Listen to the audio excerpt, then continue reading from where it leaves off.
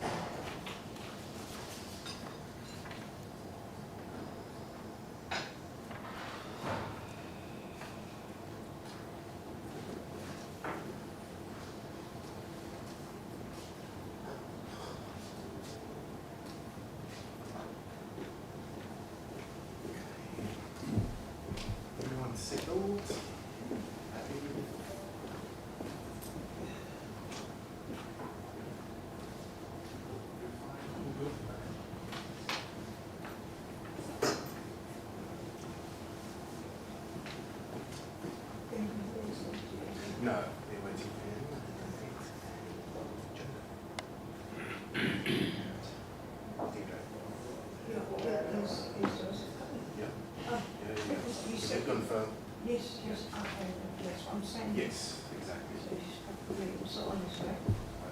Oh.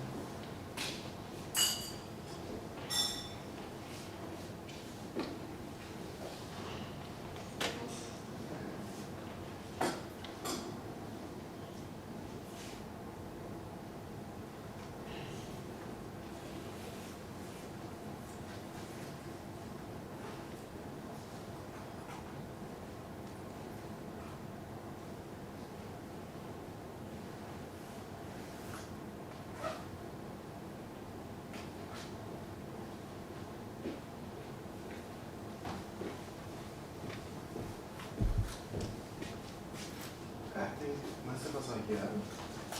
So let's get the show on the road.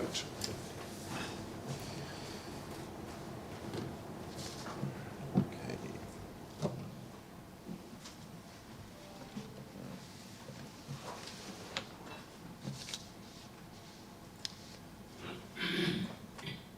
Okay, great. Good morning, everyone. Thank you for being here and joining our DHE community this morning. As you know, this is our first seminar in our conference series. So this is our bit of a format change in our conference as we usually do it. But I think this is a good opportunity for a smaller group of select people to come together and talk about DHE. And we are very excited for all the inputs and insights that we are going to share today. I would just like to start off today to say welcome.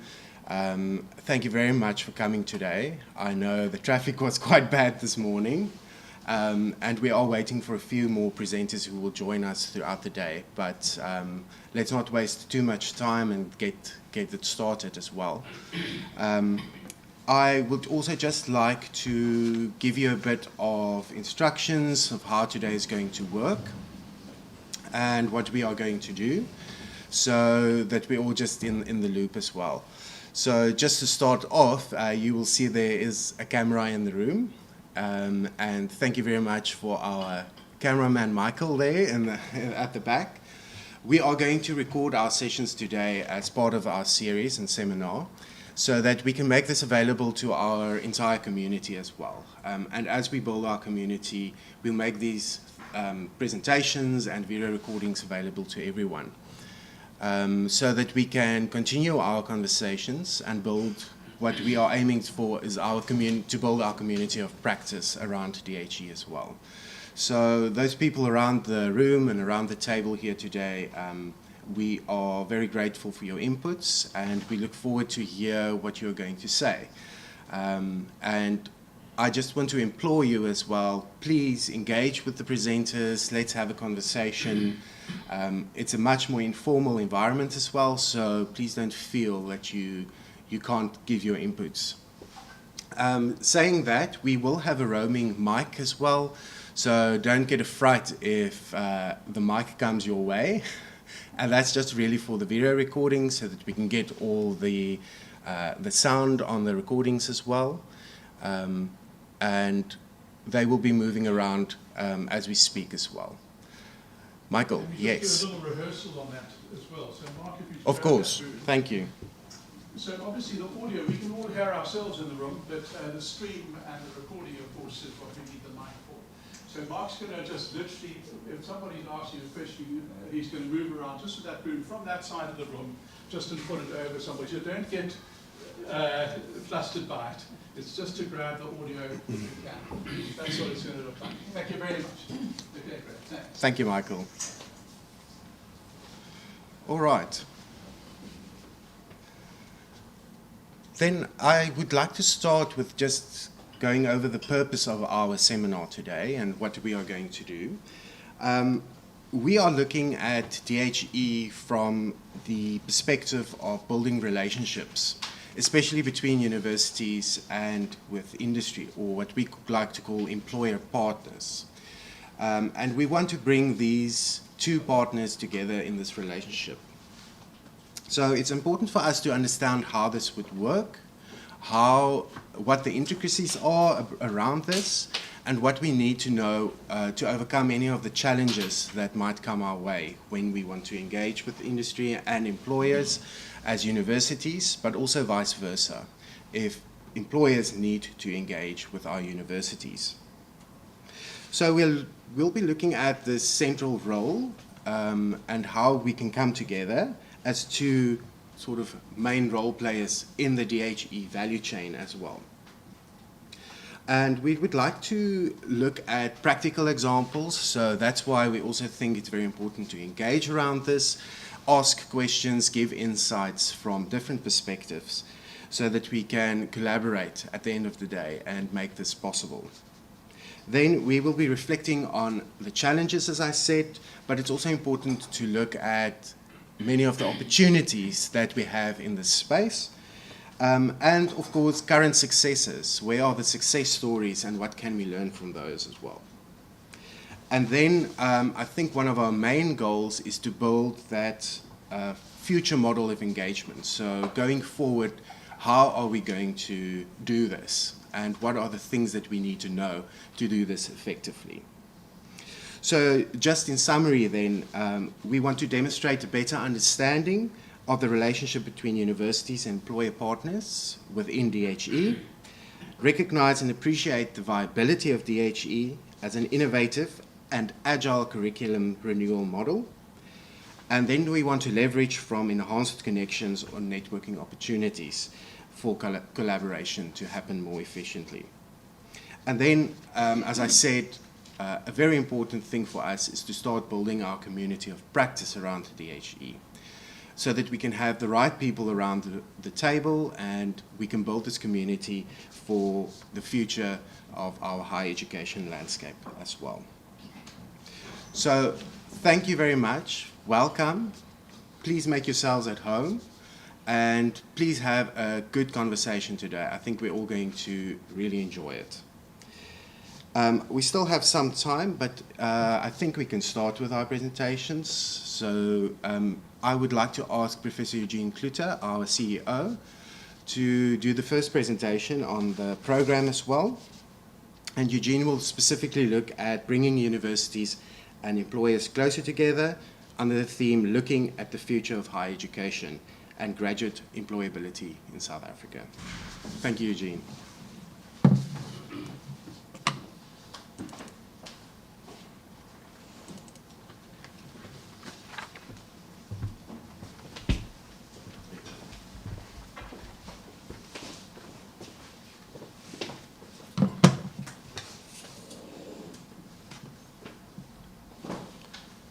Well, thank you very much, Estienne, for the kind introduction. I'm going to talk to you, and good morning, colleagues, and welcome and welcome to Stellenbosch and to this workshop. I'm really looking forward to our interactions today. I'll be talking about knowledge products and scholarship engagement and the way forward for universities. I am absolutely convinced that we need to reinvent universities in South Africa, but perhaps wider also in the world. So what I'm going to do in the next 20 minutes or so is going to be challenging the status quo. So some of this will be provocative. I'm giving you some fair warning about that. But it's going to be deliberately provocative because I think that we are doing so many things wrong in higher education. So let's look at what we do and challenge some of those ideas. The first is, as a university, what differentiates us from a research institute is the fact that we have students. Otherwise, we would have been a CSIR or a medical research council or some other research institute. So our product that we produce at universities are graduates. And part of that is undergraduate learning and teaching. And probably that is where most of our challenges lie, is with undergraduate learning and teaching. So I'd like to quote DHEP, who said, "What if we set aside all discussion of things as they were, as they are, and as they might become, and concentrate on what they ought to be?" Now, this is where dual higher education, work-integrated learning comes in, because I think it is a way in which, good morning and welcome, that we can start reinventing our universities. There are massive problems at the moment. We have a very high dropout rate at universities in South Africa, which comes at a great cost to the economy and to the taxpayer. 50% of our first-year students that enroll will in fact not graduate or continue. And we've got 1 million students in the system. So that's a problem. And it's a problem of the universities, not so much the student. So that's the one thing. The other is that universities are just too expensive. The way we offer our degrees at the moment is just too expensive. And then we have a bigger problem, and that is that our students are battling to find employment. Right now, there are 47,000 students that have a degree in South Africa that are unemployed. So there are many reasons for this. And I think it's the way that we train our students, it is the way that we educate them, and it is a way, and it has to do with the graduate attributes. I work very closely with the chamber, on the board of the Cape Chamber of Commerce and Industry, as part of bringing universities and industry closer together. In fact, tomorrow, we have a workshop where we have the industry, we have the 4 universities in the Western Cape, and we have the Western Cape government sitting in one room to talk about some of the challenges that we face in the Western Cape, but also in the country. Now, the part of the problem is that when we look at at our students, they come to university and even to school with what I believe unlimited potential. In fact, I believe that children are born with unlimited potential, with absolute genius. And somewhere along the line, this genius gets lost. I reckon before we even go to school, about 30% of that genius gets lost through our parents starting to box us in, tell us you can't do that, don't do that, and so on. And then we go to school, which is a bit like prison, if you remember correctly. You wear a jacket, you walk in a straight row, you cut your hair short, and then you sit and keep quiet. That's not a good environment for creativity. And then we go to university, and whatever is left of the genius is taken away. So it was Longenhoven that said that it took him 3 years after he graduated to get his common sense back. Now, and it's a little bit like that, you know, if you think about yourself. So we've got all of these intelligences, and our genius lies within one or more of these intelligences. But very often what we do is we don't get past the first two. Now, of course, factual intelligence is important. We need to know stuff. I would hate to be on a operating theatre undergoing open heart surgery and the surgeon has to Google the next step. Or be in an aeroplane on the runway and at 300 kilometers an hour, the pilot has his iPad out and say, okay, so what do I do next? So that knowledge is important. But it can also become a limiting factor if you focus only on knowledge. Einstein said that you can't get yourself out of a problem with the same mind that got you into a problem. And it's normal that we try to solve problems from within what we know.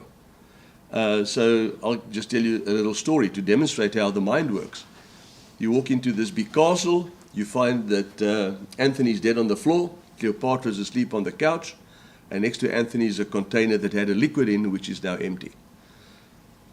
And if we had time, I could ask you to ask me, write down questions on which I can only answer yes or no to figure out what happened there. And I've done this with thousands of students. They all ask the same question. 90% of them ask the same question. They want to know whether there was poison in the liquid, whether Cleopatra killed Anthony, and so on. But what actually happened there is that Anthony is a little goldfish, and Cleopatra is a cat. She's just fast asleep on the couch. And he suffocated. Someone bumped over the bowl and this little fish suffocated. But your brain is programmed to go to what you already know about Anthony and Cleopatra, the immediate association with the names of people, and the immediate association with Shakespeare influences the brain's capability of actually solving that problem. This is why diverse teams are good at solving problems, because you have different cultures, different languages, different qualifications. And if you really have a wicked problem, get the diverse team around the table, because they will come up with a good solution or new ideas. We call these intersections where new ideas are born. And this is exactly why we want to bring industry and universities and the private sector and the government together in one room, so that the academics can listen to what the real world problems are. What I've realized is that the private sector is far removed from universities. And that's why our students also battle with employment. I'm going to talk to you about graduate attributes just in a short while. But we need to look at all of these intelligences, and I don't have time to go through all of them today, if we want to fully unlock the potential of our students, and particularly emotional intelligence and particularly creative intelligence. You know, we don't teach creativity, for instance, which should be part of the curriculum as far as I'm concerned. We teach people how to remember, but we don't teach them how to think. And because of that, we find that even people that you would expect should think, don't think. I'll give you just one or two examples. You would have noticed this, the keyboard on this computer and your computer, that it is not alphabetical. Who of you knows why it's not alphabetical? Yes? So, go ahead. Yeah, the typewriter was the problem. What is the problem with the typewriter? If it's alphabetical, the teeth were always not. Yeah. It wouldn't go back. Exactly. So they have to redesign so that the teeth were far apart. Yep. From each other. Yeah, so Christopher Scholes in 1876 designed the keyboard for a typewriter, a mechanical typewriter, to slow down typing so that the keys, the mechanical keys, wouldn't jam. After that, electricity came. We've got Microsoft, we've got Apple. We've not changed the keyboard. It's an insult to human intelligence, actually. I mean, we should have changed this keyboard a long time ago to an alphabetical keyboard, or at least give me the option whether I want an alphabetical keyboard or a QWERTY keyboard. By the way, an alphabetical keyboard would have helped me a lot, because I learned to type the Columbus method. I don't know if you know the Columbus method. It's seek and land, seek and land. So if I knew where the A was and where the Z was, I would have actually found those letters a lot quicker than what I do with this mixed up keyboard.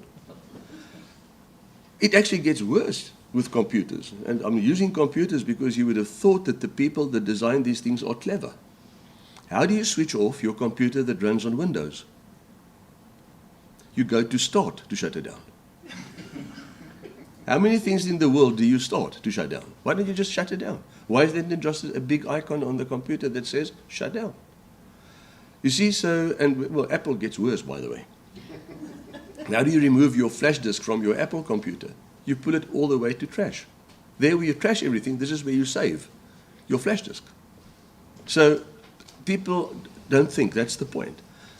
So I love to ask the question why as part of thinking.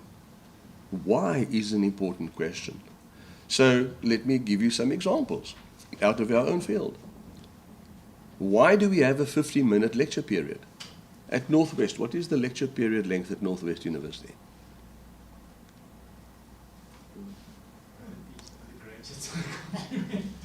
Well, these days it's around an hour and a half. Hour and a half. Anyone else from any other university? What is the lecture time? 45 minutes. 50 minutes. It's 50, yeah. Have you ever asked why? Why it's 50 minutes? Or 45 minutes? Or an hour and a half? I asked that question to our Senate here when I was Deputy Vice-Chancellor. And no one knew, excepting one person, Professor Anton van Niekerk, who's been here for long enough to remember. So he put his hand up and he said, Eugene, I know. There was a rector here at some point that decided that Stellenbosch has to move to an 8-hour day, starting at 8, finishing at 5, and 10 minutes looked like a reasonable time for students to go from one lecture theatre to the other. This is how intellectual that decision was. There's no intellect there, nothing. The question should have been, what do I want to do? And then work back to the time that you want to spend with your students. That we just follow the rule like sheep, basically, because we don't ask the question why. So the other why is our students literally spend 18 months on our campuses for a 3-year degree. 18 months. So for the half of the time the university is empty from undergrad students. So why don't we have a degree that is 18 months and not 3 years? Just imagine the cost saving that you would have there with an 18-month degree and the throughput rate that you would have. But no, when I speak to educators, they tell me that the students have to have these holidays because then they are sort of integrating the knowledge that they have. I want to see a student on the beach over a December holiday busy integrating the mathematics lectures that he's had. So the other thing is why 50%? Why do our students have to get 50% and not 100%? Why is 50% good enough? And we make them write a 3-hour exam. So why do we do a 3-hour exam? You see, what we are doing is the value proposition in higher education is wrong. Because the 50%, we get students that graduate with degrees that will not pass any of their undergraduate exams if they had to rewrite them. Now, that's our problem, not their problem, because our system is wrong.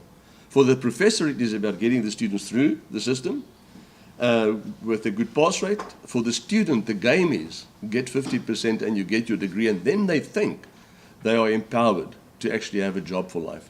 It's the wrong value proposition. What should it be? And this is the biggest challenge we have in higher education. What should it be? I'm going to just use a very simple example of a cell phone. Everyone knows how to use a cell phone. I've got a little girl, 3 years old, a granddaughter. She can't read or write yet, but she can find her favorite Netflix movies and know the name of the movie without being able to read or write. And there are many. It's not only one movie. She knows all of them. So that indicates the absolute genius. I'm afraid that she has to go to school one day because she will lose that genius. But the question is, why do we all learn how to use a cell phone? How many of you have attended a workshop on how to use a cell phone? No one. You don't go to workshops. No, we don't. Whether you're 80 years old or whether you're 3 years old, you don't go to workshops on how to use a cell phone. Why? Because you own it and it brings enough value, and when you have that combination, you never have to teach anyone anything. We talk about self-directed learning. Self-directed learning, which is absent at universities. There is no self-directed. It is directed by the sage on the stage. Now, technology is going to change that. I'm going to talk about digitization in higher education and the changes that's going to bring about. It's going to be profound. So there are some myths that we have. The one is that the university or school is the best place to learn, that intelligence is fixed, that teaching produces learning. Teaching does not produce learning. You've got to do things to learn. You've got to have fun while you're learning. But standing in front of a class and communicating to them the knowledge that you have, imparting some of your facts, is not learning. We all learn in the same way. We don't. With self-directed learning, you actually create the space for everyone to learn in the way that they are most comfortable with. So what we find at universities in research is that when we look at knowledge, the explicit and implicit learning, the knowledge, that what is happening in the classroom, makes up about 15% of the learning process of a student at a university. The largest learning takes place outside of the classroom. We call that tacit knowledge. And if you look at tacit knowledge, it is about interaction with your fellow students, leading in your residence, being sacked by your girlfriend. And all of those experiences are things that are shaping you for later on in life. Now, my question is, if the outside of classroom is so important, why do we not spend more time on building on that tacit knowledge? Why do students don't come to lectures? The average at university, at Stellenbosch University, 30% of the students that are on campus, they don't go to the lectures. Number one problem is that the lectures are boring. The students sit there and they are bored. Imagine trying to entertain someone for 50 minutes. You can go to a Queen concert and after 45 minutes you want a break. So we're expecting our professors to be better than Freddie Mercury in terms of entertaining those students for 50 minutes. They lose you. Within 20 minutes they have lost you. But it's going to change, because what's going to happen is digitization is going to change it. AI is going to change it in a massive way. And if universities don't lead, they will become irrelevant in the future. This is why reinventing universities is so important. This is why dual higher education is so important. And this is why it is so important to engage with the people that employ our students. The universities are the only places that produce products without the knowledge of their market. This is why our students battle to get jobs. So why digitization? Because AI, ChatGPT, Tome, Jenny, AI, Vista, and so forth, it's like a tidal wave. It will wash over many industries, including universities, drowning those that do not learn to swim in its waves. I had a session here yesterday with a group of 40 young academics, and I asked them whether I could design a curriculum for them in their particular field of study. And they mentioned one or two of these. And so what I did was I actually went onto ChatGPT. I said to them, write a curriculum for me in materials research at the first year level. And within seconds, the curriculum was generated. So I asked the engineer that was there, what does she think about this curriculum? And she was totally blown away. I said, okay, now you want to convince your head of department about your curriculum. And you don't want to do a long presentation. All you have to do is you copy and paste your curriculum into a program called Visla, V-I-S-L-A. And Visla will produce for you a video of your curriculum in about 15 to 30 seconds. Fully animated. I can demonstrate that to you if you want. It is unbelievable. So you can generate your own content. So co-generation of content will be the thing that you have to do with your students, and then you discuss the content. So you look at the prokaryotic cell structure or eukaryotic cell structure. You ask ChatGPT, what is the components? And as a microbiologist, I can judge whether these are correct. But now instead of making my own PowerPoint presentation, which will take me a long time, or animations, I copy and paste that into Visla, and I have a fully fledged animated PowerPoint, not PowerPoint, video that I can post, that I can put on on the internet and so forth.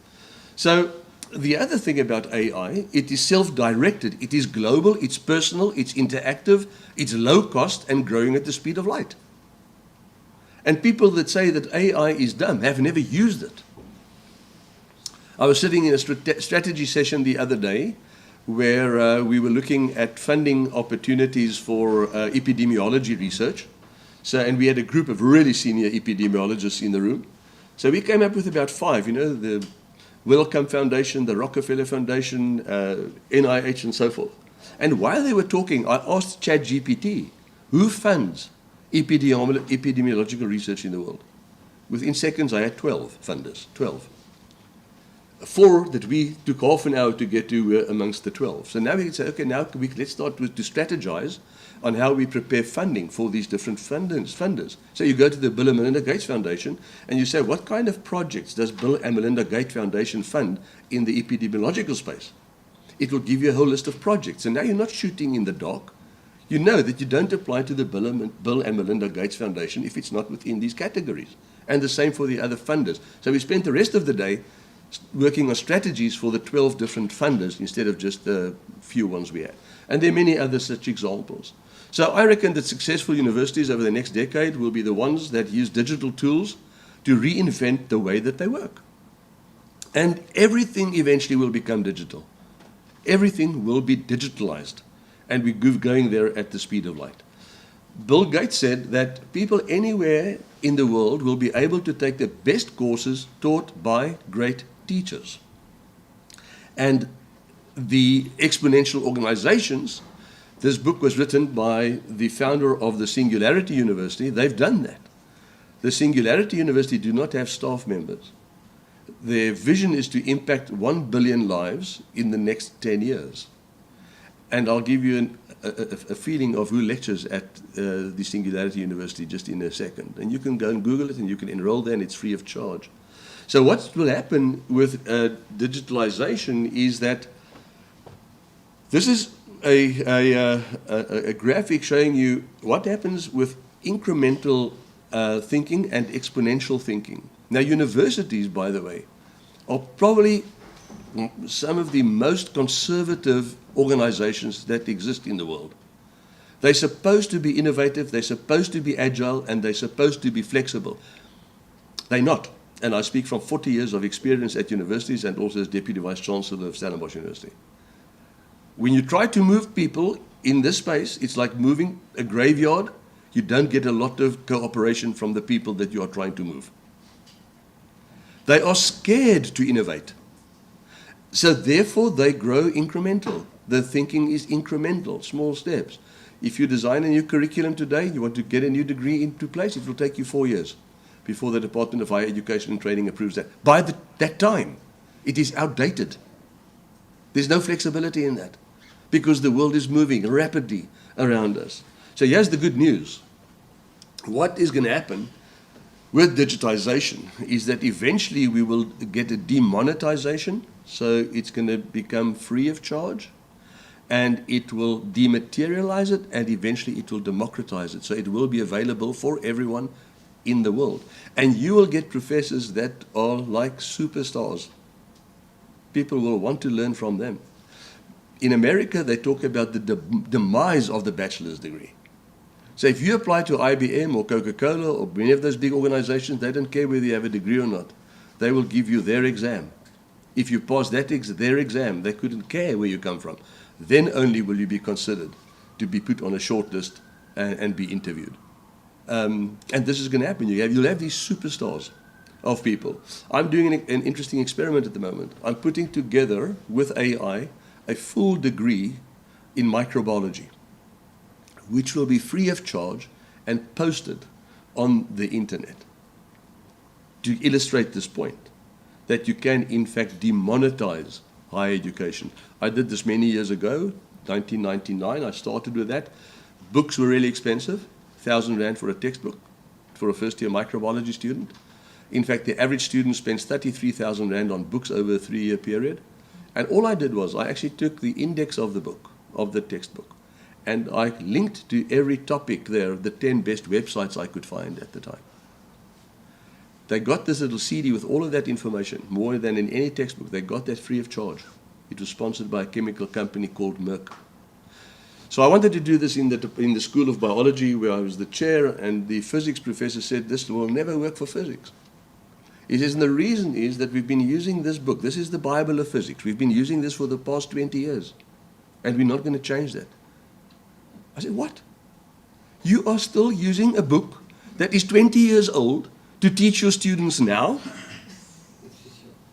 So I just gave up. I said, okay, you can continue to teach them physics that way. But you can demonetize. And it's a big threat. And now it's a lot easier because not only can I now link the TestBen websites, I can actually link my own videos that I can upload there. Good morning. So the Singularity University, part of what they do, this is one of their programs, they're preparing humanity for accelerated technological change. They've got a whole section on how do we prepare the next generation for all of this technology change that is happening around them. And just look at who, in fact, lectures there. You've got top-notch people from NASA, from Stanford, and so on. It's a bit small there, I see on the screen. Normally the screen is a bit bigger. They don't get paid, by the way. These people do not get paid to lecture there. They avail their time because they are experienced, they like to train people, they want to be involved in education. And this is their staff. So, and I reckon this is the way universities will go in the future. The other thing, of course, that we do research at universities. Now, what I like about postgraduate studies, because we normally do that through postgraduate supervision, is that suddenly you now have self-directed learning. As soon as someone starts with a master's degree or a PhD, it's self-directed, so the motivation levels are much higher. And we very seldom fail a student at the PhD level. Very seldom. Because by the time that they've completed their thesis, they've learned so much. And I'll show you what the attributes are of a PhD student, that you don't fail them. So universities would be better off, by the way, if we stop with assessment. Why is it so quiet? Because you want to stop assessment. Because assessment is the biggest evil the way we do it at the moment. Assessment determines the graduate attributes. And I did a survey here when I was dean. I started as dean of the Faculty of Science. I took 5 years of exam papers, all the different subjects, and I had a student that actually, a postdoctoral fellow, that looked at the level of the questions that were being asked. 85% was just whether they could remember what the professor said. If you know Bloom's taxonomy of different cognitive levels, it's the lowest cognitive level. Because in 3 hours, you can't determine whether there is analysis, synthesis, and creative thinking, which are the attributes that you need in the real world. And we perpetuate this. I am absolutely on a mission, by the way, to change this. And I've been in contact over the past since the beginning of the year, with more than 500 academics. The lecture I'm presenting to you right here was presented about 10 days ago at the University of the Free State, where the Vice-Chancellor invited me to speak to a Senate conference. There were 300 members of Senate there for 2 days. And I challenged them. And you know what the interesting thing was? Everyone agreed. Everyone said, well, you're right. Why don't we just change it? But we are so scared that we don't want to change. So when you do a PhD degree, you learn something about your subject, well, whatever that is, nanotechnology or microbiology, whatever it is. But this is actually what you learn. That's why PhDs are popular to be employed, because they learn how to write, they're curious, they learn how to do research, they're resilient, they can adapt, they can collaborate, they can do data analysis, they have the ability to learn, they can communicate, they've got critical thinking, problem solving, expert knowledge, time management, project management, all these things. Do you know what PhDs don't know this? Someone with a PhD don't know that they know this. They are surprised. If you apply for a job with a PhD, and I said this yesterday to a group of young people, you start by putting these attributes down of what your skills are. And then you tell them, by the way, I also have a doctorate in microbiology. But this is what I can do. So what I think we need to do is to say, well, if these are so important, why don't we just start this right from the first year? That we start building our curriculum around these graduate attributes, and then we use our degree as an excuse to teach students how to actually eventually get a job, keep a job for life. So there's a big opportunity for us at the moment And you've got to look at dual higher education or work integrated learning, because I think that is a massive step in the right direction, where students actually spend time in the real world while they are also studying. I also think that universities will continue to exist as residential universities, and they have done so for thousands of years, at least 1,000 years. And the reason is not because of what happens inside the classroom. It is what happens outside the classroom. You can imagine here in a beautiful place like Stellenbosch, if the lecture is going to be boring, why? And you can watch it on YouTube at some other or later stage. Why would you go to class? You'd much rather have coffee with your friends and communicate and learn some of these attributes that you see there. Sorry, Etienne. Yes. Do you want us to comment Yes. afterwards? I'm finished. I'm just, yeah. Maybe you want to. Oh, okay. You can put up your hand. Yeah. But this is my last slide, so I'm going to open the floor for comments right now. So, colleagues, this is, I hope I've provoked you a little bit to think of what are we doing. We are dummyfying really clever people with our systems and processes that we have at the moment at universities. I thank you for your attention, and you're welcome to ask questions which I'd like to answer. Thank you, Eugene. Yes, on the floor, comments, questions. Please go ahead. Stephen? Good morning, everybody. My name is Stephen. I'm with the Department of the Premier, and I had training in the province at the Provincial Training Institute, which is here in Stellenbosch, by the way. Eugene, you kept on mentioning preparing kids for the world of work, for employment, and so on. I'd like to say nowadays is rather prepare them for entrepreneurship. Yep. You have said so many students are unemployed, and it's because we teach them to be employed, rather to be entrepreneurs and to be independent. I think we should move more towards them being self-employed or entrepreneurs rather than teach them for employment. Yeah, I cannot agree with you more. I mean, at the moment I chair the entrepreneurship development in higher education, so I work with 26 universities, and I totally agree with you. Just on the side there, in terms of employment, if you train today to become an electrician in South Africa, or a plumber, or a carpenter, you are guaranteed of a job. You will get a job. The chances of getting a job will be 100% better than someone with a degree, and you'll then make a lot more money. So part of what I've said is that if you are studying engineering, electronic engineering for argument's sake, what you also do is part of your qualification is to also qualify as an electrician. I mean, it's in your field. It could be part of your practical sessions, but you have to qualify as an electrician, just in case you don't get a job as an engineer. You can be an entrepreneur and start employing yourself and work as an electrician. So you are totally right. I mean, that's why creative thinking should be in the curriculum.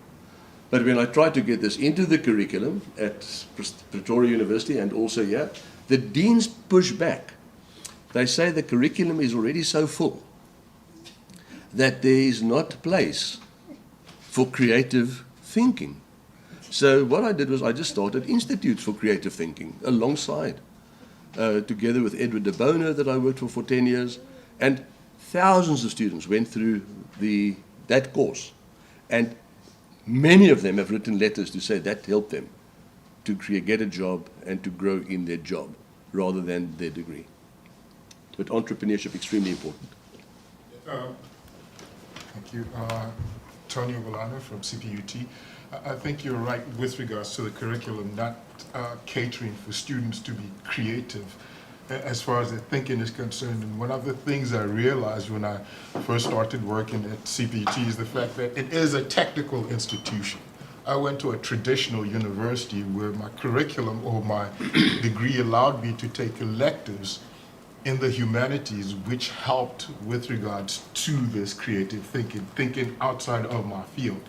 And that is not offered to the students, well, at CPUT. I don't know what's happening at Stellenbosch.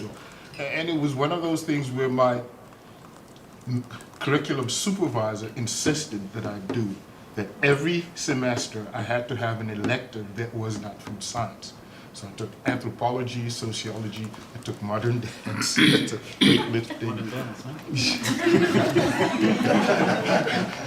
So I took all of those things and it took me outside of food science and technology, and it made me see the university and learning in a totally different light.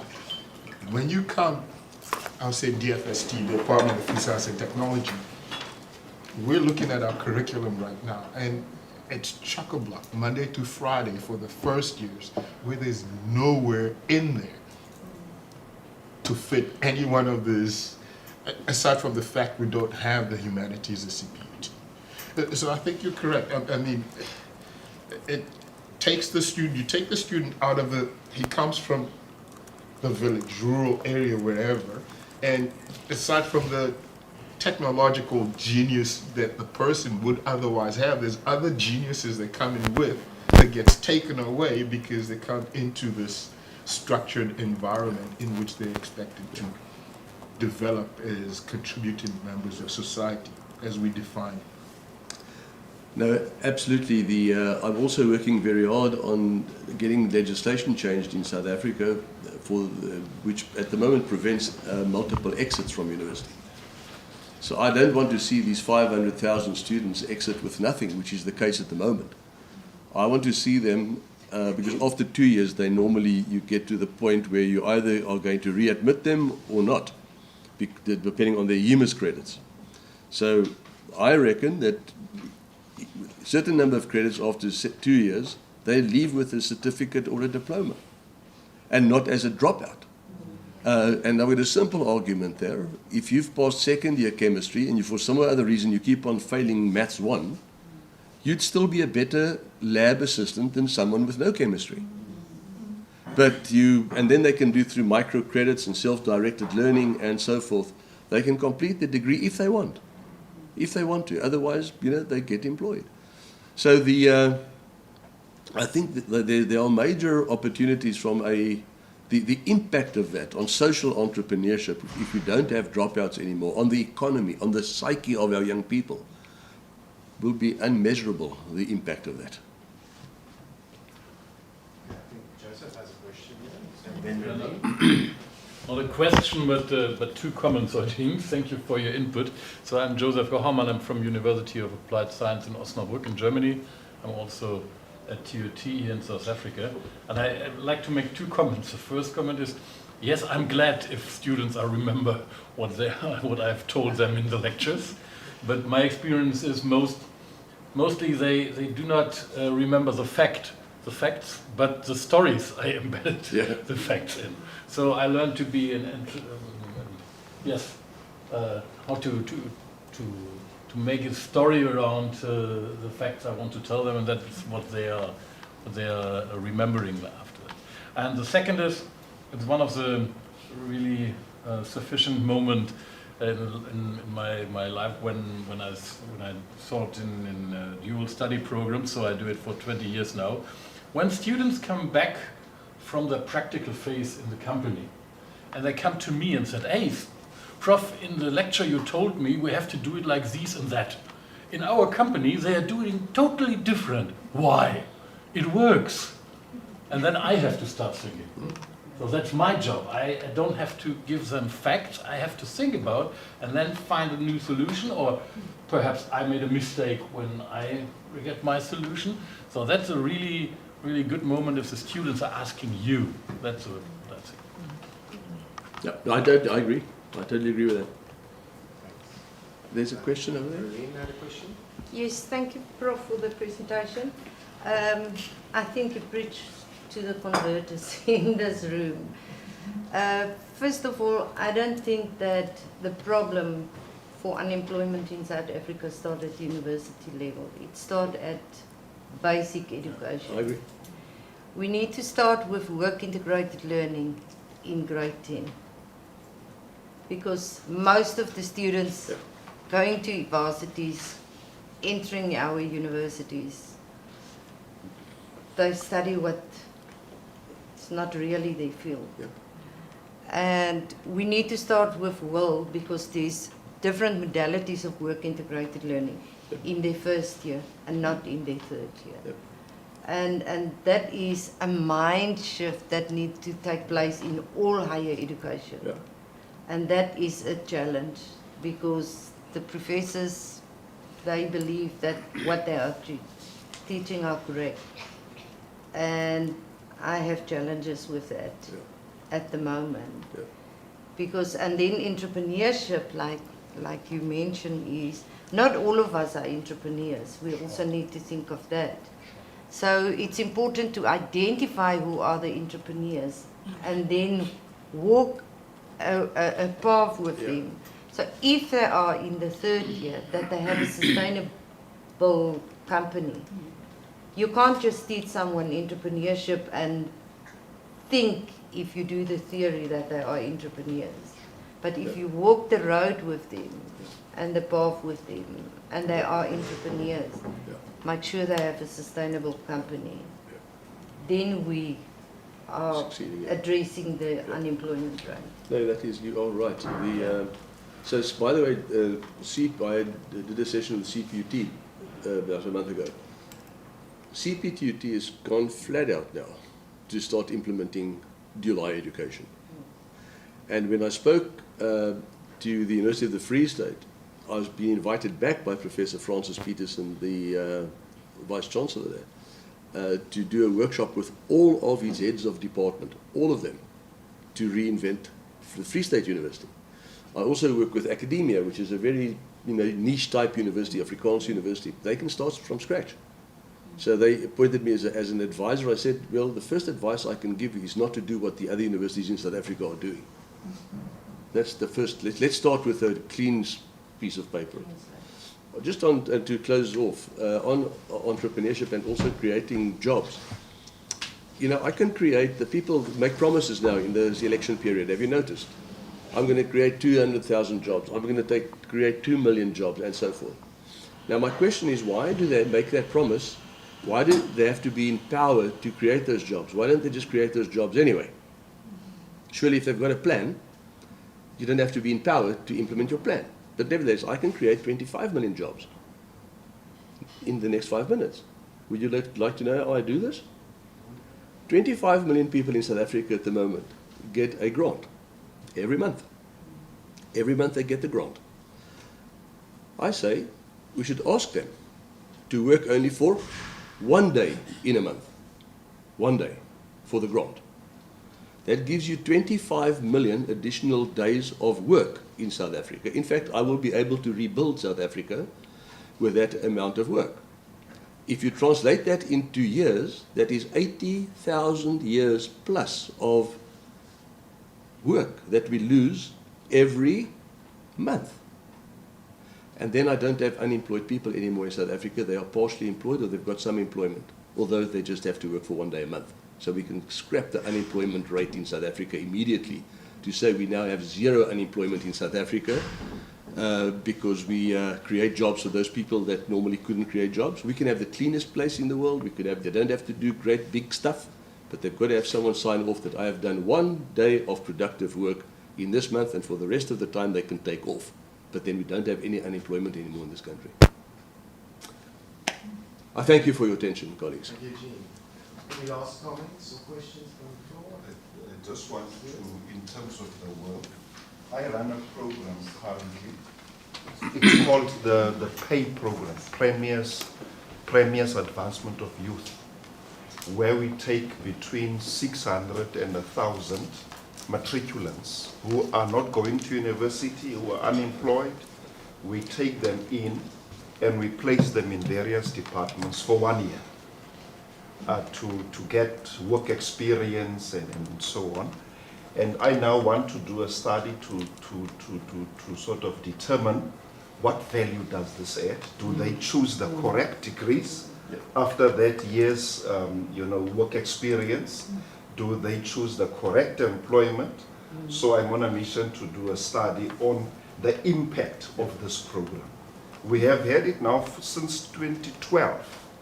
So it's about 10 years we've had it, where we take about 1,000 matriculants, put them in various departments, and then they can decide, do I want to go to university? Do I want to go to TVET? Do I want to work? Then they can take a decision. But we haven't had the impact. What is the impact of that program? But that's a fantastic program, by the way. I think that's the way we should do it.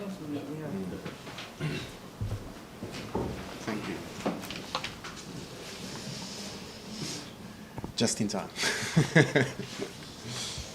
Okay, thank you very much, Eugene, for that. I think that was a very good start to our day.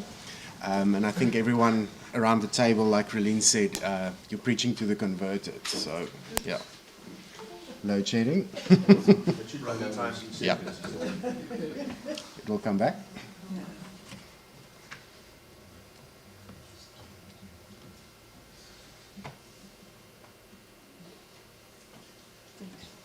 Yeah.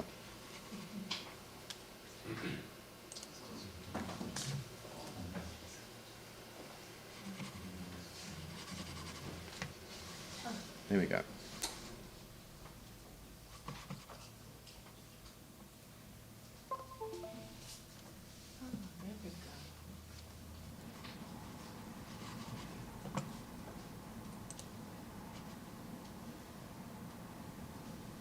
Okay, great.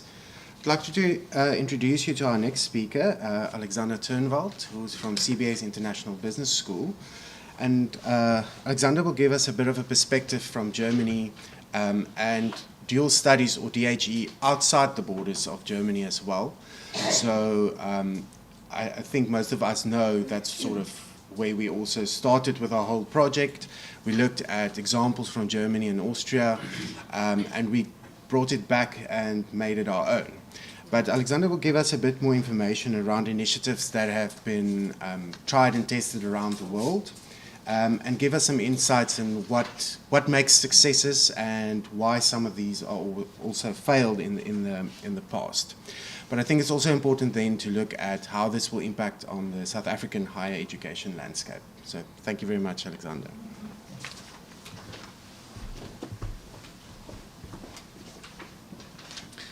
Thank you very much, Istia, and thank you for the invitation to speak again on that conference. It's always a pleasure to discuss the issue of dual higher education with the South African colleagues and also the Germans. Joseph? Yeah, I think so. Yeah, my name is Alexander. I'm from Germany, and I'm working for CBS, and we are we are currently establishing a branch in Cape Town to introduce dual study programs. We have some experience in doing dual study programs in Germany for 20 years now. In Germany, this concept is well established, and there's more and more interest in Germany in dual higher education from student side, but also from the employer side. Yes. So actually, the issue with dual higher education is that there's not really a common definition of what dual higher education is and what it is not. There are some definitions in dual higher education, but still dual higher education can have many forms in Germany at the university level. But still, what most of the models have in common are the following characteristics, and I've tried to summarize them here. I think what is very important in Germany, that students are employees in dual higher education. That is the normal case. So they have an employment contract from first day on. This is very important, that they really have the two learning places in place from day on. So there are the universities and the companies, or let's say employers. I try to say employers because dual higher education is also well established with the public sector in Germany. So it's not just the industry. Students are employed from day one, and that means that the employers are co-selecting the students. So there is a kind of procedure or cooperation between the employers and the universities that they are selecting the students. The employers are co-selecting the students because they are employees and they also pay them. And the university is looking at the entry qualification from an academic perspective. So I mentioned already the two learning places that are important, but I think that is clear. But what is very important, that students are not lost when they are working at the employers. they have supervisors or in-company trainers, and those in-company trainers, they exactly know what we do at the university at the same time. So there's also a procedure how to align the curriculum, what is taught or what is done at the university side and at the employer side, and that is very important, that there's a very close cooperation and communication between the universities and the employers, that students are not lost either at university or at the employer side. As I said, there is no fixed definition what dual higher education is in Germany, but still the Higher Education Council, they say dual higher education should have at least 1/3 in-company training. This is a main characteristic of dual higher education in Germany. And what is also important, that students get credit points for their working time at the employer side. So that's also the reason why there should be a strong alignment between the university and the employer, and they are also developing the curriculum together. And the consequence is that students can get credits during their time at the employer side. I mentioned the curriculum development, so we have committees where employers are sitting at the same table than the profs to develop the curriculum, or the profs have a relevant professional experience, so they are well aware of what is going on at the universities, what are the new trends, what are the new technologies, and what is needed from an employer side. Because at University of Applied Sciences in Germany, one requirement to become a prof is that you have at least 5 years relevant professional experience in the same subject. And that is also very important, that the prof has an idea what is going on and have some experience they can share with the students. And I think that's one of the preconditions to really assure that the curriculum is relevant to the labor market needs. One of the main quality benchmarks of our university, for example, is the employability of graduates. The dual program, and considering that the students are employees, that makes sure that the employment rates of the graduates is more than 90%. And I think that is a very good success story in terms of labor market relevance of higher education. So the whole system wouldn't work if students would not be employable after graduation, or even during graduation.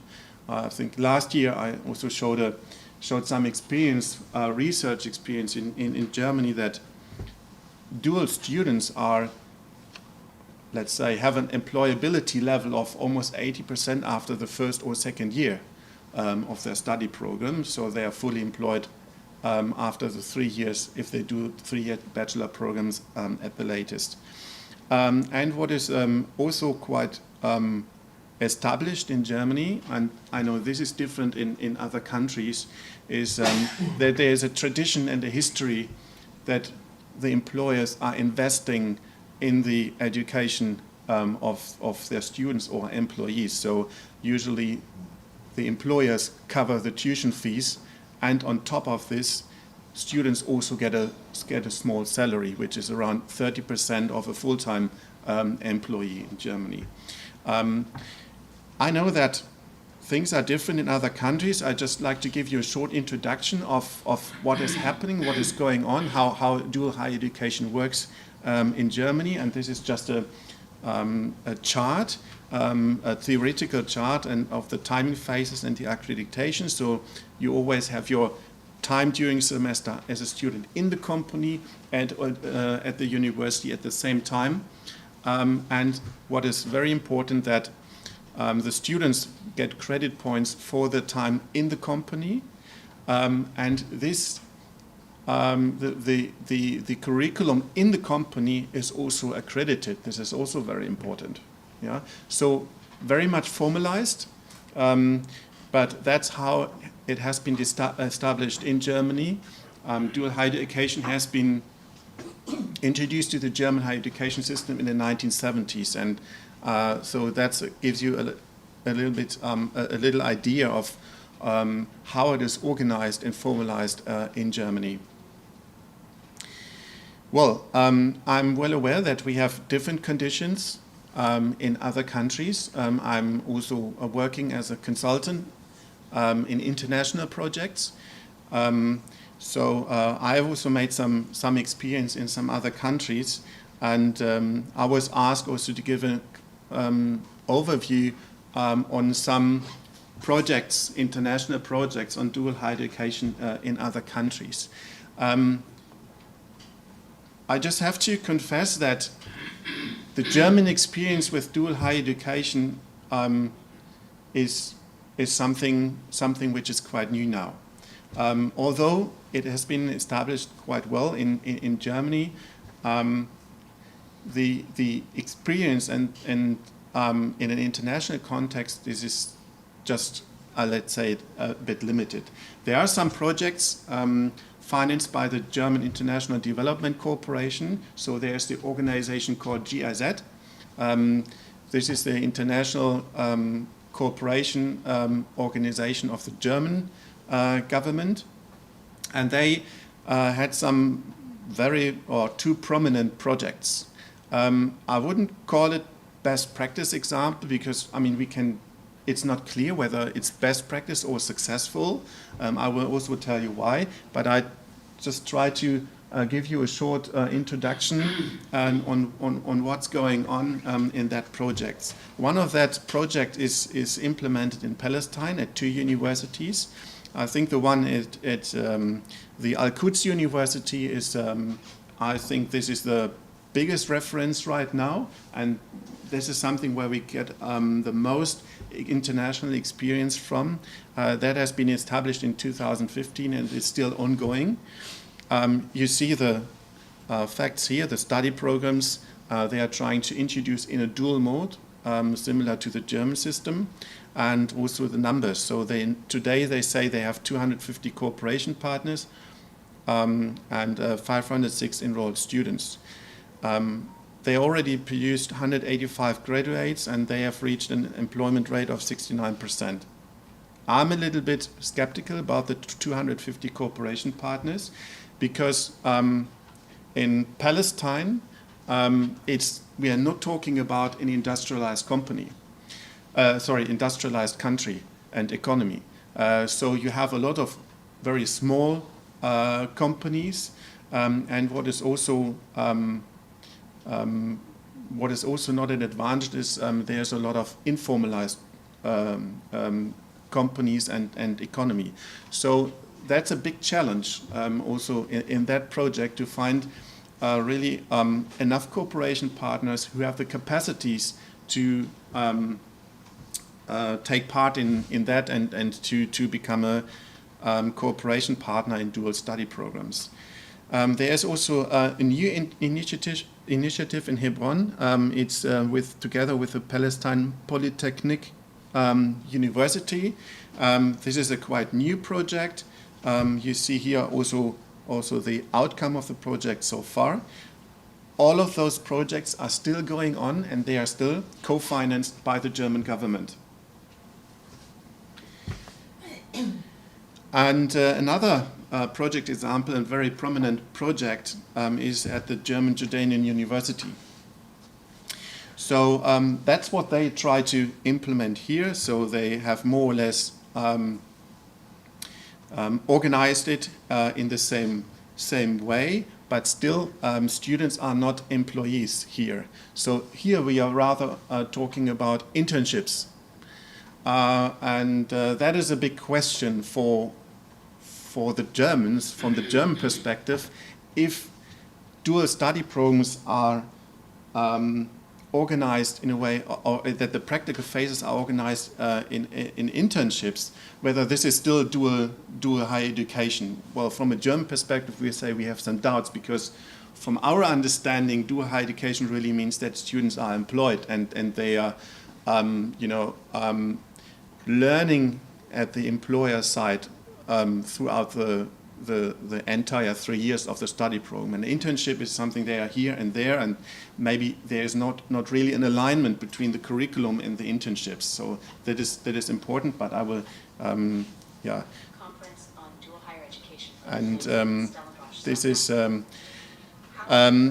what is also an issue here from my perspective, is that practical experience in total, they just cover 25% of the curriculum. And as I've mentioned earlier, from our understanding, dual higher education requires a minimum of 1/3, so at least 30 or 40% in company phases. So these are just points of discussion, but what is also important to see that you have to adapt your concept to the local situation, and that is very important. And we can also have a discussion what could work in South Africa and what might not work in South Africa. Yes, so you see there are some different projects. I've learned there is another project in Serbia between the University of Belgrade and another German university that was also funded by GIZ. There is a publication on that, but I have found no information whether they are successful or they are still implementing those programs. I have to do a little bit more research on that.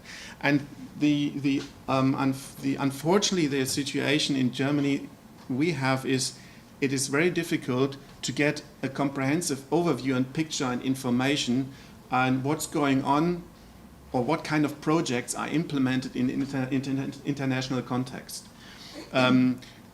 I've learned that there might be some more projects like this in Albania, for example, and the German industry, especially the big players, they have their own training centers in some countries like Vietnam, India, for example, and it's difficult to get information on what they're actually doing. They're doing a lot of vocational training, but we are not sure, or I'm not sure about dual higher education. I've learned there's Continental, which is a big automotive supplier company. They have a training center in the Philippines, and they do kind of dual higher education independently from a university. So there might be more projects going on. I think these are the most prominent projects because they are funded by the German government, and you find some information on the internet about those programs. I've worked as a consultant last year in a project in Jordan at Al-Balqa University of Applied Sciences. That is the public University of Applied Science in Jordan. And we tried to, or actually the mission was to develop dual curricula in the logistics sector, but it turned out it does not work. For two reasons. I think the main two reasons was there was no appropriate stakeholder management done by GIZ.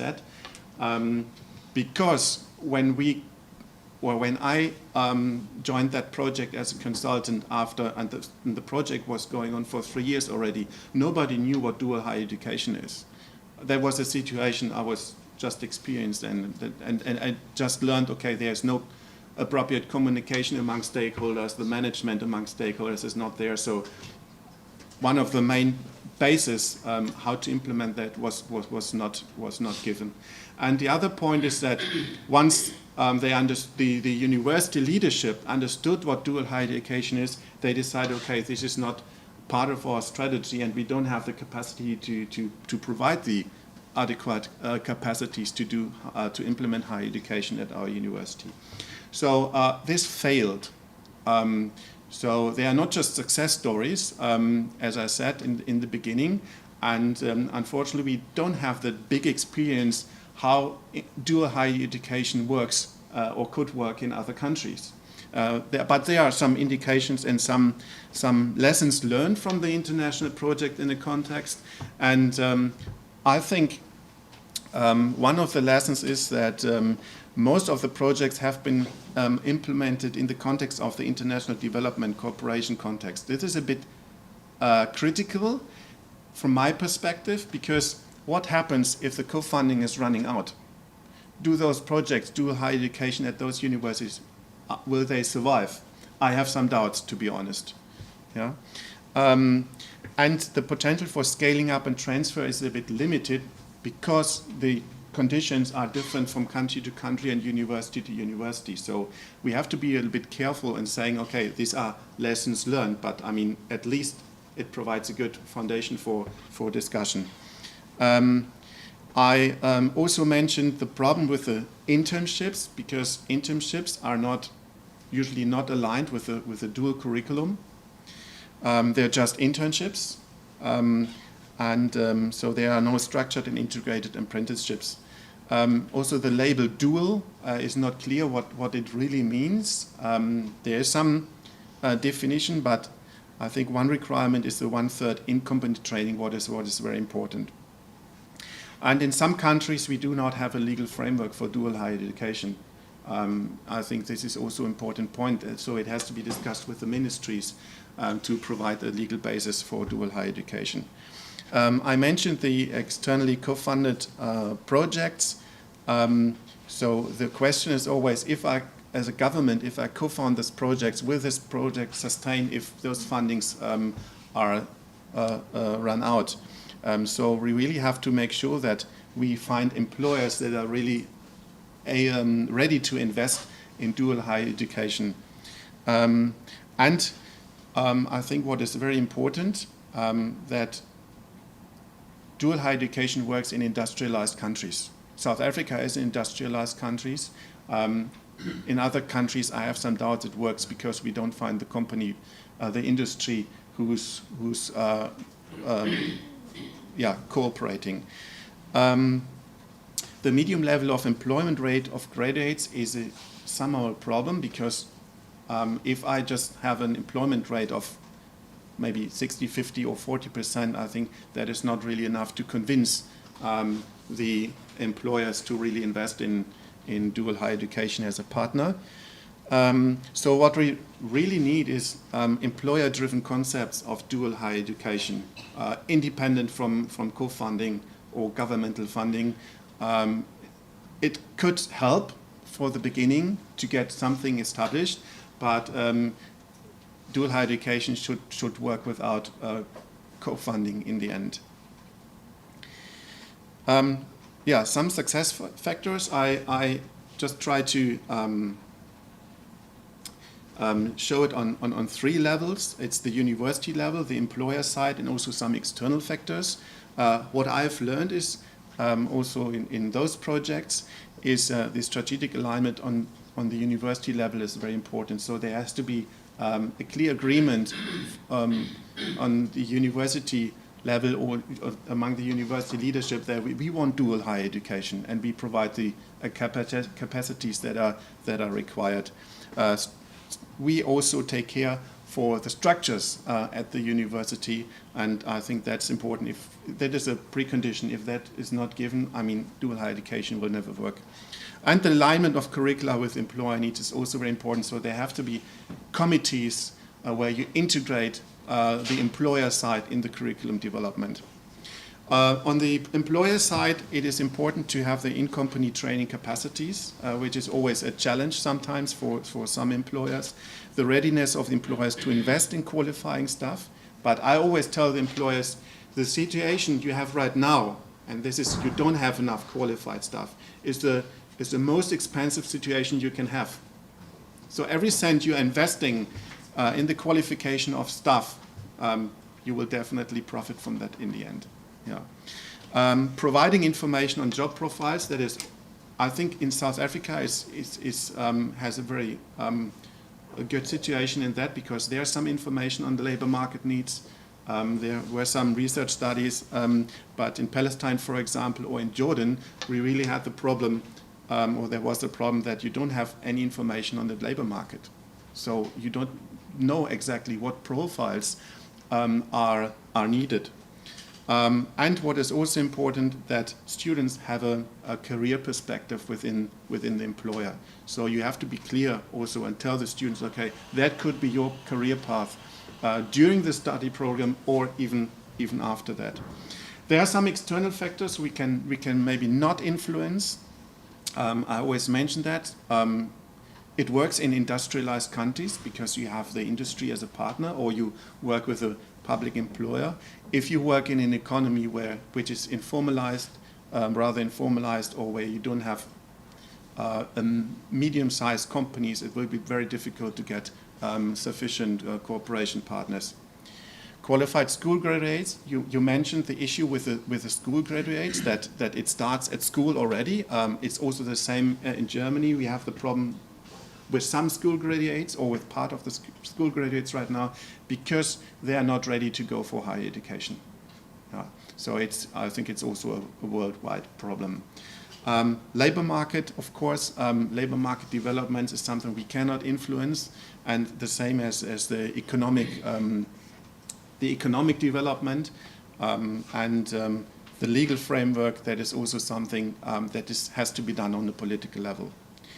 Last but not least, what we are doing as CBS here in South Africa, in a nutshell, is we establish a branch campus, because we also have a cooperation agreement with DHEP, that we support them in doing the pioneering work for dual higher education here in South Africa.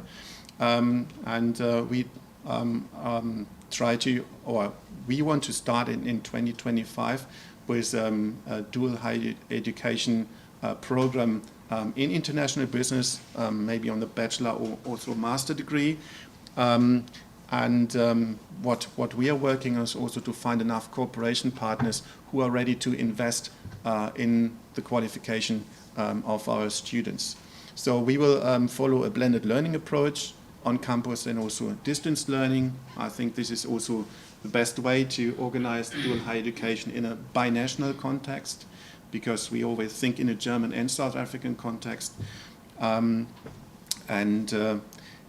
We are working with learnership agreements, because we found out that this is the appropriate legal status for students. In Germany, the dual students, they have an own legal status when it comes to questions of social welfare and some labor law. And we are going to follow the 2+3 model. That's what we do, what we also implement in Germany. That means students are at the university 2 days a week, and they're working at the employer 3 days a week. However, 2 days a week at university means they could also be digital courses, so it's not necessary to come to the campus the whole 2 days. And what we also try to implement is an approximately 50% in-company training, which is quite challenging, but that's a concept we want to implement here. Thank you very much. I suggest that we do our body break and tea break now. If you have any comments or questions for Alexander, we'll make some time available a bit later, and then we can just engage around that as well. So I think we'll convene again at 11. Thank you.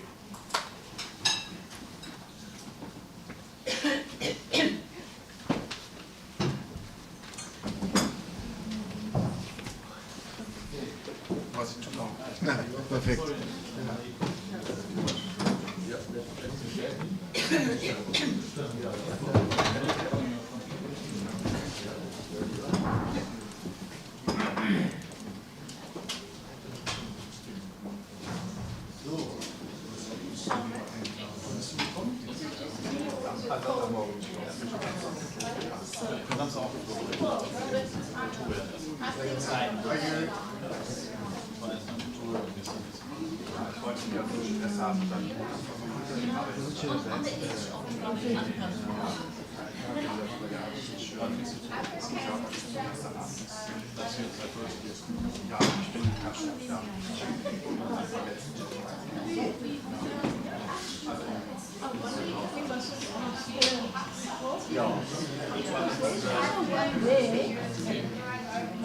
I'm there, so I'm not sure.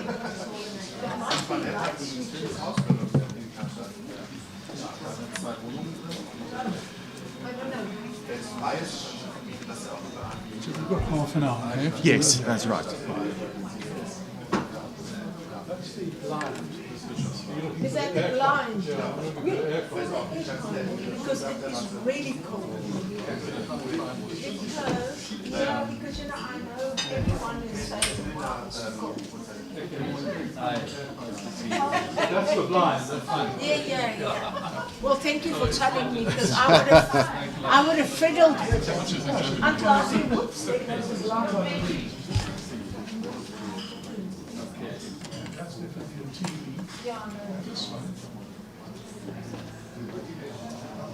Isn't this for the Lighting. Lighting. Let's see if we can find one. Yeah. Yeah, so exactly, just turn it down.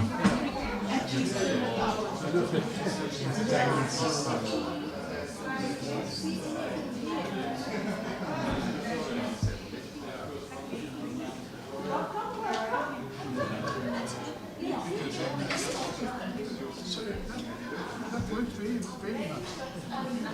So the only thing I do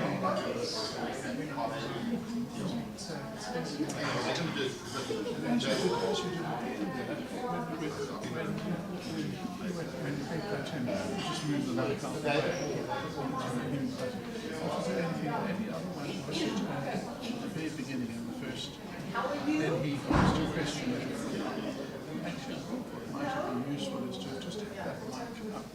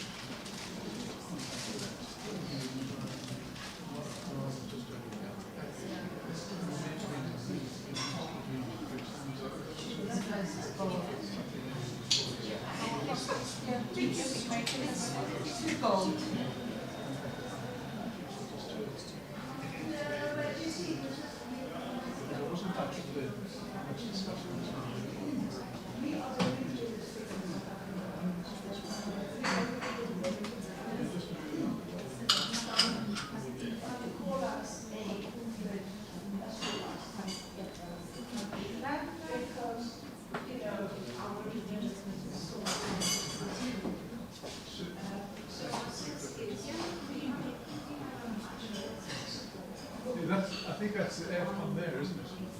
This one? I think that's the aircon. I have. It was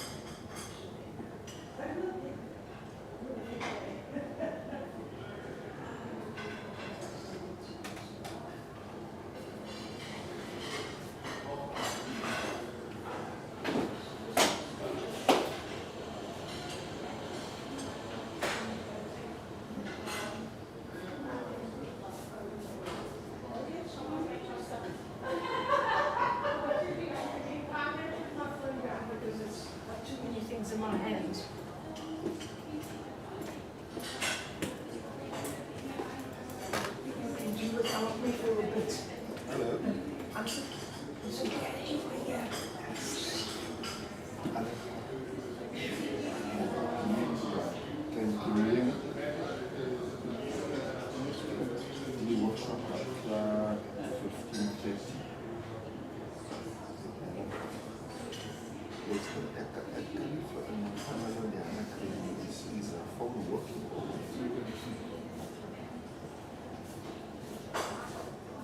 Yes, it's in here because please call me. I've been trying to call her ever since this next Sunday.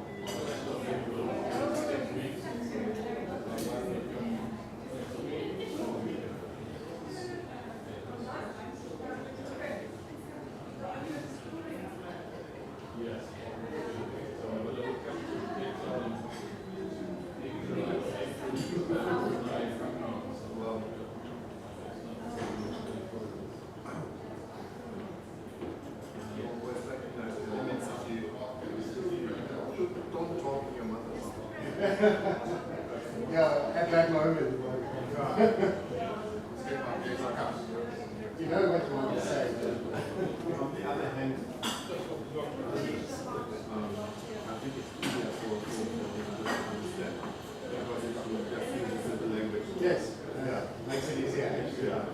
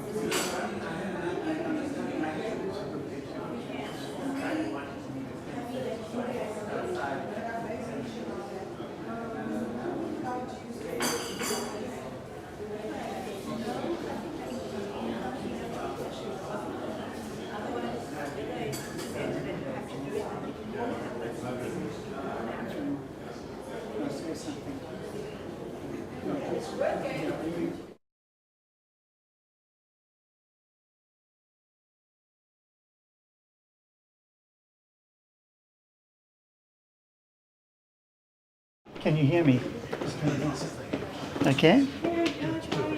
Is that good? And you've got the button up there.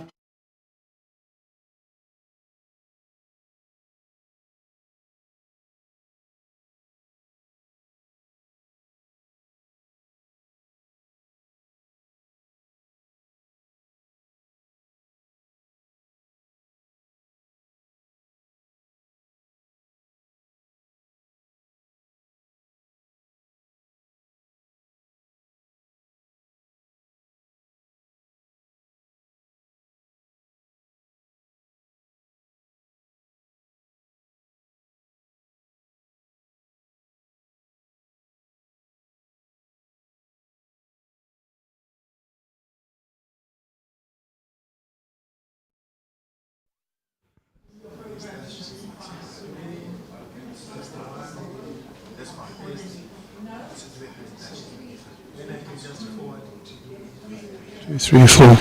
Whoopsie. 2, 3, 4. 2, 3, 4. 2, 3, 4. Perfect.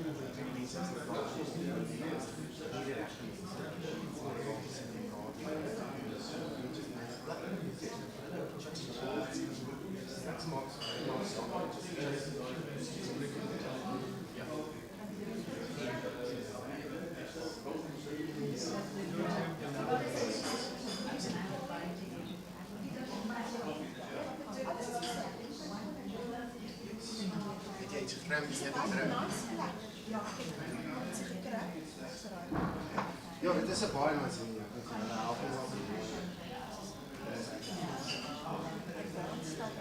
Ja.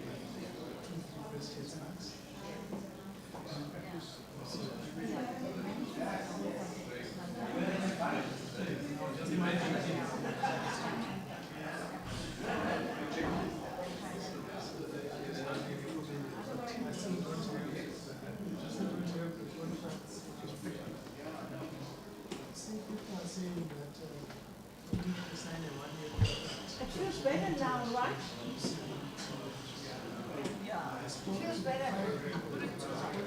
a nice salary.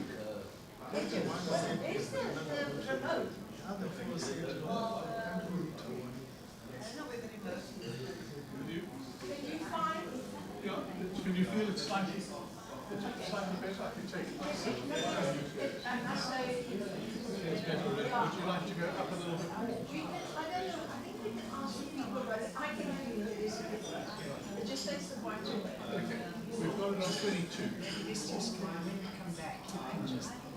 Yes, yeah. Okay, okay. I think so too. I think, you know, because we should get some people. You also, maybe you're under So where is it? Oh, that is where it is. So we know where it is. It's easy to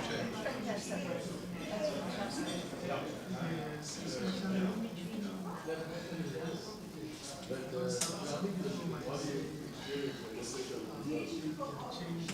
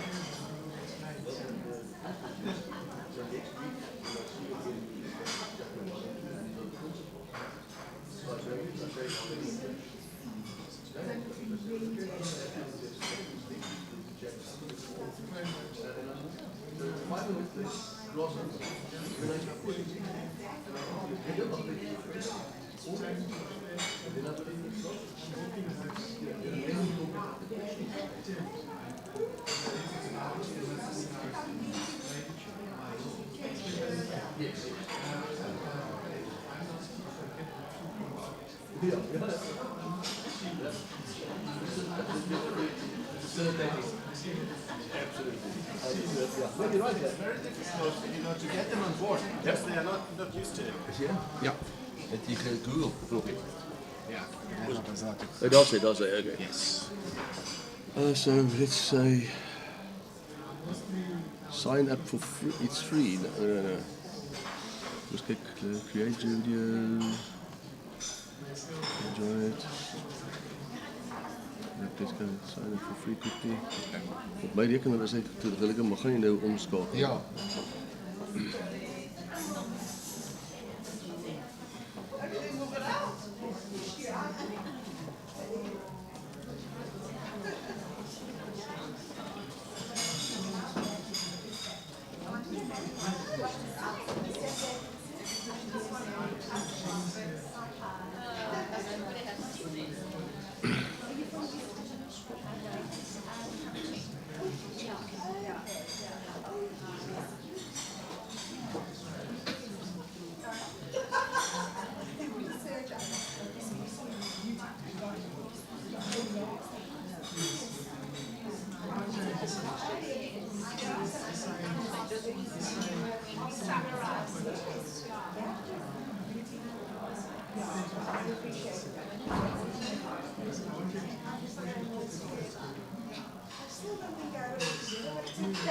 Okay.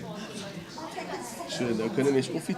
You can either put the text in there, Yeah. but now because we don't have time to put in the text, what we're going to do is we're going to just put in an idea, okay? Okay. So what is the idea? Let's say why is dual higher education important?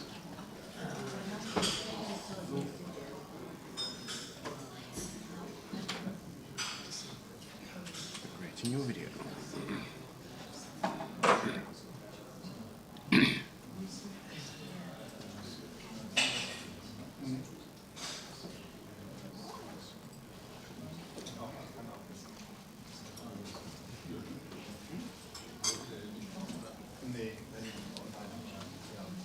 So colleagues, while we're waiting for the next presentation, which is on to net, I've just asked Whistler. I'd like to show you what this does. I've asked Whistler, why is dual higher education important? And as I'm speaking to you now, it is generating a video on why this is important. So I'm going to show you, if we can get the screen also showing there, on dual, I think, oh, you've just put it on, okay. Oh, okay, all right, okay, no problem. Okay, and then we need to get the signal to go there. Just give it. Takes a while. Patience. Yeah. Asks Just give for it. patience. Yeah.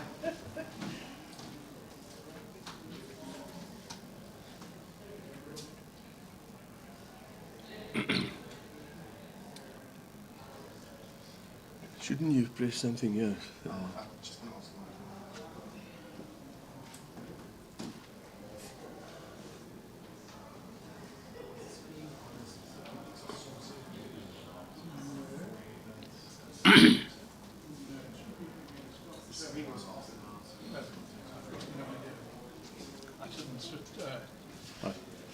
You've got HDMI coming out. I'm sure, yeah. No, everything is fine. It should be. That's what normally they say. Well, Really, really good. I'm as clueless for this as anybody. just select the input. Perhaps is there an input selection there? It's not an, it isn't an LG. HDMI. Yeah. There we go. There we go. Which are we? Are we two or one? I think we're two.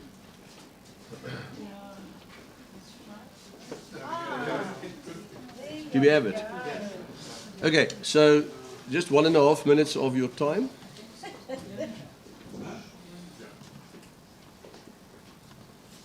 And this might or might not be connected to the sound system. I'm sure it probably is. It is. We should just unmute. Sorry. Unmute. Unmute it. No, it is unmute.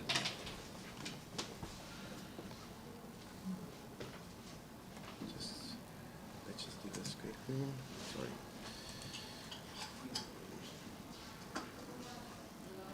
So I muted my computer so it doesn't make funny sounds. It should work now. Okay. Full screen. Let's start it over. Dual higher education offers a unique blend of theoretical knowledge and practical skills, preparing students for real-world challenges. By combining academic learning with hands-on experience, dual higher education enhances employability and career prospects. The integration of classroom teachings with industry insights fosters innovation and adaptability in students. Dual higher education bridges the gap between academia and industry, creating a seamless transition for graduates. The practical skills acquired through dual higher education empower students to tackle complex problems effectively. Employers value the versatility and proficiency that dual higher education graduates bring to the workforce. Dual higher education cultivates a holistic approach to learning, combining academic excellence with practical application. The dual higher education model ensures that students are well equipped to meet the evolving demands of the global job market. Through dual higher education, students gain a competitive edge by mastering both theoretical concepts and hands-on skills. In conclusion, dual higher education is essential for preparing individuals to thrive in today's Storyblocks Audio.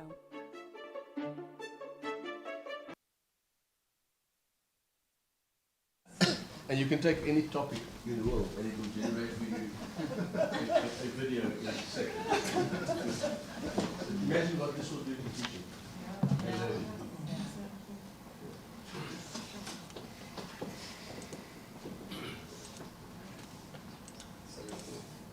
Thanks, Eugene. Okay, I think we're all back. Most of us are back. So we can continue with our next session. We have 4 presentations in the next session. So this is our longest one for the day, but I think we're refreshed. We can all go on and have quite a good conversation going forward. I will leave some of the comments and questions for a bit later so that we can go on with our presentations. So if you had questions for Alexander, for instance, I'll make some time a bit later for that as well. So in saying that, I'd like to start our next session and our next presentation, and I would like to introduce our project director on the Dual Higher Education project, Dr. Antoinette Smith-Kraus. And she's going to give us a bit more insight about our project and the achievements that we've had over the last 3 years. And also looking forward, what does the future entail for DHE in South Africa? Thank you, Antoinette. Just open the presentation for you. Thanks, Estienne. There you go. Yeah, good morning, colleagues from my side. And it's really great to see such a good crowd of people here this morning. And I really like the vibrance in the room. So let's keep it up.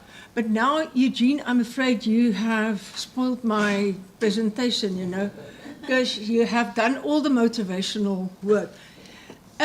All right, but I think, you know, there's some other things that I might want to just share with you. So what I'm going to do in this presentation is just to give you a little bit of background, which I'm really going to go over very quickly. And just for those of you who haven't been to one of our conferences before, you know, there will also be the slides available after this. So you can actually read up on the detail, you know. So I think what I would rather like to do is to focus on, you know, what are the insights that we've gained about dual higher education over the last 3 years. And I think, like Estienne said, and then perhaps look at, you know, how do we go forward with that. So firstly, I'm going to do the components that we've completed in the last 3 years, and I think we've really made some good strides. And Shaman, who is our main researcher and who coordinated our research process, can probably talk a little bit better on this. But what we've really done is to look at dual higher education, see what's happening across the world, and like you heard from Alexander, and like Estienne said earlier this morning, we used the examples from Austria and Germany to point out what do we do in South Africa. And I think what was really great to see is that the way that, for instance, the German curriculum and the Austrian curriculum are structured are pretty much like South Africa, with the difference that you find that they have hybrid degrees. When you have in our case, when you have a BCom, it's commerce. When you have engineering, it's engineering with the specializations. In Germany, there's always a combination of different disciplines, depending on what is the kind of job that the person will go into. And I think that is a really important one for us. So then, of course, the second one, we developed then models. And I know that some of our colleagues here from the universities are a little bit worried when they listen to the German model. But I can assure you that we've looked at the South African situation, and we have looked at to what extent we can have a South African model of dual higher education. And then, of course, the other thing is, oh, no, this glasses makes it worse. I'm used to a big screen. Yeah, so we did the models. I will show you those just now. And then we also looked at the policies. And I think what we have found is that there are a lot of initiatives going on in connection with will. And I mean, we all know that there isn't really a will policy.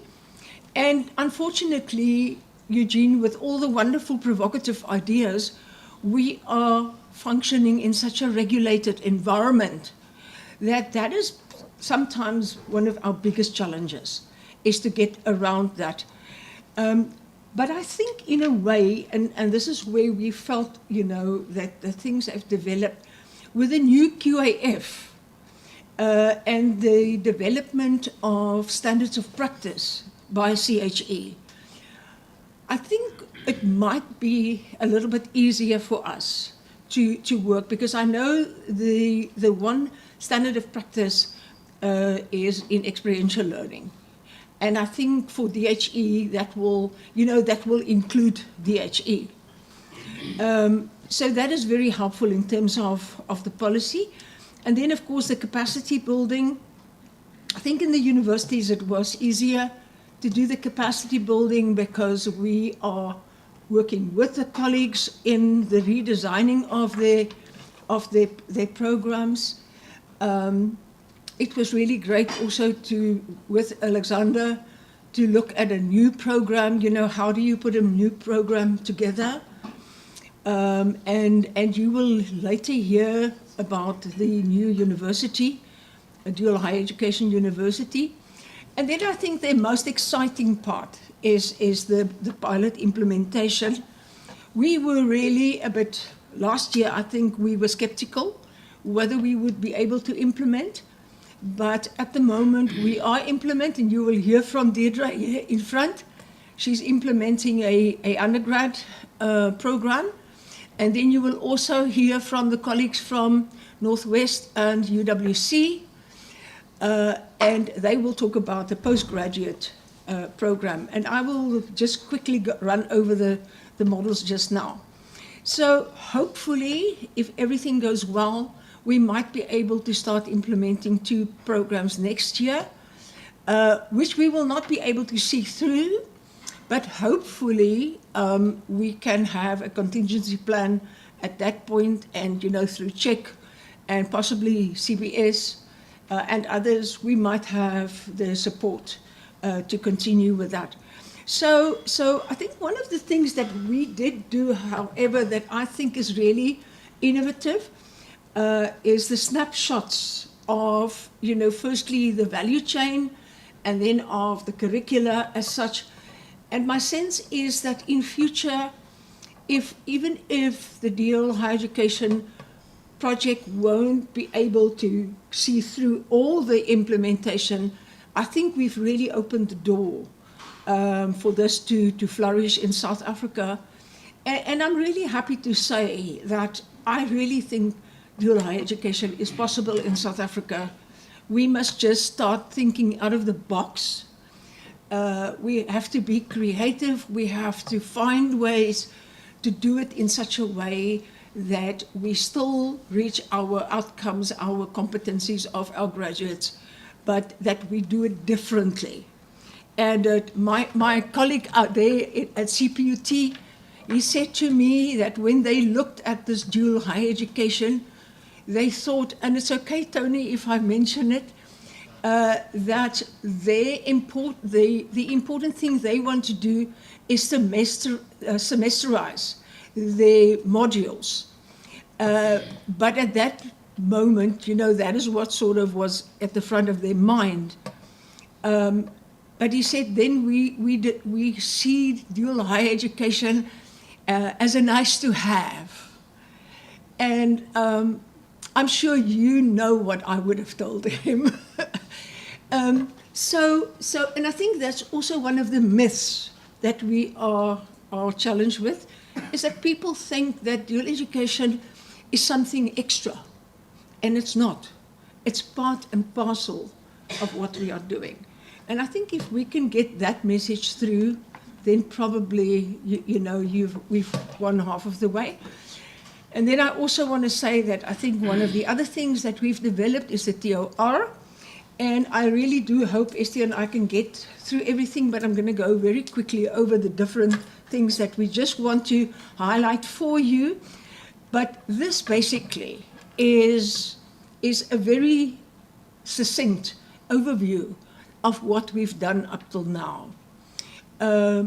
We are very agile, like we also said earlier. In this project, sometimes myself even and the staff, we can't keep up with all the changes, but we learned that with dual higher education, you cannot take the German model and just put it down in South Africa. There needs to be some adaptations. We must be realistic. We are industrialized in this country, but we are also a developing country. And so with, at the moment, as you all know, a very bad economy. So I think one must really just be agile in your approach. And and I think that is my little bit of motivation for the day ahead. All right. So I'm going to just say that, dual higher education is the South African construct of the European dual studies. You've heard a lot about it with Alexander. I'm not going to repeat that because it's basically what Alexander has said, in his presentation. So I'm going to rather look at how we thought of it in South Africa and what is the sense making that we did from the German and the Austrian models. And I think the substantial portion of workplace learning, Alexander has also highlighted that, but I think what is very important for us to see the difference between what we've done before and what we are doing now is really that integration and finding that bridge between theory and practice. And not just practical, and it's not just about practical skills, but also developing competencies, and we talk about graduate attributes, but we found that business competencies and really understanding how you take what you've learned into the workplace and vice versa, that asks for, a very well-integrated curriculum. What we take into consideration, and this is the things that we've learned, is to align to the standards of practice in a particular field of study. That seems to be very important, the whole thing of reflection, that we can talk about the whole day. But that becomes also a way to assess dual education. And then, of course, I think what I really liked about the German structure, and I've done curriculum analysis on some of the programs that Joseph has sent me, and what struck me was the coherence between the different levels of study and how there's a natural evolution from the first year to the second year to the third year. And at the end of that, how your exit level outcomes becomes the focus of how you look at what do you want to do in your program. What is it that you need? And I think one of the the issues also in South African higher education. A lot of times when I speak to lecturers and I talk about the different knowledges, and thank you, Eugene, for mentioning, you know, tacit and implicit and explicit knowledge, but also the kinds of knowledge that you want in a degree program, and to look at your theoretical, conceptual orientation, but then also, you know, what are those explicit procedures that you teach students? But the very much more important one is, how does that work in practice? And I think this is one of the things that we are trying to now, I almost want to say, preach in South Africa. And then I think these two slides you've seen before, my sense is that one of the biggest issues we have is the fact that universities do not always see employability as their job, to ensure that students are ready for work and also, you know, find employment or then become entrepreneurs. And then I think on the industry side, one of the biggest issues is really to get the industry to understand, or the employers to understand what the benefits are. And we've talked a lot about that over the last two conferences, and I'm sure that is a recurring theme that you will hear as we go along. So then in terms of, if I just want to look at the overall insights, one of the things that we've identified is we are over-teaching. Our programs are so full with theoretical knowledge and with, you know, application, but I almost want to say superficial application. And then, of course, the biggest issue is that students have no idea what they are studying for when they start. And I think that is something that we really need to start doing in dual higher education. My friend Tembile, I think he's just stepped out. Tembile Kulati, he is the guy who's busy with the Ekurhuleni New University of Dual Higher Education in Boksburg. And one of the things that we spoke about is they need to make sure that there is a career guidance facility in that university so that students can be assisted. And I really like, Stephen, what you said about, you know, giving students that gap year between matric and going to university, because I'm pretty sure that once they've done that, they know exactly what they want to do. So I honestly think it's something that we need to start nurturing and also get students to think for themselves. You know, and if they haven't then been taught, you know, self-directing or self-directing learning, then we have to start with that at university level. The other one is that I think there's a confusion that if you mix the practice and the employer part with a scientific degree, then you somehow have to shove the science out. So it's almost a science versus training. But I think our German colleagues will tell you that is definitely not what happens. Both should be there. You should have your foundational year. You should have your normal scientific background, your conceptual understanding. But that does not mean that you don't need that practical part and that application part. So I think those are the kind of insights that we've gained. And then in terms of the different modules, or actually we call them prototypes, it's not models. because we reckon that, you know, the prototypes would in the end coin out for us a South African model. And I don't think we've done enough in dual higher education to know, you know, what to do.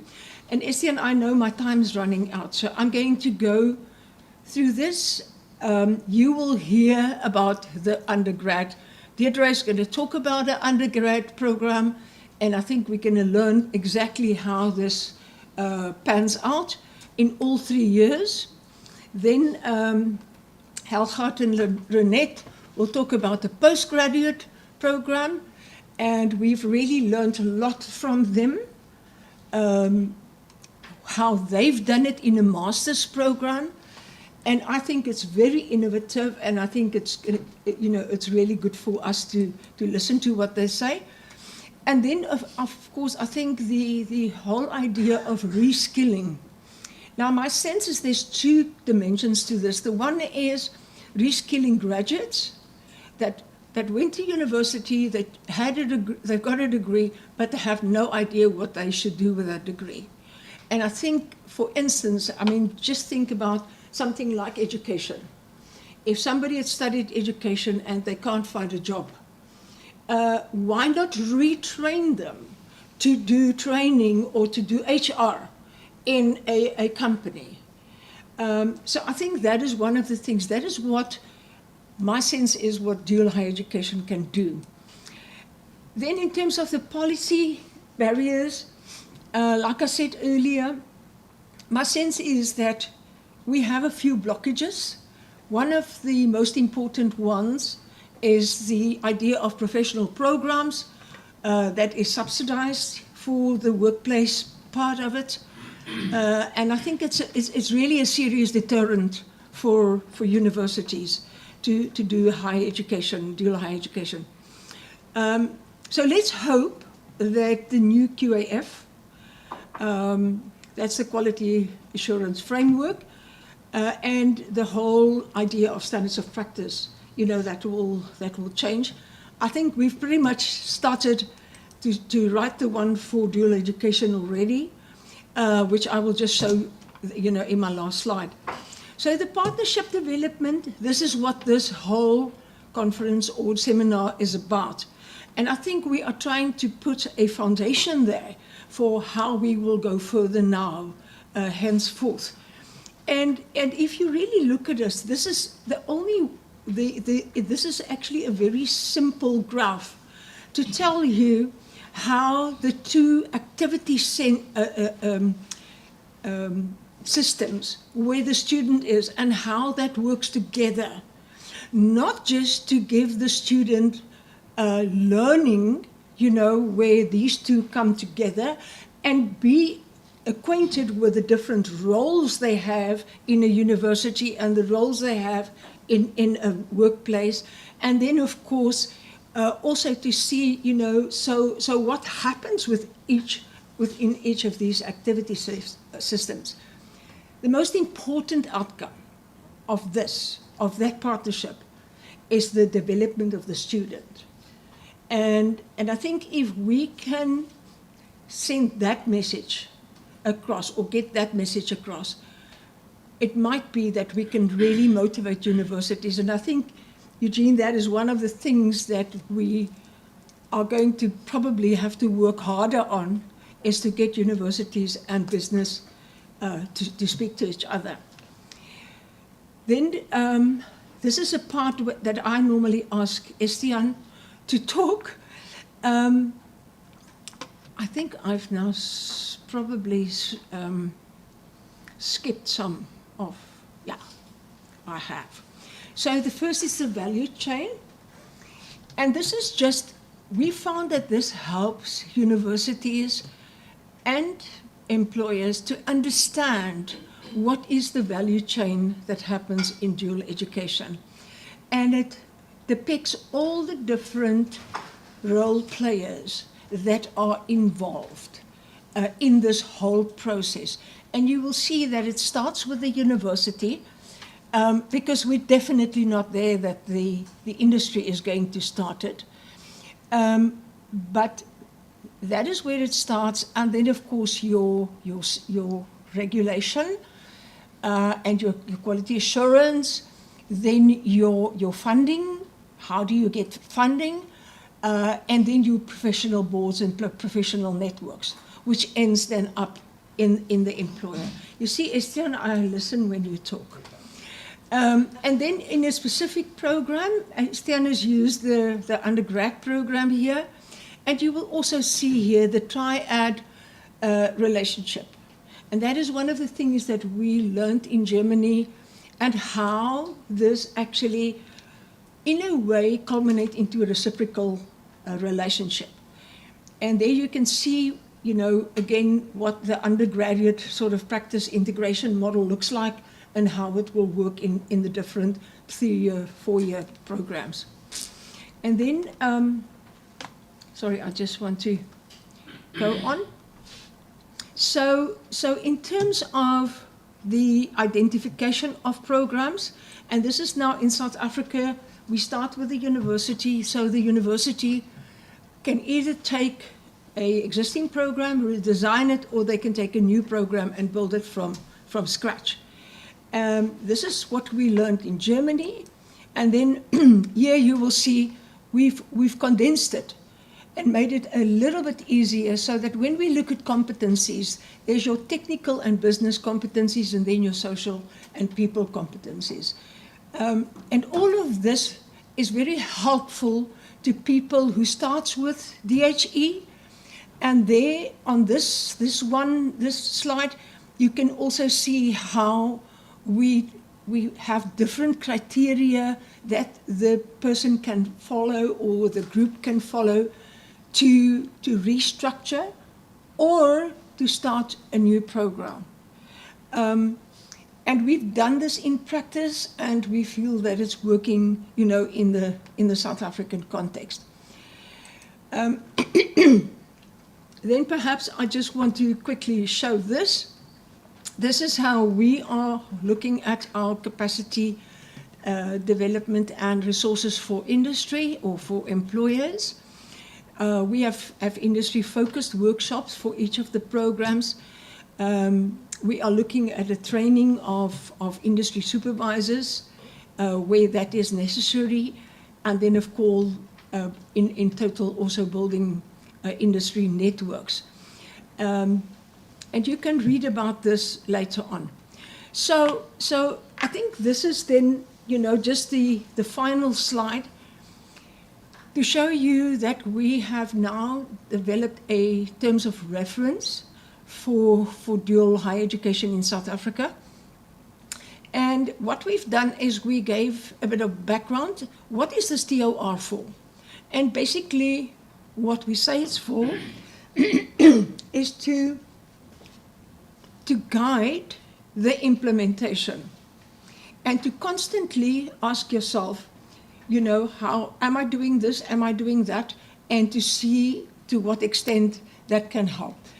Shaman and Ilham is busy developing questions that is in coherence with this. We do the whole defining of higher education. We look at the support structures within a university that is necessary, the selection and the design of that, those 8 steps that I've showed you just now. And then, of course, the onboarding of your employers within that, and then your implementation and evaluation. And so we hope that this will help people in future to look at this TOR that is now after we've tested it and given it to people to, you know, to give us feedback on that. And so that it's understandable, so that people understand what this is about, but also how can I do self-evaluation and what could be a external evaluation criteria for dual education. So, colleagues, that is how far we've gotten with our project, and that's really just in a nutshell. Sometimes it's quite a challenge, you know, to talk about all of this in such a short time. But thank you so much for listening. Thank you, Angelica. think let's take 5 minutes for questions or comments if there are any. And if anyone has questions. Comments? Yes. Antoinette and Alexander before mentioned that it's important that universities know industry needs or the requirements of the industry. One path to learn it is to do applied research. So in addition to all these, and you mentioned in addition to all these curricula and so, we have to discuss about applied research and applied sciences, because if you are making a research project with industry, you're learning a lot of details about their needs and their requirements and the preconditions and so on.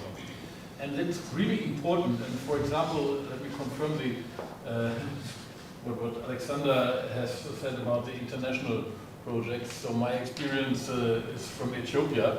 Since the last year's conference, I've been twice to Ethiopia. There's a project where 15 academic universities are transformed to universities of applied sciences. That's a really interesting approach.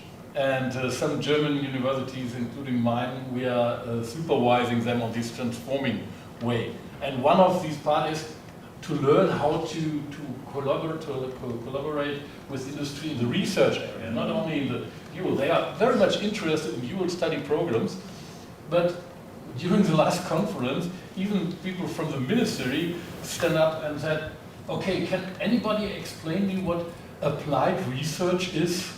What does it mean? I don't see a difference between academic research and applied research. And it was really a stupid moment at that time. They want to change their universities to applied research and don't know what it is. But it's a really good background, because I'm sure that here are a lot of people who have experience with industry, but it must be a continuously part of the project that we learn through research and development projects from the industry. Thank you, Joseph.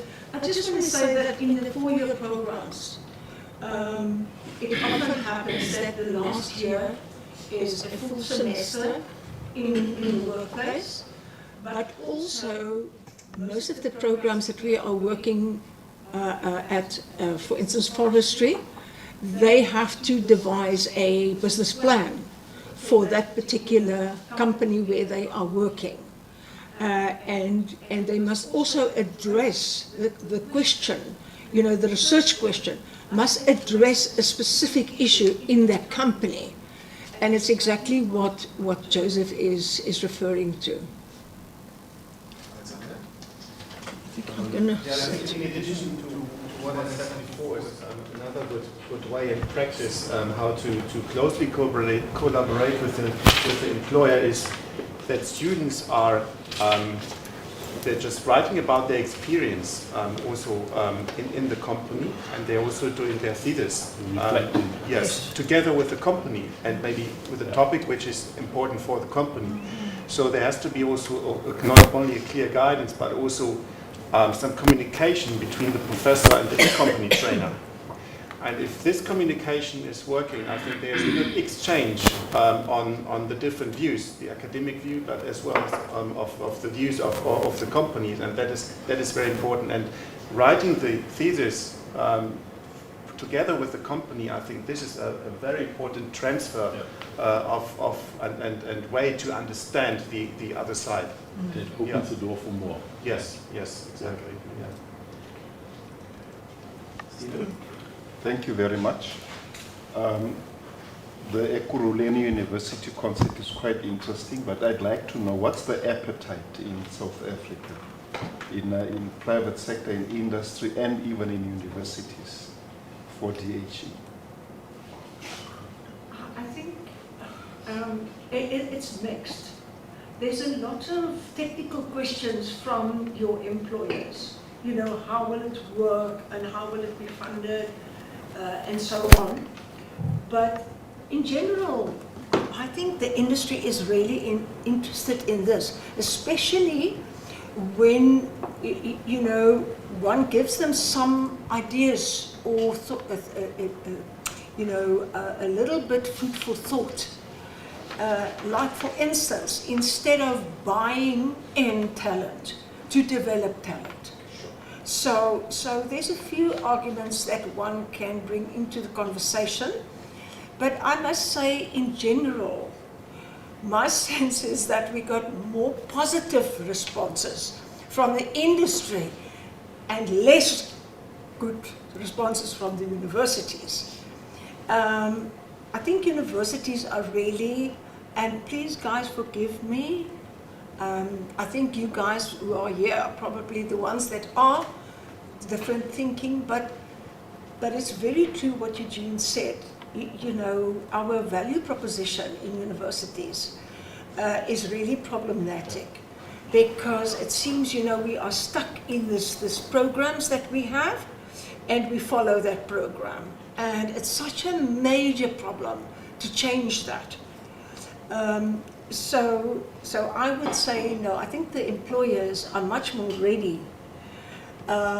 What is really important that we found is one must be very specific, and they must understand what is the benefit for them. And I think once you've done that, you know, you've really won that battle. Okay. What is the fears amongst universities? No, they are knowledge orientated, not solution orientated. Yes. Yes. What we discussed in one of the first meetings, that the next step after knowledge creation and the skills, you need the solution competence and you only can learn it by testing with real projects, with real requirements in the industry. But I think our style of teaching is also still not in terms, you know, is not aiming for self-directed learning. And sometimes you even get resistance from students, you know.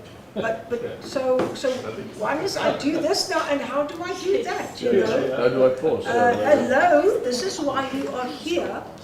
But it happens. The wonderful thing is, and you know, in reference to my own teaching, I found that since I place students in workplaces that is related to their degree program, they will tell you afterwards, I've learned more in the semester than what I've learned my whole degree. Yeah. And if universities can just get that, you know, that's not more work, it's smarter work. And yeah, but you know, at the moment, I think we feel like sometimes we are like voices, you know, shouting for a desert, and the desert doesn't want to respond. But I think, give it a chance. My sense is it can work. And with time, I think this is something that we will get right in South Africa. Just on a lighter note, the other day I heard a conversation of two students on the steps there in front of my office. And the one said to the other one, she said, you know, I passed this module with distinction. And I don't know who the professor is or where the classes are. So I said to him, well, that's great, you know, I mean, like I'm the Deputy Vice Chancellor at the university. I said, I'll be in trouble. I said, no, you're not in trouble. You are the ideal Marty student. If you can get a distinction without attending one class, this is brilliant. And then they relaxed, you know. I said, look, you know, don't make a habit of it, but I mean, this is like a positive thing.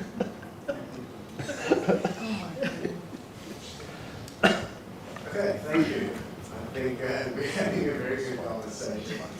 I'd like to present our next speaker, Professor Lalini Reddy from CPUT. She's the Director for Community Engagement and Will. And she is one of our stalwarts in DHE, a big support of the work that we do. So Professor Reddy, thank you very much. I'll give over to you. Thanks.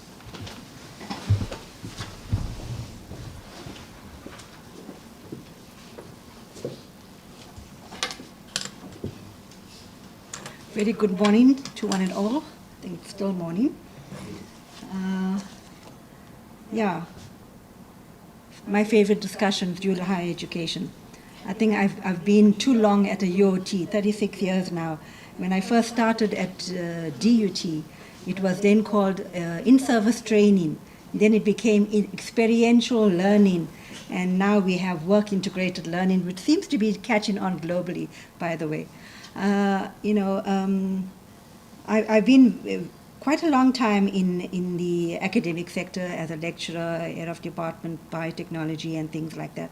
But throughout, whatever role I played as an academic, I have to say I have always seen and valued the importance of student-centered experience, and especially that in the industry.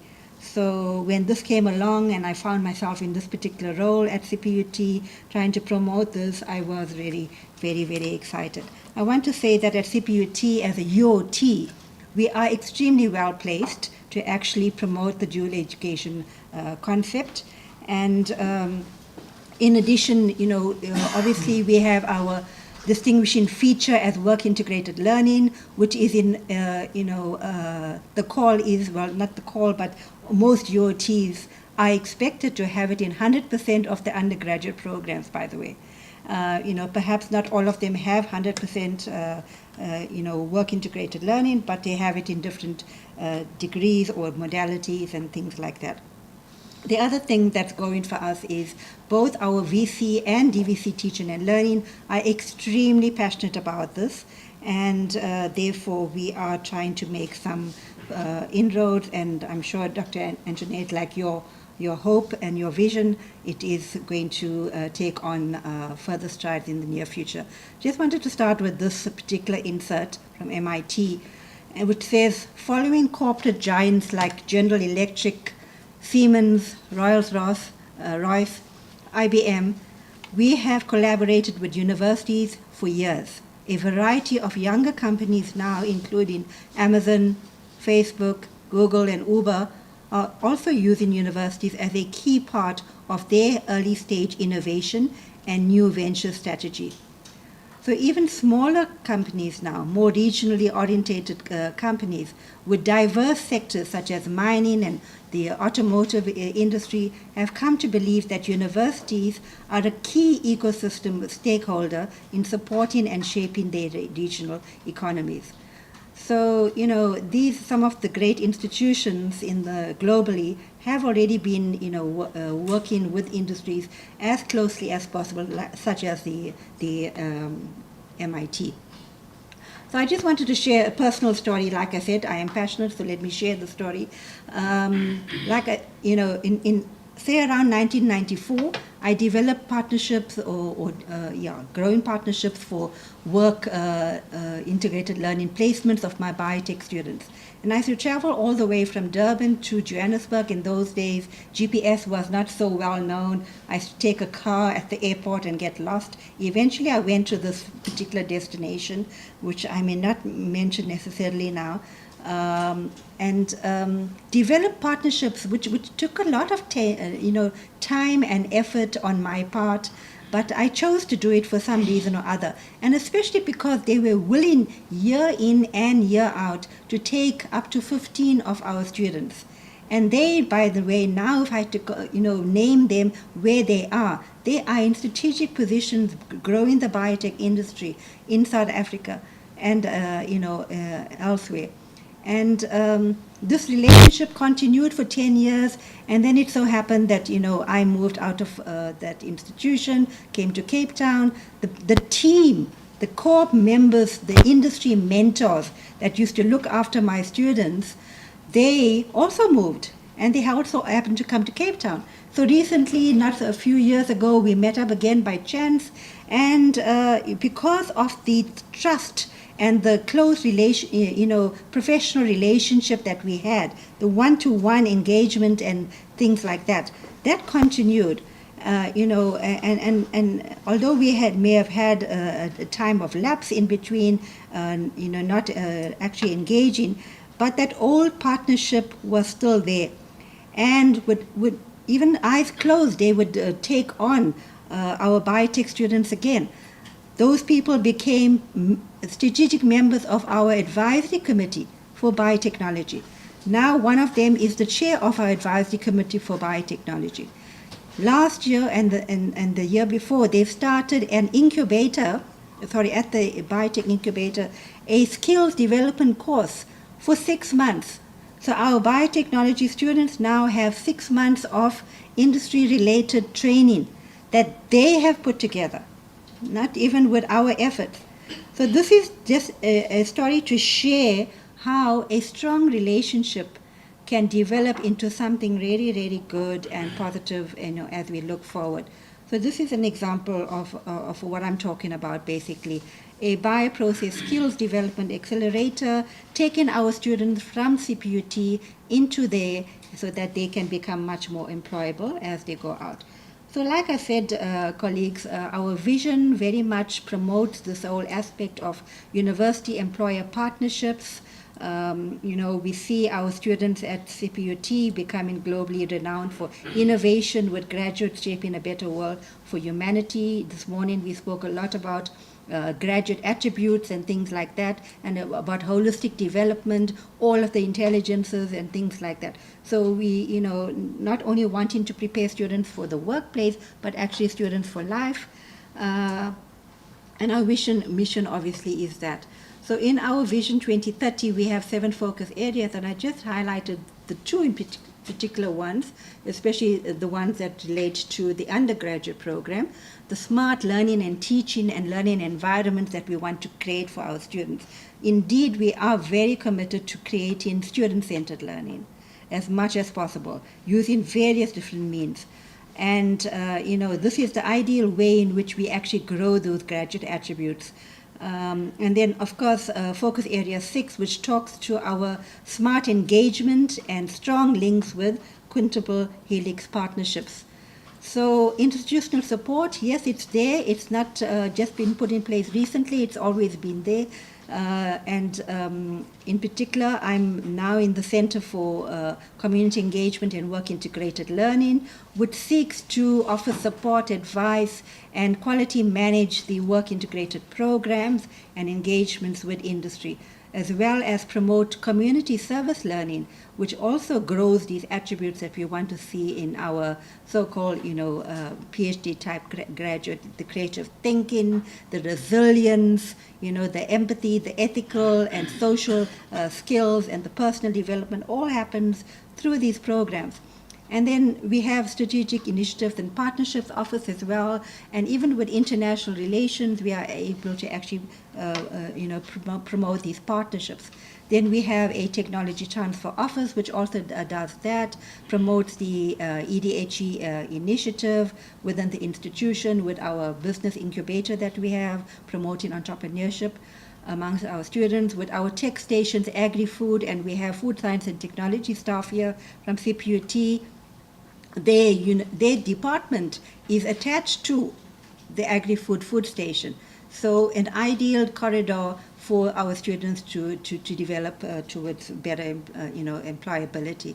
And then each of our academic programs is expected to and has an advisory committee of their own, which is chaired by an industry representative.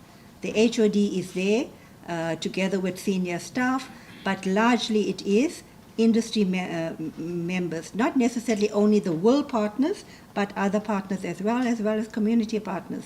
And then we have research institutes like the FSATI that works with industry and sends out the nanosatellites, and FEDRATI and things like that. Our policies definitely talks to our learning, teaching, and assessment policy has integrated within it the work integrated learning, the service learning, as well as the advisory committees. So it's already very much part of our learning and teaching style, and so forth.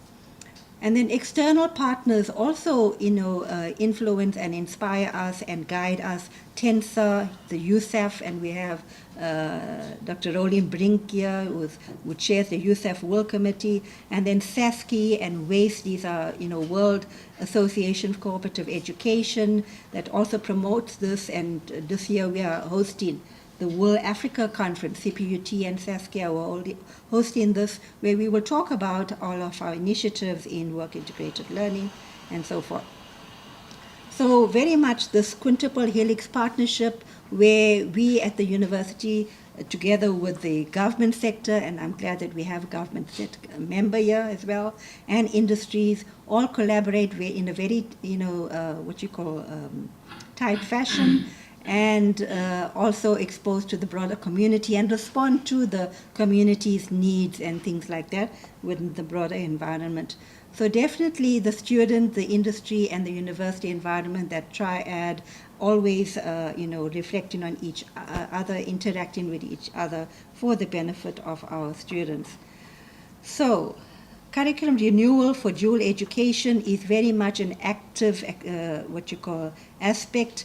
The DVC has called for all of the qualifications to look again at their qualifications. And because we already have this fairly large chunk already dedicated to work integrated learning, of course it varies from program to program. It can range from, say, 30% to much higher in different programs. We can, with a little bit of tweaks here and there, and you're going to hear from DJ how she did her tweaks, we can actually not necessarily make these tweaks and having to send it right through to DHET and CHE for reaccreditation, but within a 20% change, we can actually, or 50%, we can actually within the university get our quality qualifications evaluation committee to approve it, Senate to approve it, and then we can implement it. So that's the actual route that we expect to go. And we would use any of these modalities, not just the workplace-based learning, which is the in-industry component, but also taking projects from industry, taking problems from industry, simulated, work-directed theoretical learning. The new one that has gotten up now is entrepreneurship that we want to promote. It's still early times. And all of these we see as student-centered approaches that can really grow our graduate attributes in our students. Like Dr. Antoinette has mentioned, we want to make this our key competencies to guide future programs or to renew current programs.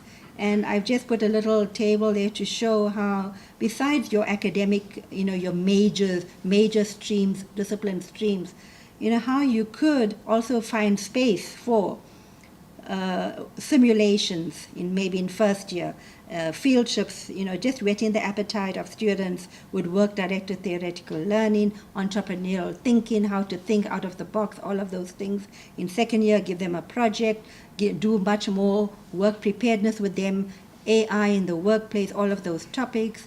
And then in final year, you have enough space to actually get them to mature as they engage with industry, with workplace learning, and entrepreneurship as well.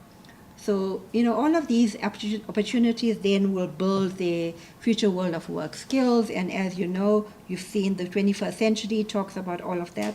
So the impact of world really, as shown, there's many papers showing how it actually grows the attributes. I don't think I have to, convince you of this. These are the things that we want of our graduates to make them more employable. So none of these things are talking about the discipline-specific, excellence that you necessarily need. That comes already part and parcel. So, we just need to appreciate that with the new technologies that are out there, 80% of the organizations, the workplaces, are going to actually need that new technology. We at universities are not necessarily always equipped with the most fancy machinery, especially in engineering and health sciences and applied sciences for that matter. We don't have the funds to buy the biggest and the most modern NMR or whatever it is. So by, using the workplace as the second learning space is really an ideal opportunity. And then there's still going to be, place for the human being. So we really need to give attention to that humanistic development as well. This is a paper that was presented at the WAIS conference, and it was on future-proofing curricula. And some of the components that I thought that would be useful for consideration in new curricula would be the professional practice stream, the world stream, the community engagement stream, as well as the entrepreneurship stream. And you can see from year 1 to year 4 or year 1 to year 3, you can gradually develop this further and further to bring about that holistic development of the students. And then I think it was mentioned about CETAs. CETAs are there. They're supposed to be assisting us with providing stipends for our students. Should industries not have money in South Africa, very often industries are saying to us they're very interested, but they don't necessarily have money to pay salaries and to cover fees like it is in Germany. So CETAs are expected to do that with us, but it's work in progress. There are lots of challenges in terms of the financial year and all sorts of other things. I just wanted to, just share with you last week, Tuesday itself at Hotel School, I called together, some prominent industry partners that we have at CPUT, and we had a roundtable discussion, and I can't tell you how excited they were that we actually gave them the platform to actually come and sit and engage. And like that Dr. Antoinette says, they are interested. They are very, very interested. They want to come and talk. They want to be part of our curriculum design. They want to be there, because they see our students as forming this continuous pipeline of employees. And a lot of the partners that were there, they said to us, and I didn't know that, I was ashamed to say that 50 to 70% of our world students remain there, so there's absorption rate of 50 to 70% of our students. So, and then it also told us, they said to us that they perhaps lower level staff who are there, our world students, immediate industry supervisors, it gives those people an opportunity to develop as managers themselves. So it's also mentorship development for those people and succession planning. Of course, we also looked at challenges and opportunities. They also prized essential and soft skills that we spoke about. We need to give more attention to diversity and language barriers. But basically, they are able to provide our students with that mixed bag of team members, and that's where they actually get their maturity and their training. So we need to pay attention, though. At university, sometimes we take on too many students. I don't know for what, why, enrollment targets for the government or whatever it is. So this was a cloud map that we did of some of the comments. And, definitely it was said that industry partners, encouraged CPUT to strengthen the partnerships by constantly having these feedback engagements about how the students are doing, how they can improve, and they really, really see this as a way to the future. So really a good appetite out there for some of our partners.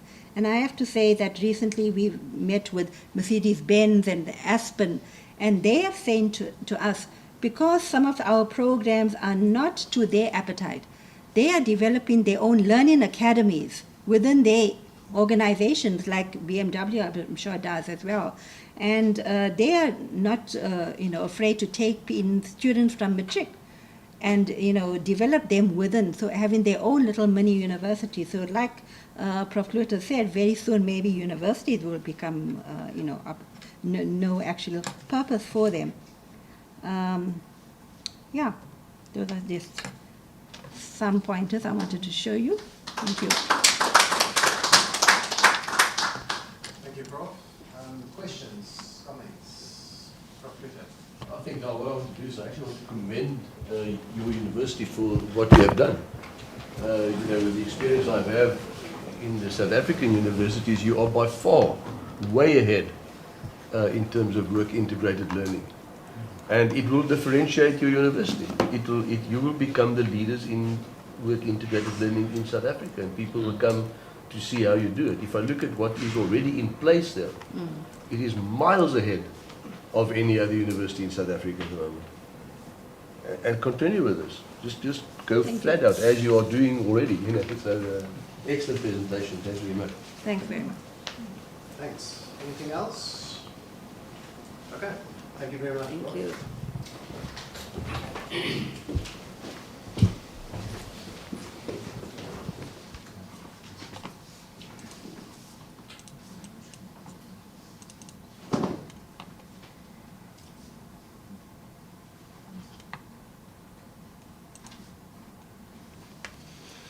Okay, our next two sessions or presentations will focus on our programs to give us some insights in how implementation is going, and we'll look at an undergrad program and then, as Antoinette said as well, our newest program that we are learning from UWC, which is a master's program. I would like to give the podium to Deirdre Porthen, who is the program manager for our undergraduate program at CPUT in PR and communications. And I'd like to ask her to talk to us about how she's gone about implementing the program and sort of inculcating DHE as a passion in her program. Thank you, Deirdre.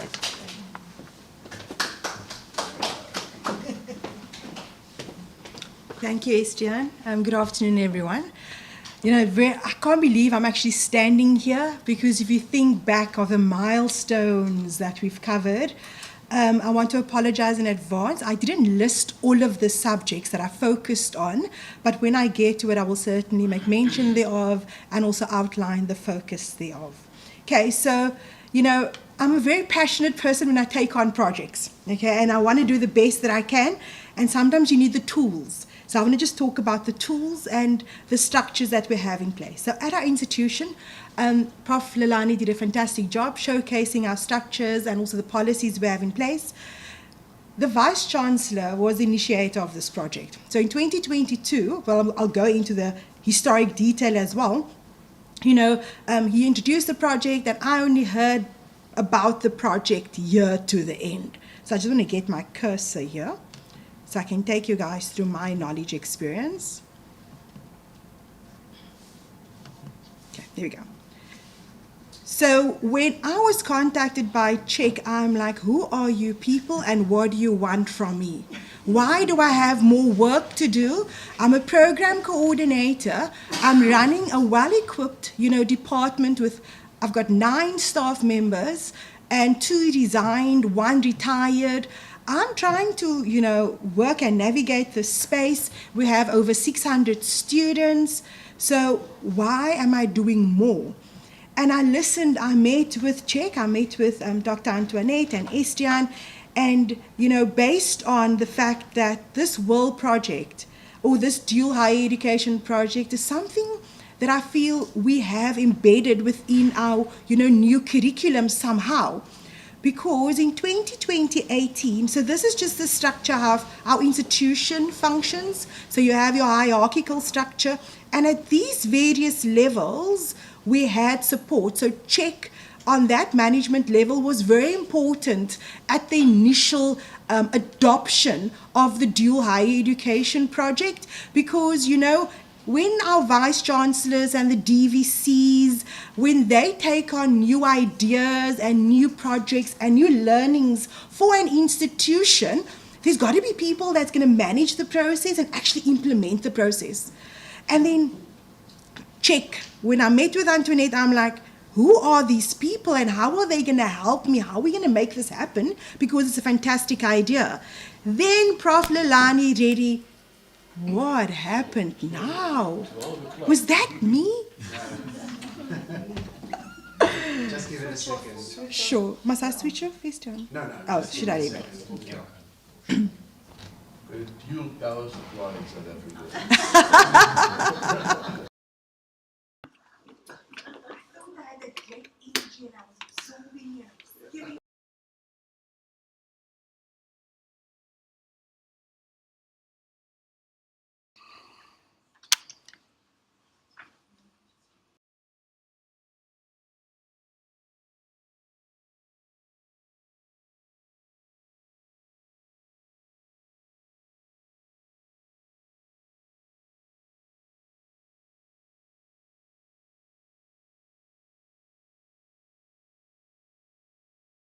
I've been, you know, engaging with Dr. Antoinette, and I said, listen, you need help, I need guidance, because I can't.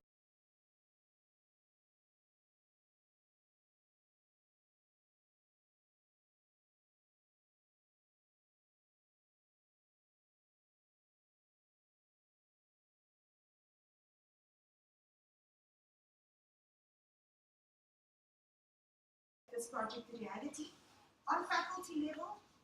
I then had the teaching and learning coordinator and the work coordinator that also gave additional support, and guidance on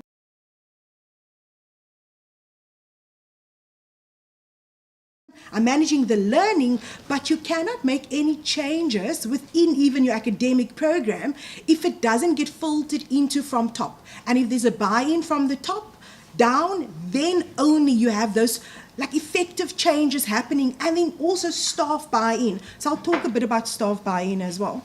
So when we got to the program level, I had to give input to the faculty dean and also the HOD. So there was like a different kind of support structure here. It wasn't coming in from the outside to support me. I was having to report back to them knowing what is happening. So that's why I was so grateful for the institutional support. And I think because it's new, within the faculty and within the department itself, management wasn't really sure how we're going to manage this process. So that's why I'm grateful for the institutional and also the external support that we were given. So let's look at dual just perhaps in our program and, how we adopted this process and thinking about, dual higher education.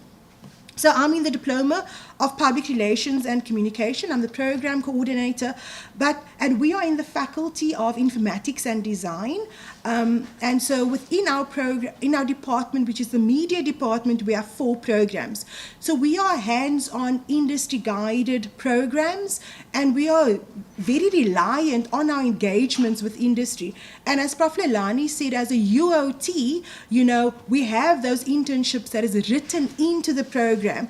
And with the new HEQSF qualifications were introduced and we had to recirculate, we obviously looked at our curriculum and we amended 50% of our curriculum. And because we were, we had good relations with our industry, already placing our students. So in our 3rd year, even this year, we have 103 third-year students that we have to place and engage with industry. We have 110 first-year students. So you can see, with those numbers, we have good progression because students understand the value of what we have. And I want to also maybe say that it could be because of the relationship we have with industry and bring that industry knowledge also back into the class. So when we recirculated in 2018, we said that there are different modalities of will. Let's include those modalities of will into our program, but not just have it as ad hoc will modalities, but actually write it into our curriculum. And that's what we did. So we added a subject known as public relations practice within our 1st year, within our 2nd year, and within our 3rd year. And within this subject, we actually applied the will modalities. We didn't give it a very high weighting. We gave it 15%. We have 7 subjects in our 1st year, 7 subjects in our 2nd year, and 3 subjects in our 3rd year. And we were saying that, that will engagement is very important, but we're also being a UOT, we realized it's just at the 3rd year. The 3rd year when the students go into industry and they focus on workplace-based learning, that's really where all the learning should take place.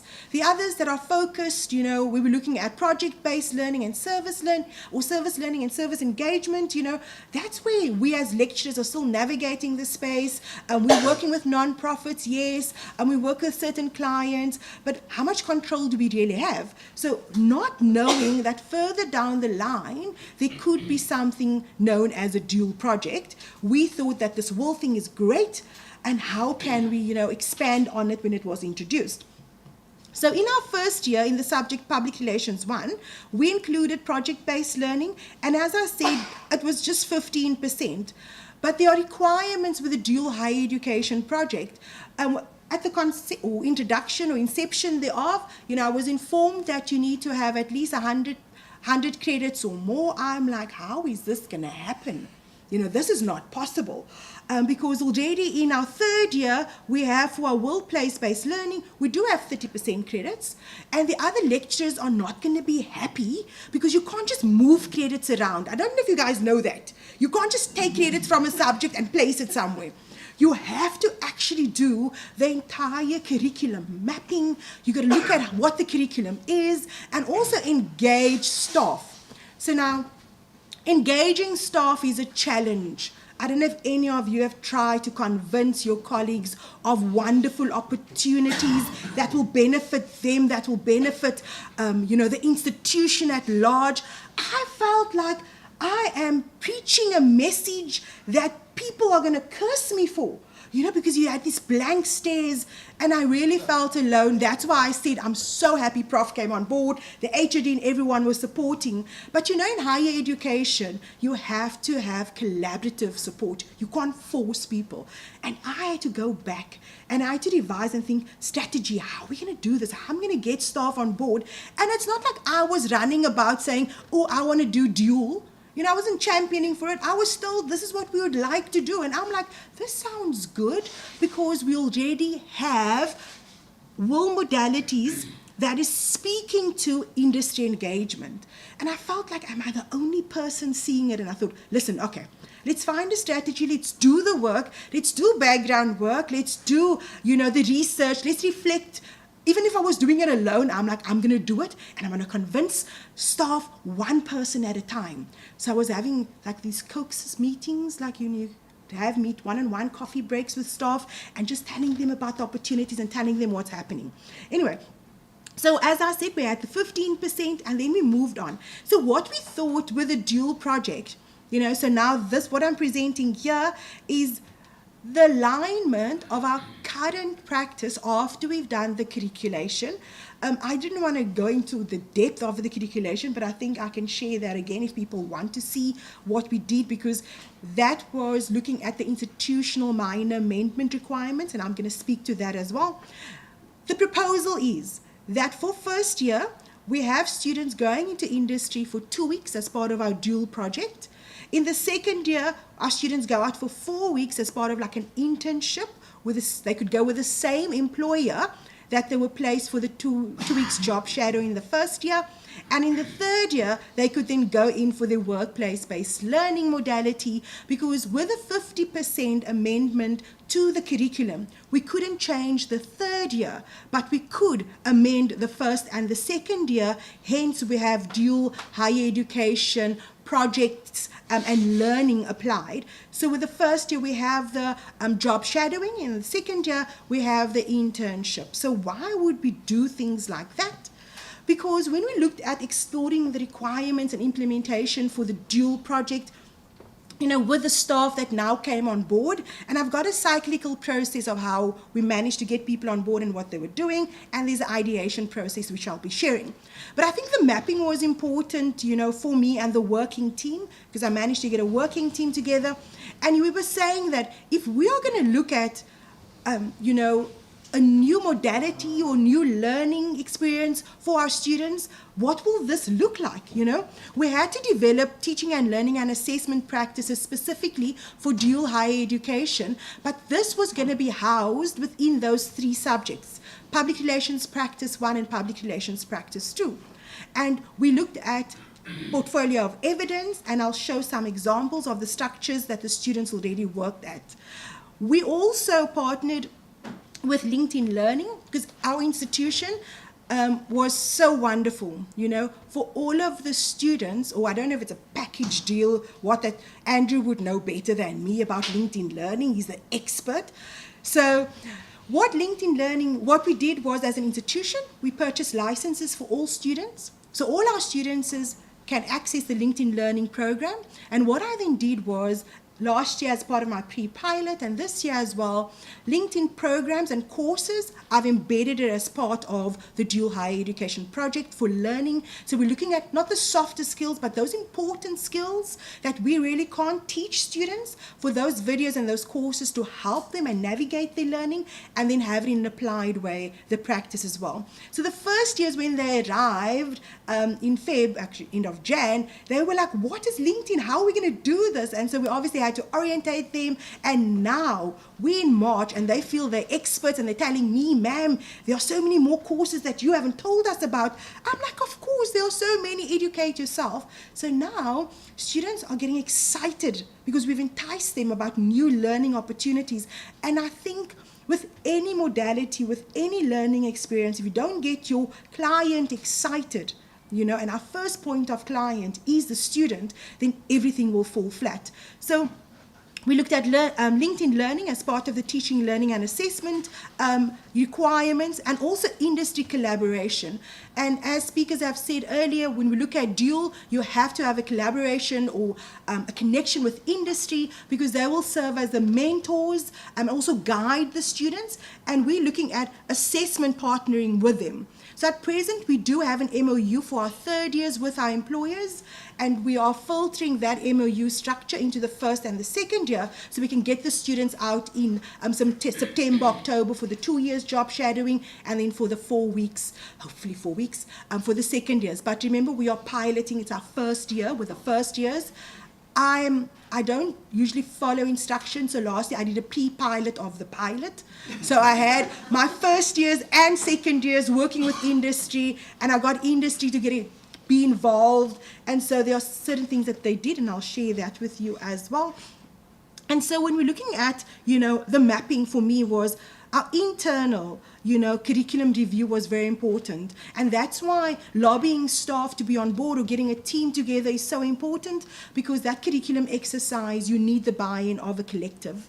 So we got the staff to adopt it, and, with the waiting, we could only manage to get 90% credits for our dual project. So for public relations practice 1, we got 30% credits, because the lecturers had to now share their credit weightings. And it wasn't just about moving, as I said earlier.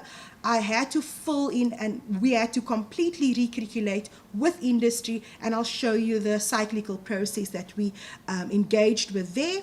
And we had to fill in, obviously, the policy or the implementation documents within the institution. We also looked at international benchmarking, and this happened by chance, which was so exciting. Not just doing like a secondary search via the Google sphere or the internet. It was where we actually had visiting lecturers from Thomas More from Belgium. They came in 2023 last year, and I drew them in because, why? You have these people here, these resources, they need to be part of the process. And they then engaged us on their subjects, their professional qualification, and we showed them what we are busy with, and we had great discussions looking at curriculum, crossing over and the subjects, how we could strengthen what we are doing based on what the Europeans are doing. And then I also hosted Fontes Hogeschool from within the Netherlands, and they came to visit because they asked me to host their students for 2 weeks. I'm like, how's this going to work? I need something in return. And then we looked at curriculum mapping with them, and they obviously gave feedback. So that was the hands-on international benchmarking that I engaged with partnering institutions. And then my professional body, I'm also a member or a board member of the professional body, which counts in one's favor if you do more, apparently. So I presented this dual project to our professional body, and they're very excited about, how it's going to play itself out, and then could we then implement it to our local institutions, our other universities, where public relations and communication is also offered, and so we need to guide them on this process. So this mapping and how the implementation, the evaluation is crucial, because people want to see what actually happened. And then I had workshops with industry, and where I included our industry advisory. So when we introduced the project to them, we had first the workshop with industry advisory, and then I went into industry as well, industry partners and alumni. And we had discussions about the dual project, the elements thereof. I also engaged, with industry. And I looked on my partners, my existing partners, which is our third year students, and I asked them, how do they feel? Are they interested? Would this work for them? And we got great buy-in. And then what I did last year, and which I'm continuing this year, is I got industry professionals to come in, and I started a series known as Professional Pathway. So I had workshops with my students, and I also have planned for this year, where industry come in and they discuss various themes with the students. So we had ethics, professional conduct, personal engagement, time management. But this was, I know most of our institutions offer these through our various teaching and learning units or other units we have on campus. But when industry talks about the same things we talk about, the adoption and the uptake and the belief of what they're saying is astounding. I stand there and I'm like, But we said the same thing last week or last year, the exact same words. But just because of that opinion leader standing there, that employer standing there, that business owner standing there, that industry connect standing there, and mimicking exactly what we are saying tends to add a lot more value. So I will continue to do that, and I go and hunt them down, and especially alumni, they owe us, I think, I believe, and I make them feel. I stalk them on LinkedIn also, because they all have LinkedIn profiles, and you just pop in there, and and everyone's willing to help. I think Prof. Leilani said that as one, probably the earlier speakers as well. Industry wants to help us. It's just we need to find a way to build that network and build that collaboration. So what my students did was, in the pre-pilot last year, they actually went into industry, and industry took on 56 of my students. I got some great feedback from some industry. One industry partner said that we've had for 22 years, Deirdre. The student I had, I don't think I want the student back. I don't think we're going to take CPUT students ever again because the student didn't meet the criteria. I'm like, what happened? Anyway, and then the same agency, which is a PR agency, what they then did was they informed me that they're going to take a third year, they're going to try this again, but they're going to open up the interview process to all institutions in the Western Cape that offers public relations, communication, and marketing. I'm like, you do what you need to do, it's fine. At the end of the day, they still chose my student. I'm like, I don't know what you're expecting from students, and that's that reflection, and I like the fact that we won again. So I'm going back to that agency, which we scheduled for May, it's coming in my notes, and where we're having an industry dialogue. I've invited them personally, and so they're going to come in and talk about why they said they don't want my student and then opted again for the student, So we're having that sort of dialogue. I know my time's going to run up, just hang there. And so ideation process, I think this is important for the audience, So with the ideation process, we started in 2022. I know the dual project started the year before, is it, Doc? I think the year before, but we were only brought on board in 2022, and that's when we were introduced to this dual project. And then I created phases for myself. Just, mentally you got to think about what's going to work. How are you going to look at new projects? And so with phase 1, I introduced the project based on my understanding and engagement with CHEC, of course. I introduced it to the staff, and then also I did about 3 presentations to the industry advisory, because the first one, there wasn't too many industry, and I wanted more. And then I also did a workshop with the industry advisory, and CHEC was there as well, to get the buy-in from our industry professionals and the advisory committee on what they see dual would be for us, as well as the academic staff. And that was our phase 1. And then I engaged just to test this notion of dual with a smaller industry grouping, which was 6 of our long-standing industry partners. So it's better to have like a small pilot within a pilot, a smaller group, and then engage with them and get the feel for it. And they were very excited. And for me, it was so encouraging from long-standing partners saying that we want to be on board. We're going to help. How can we help? And then obviously the academic program, we went back taking that information. We continued with our academic curriculum review, and we then prepared the documents for the CPUT processes, because you cannot just implement. All of us know there's documentation that you need to complete that will go into academic planning units, also our quality assurance units, all of them. So there was a range of documents that I needed to complete to ensure the adoption of the project. And as I said, in 2023, last year, I continued to engage with the professional body and ask them for guidance. We had a pre-pilot where last year, first year and second year students just went into industry, and just to feel the scope and the uptake, will industry come on board? And through that process, we actually managed to build our workplace-based learning, which is our internship for third year. We took on 23 new employers just by the informal or pre-pilot, of the dual project. So there's definitely resources there where students also go out and they find partners for us because with that pre-pilot, I wasn't the one going to look for partners. Students were going, and I followed up with the partners, and they became, they're now on our books. So I've got 23 more partners based on the pre-pilot that we did. And the curriculum review process then was continued.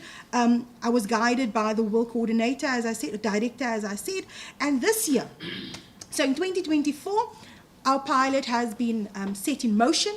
And I'm working with the first years. And what we are doing, we're scaffolding them from the first year into the second year. Our industry partners, as I said, we got 28 new industry partners, apologies. And we are going to be engaging with our industries, those new partners and existing ones in May, so that we can get them briefed for what they need to do. So we have about, in total, plus minus 64 that's going to come on board, which is exciting. I need more though, because I've got a lot more students. So this, ladies and gentlemen, is a cyclical process of, what we actually did to facilitate the dual project. So here we had meetings, project introductions and inductions. CHEC was here right on top, as I said, because it was a project lead for me, ongoing support, facilitation, industry advisory. Here we looked at project introduction, workshops, curriculum, professional body. I do feel that here the professional body and the 6 long-standing partners, that should actually continuously filter through, because I've been engaging with them continuously as well, because through this long-standing professional body, they've also spoken with other agencies, with other businesses, and through them getting excited about dual project, we're getting more people on board. So we don't have to do all of the work as individuals. We have to look at who can partner with us in this partnering process. And this is the internationalization I spoke about, and also the institution. So we're looking at curriculum review, teaching and learning, the HOD, the QEC process, the APC process, HEMAS office, faculty office, Senate. We all know those structures. So documentation, filtering through, it takes a year.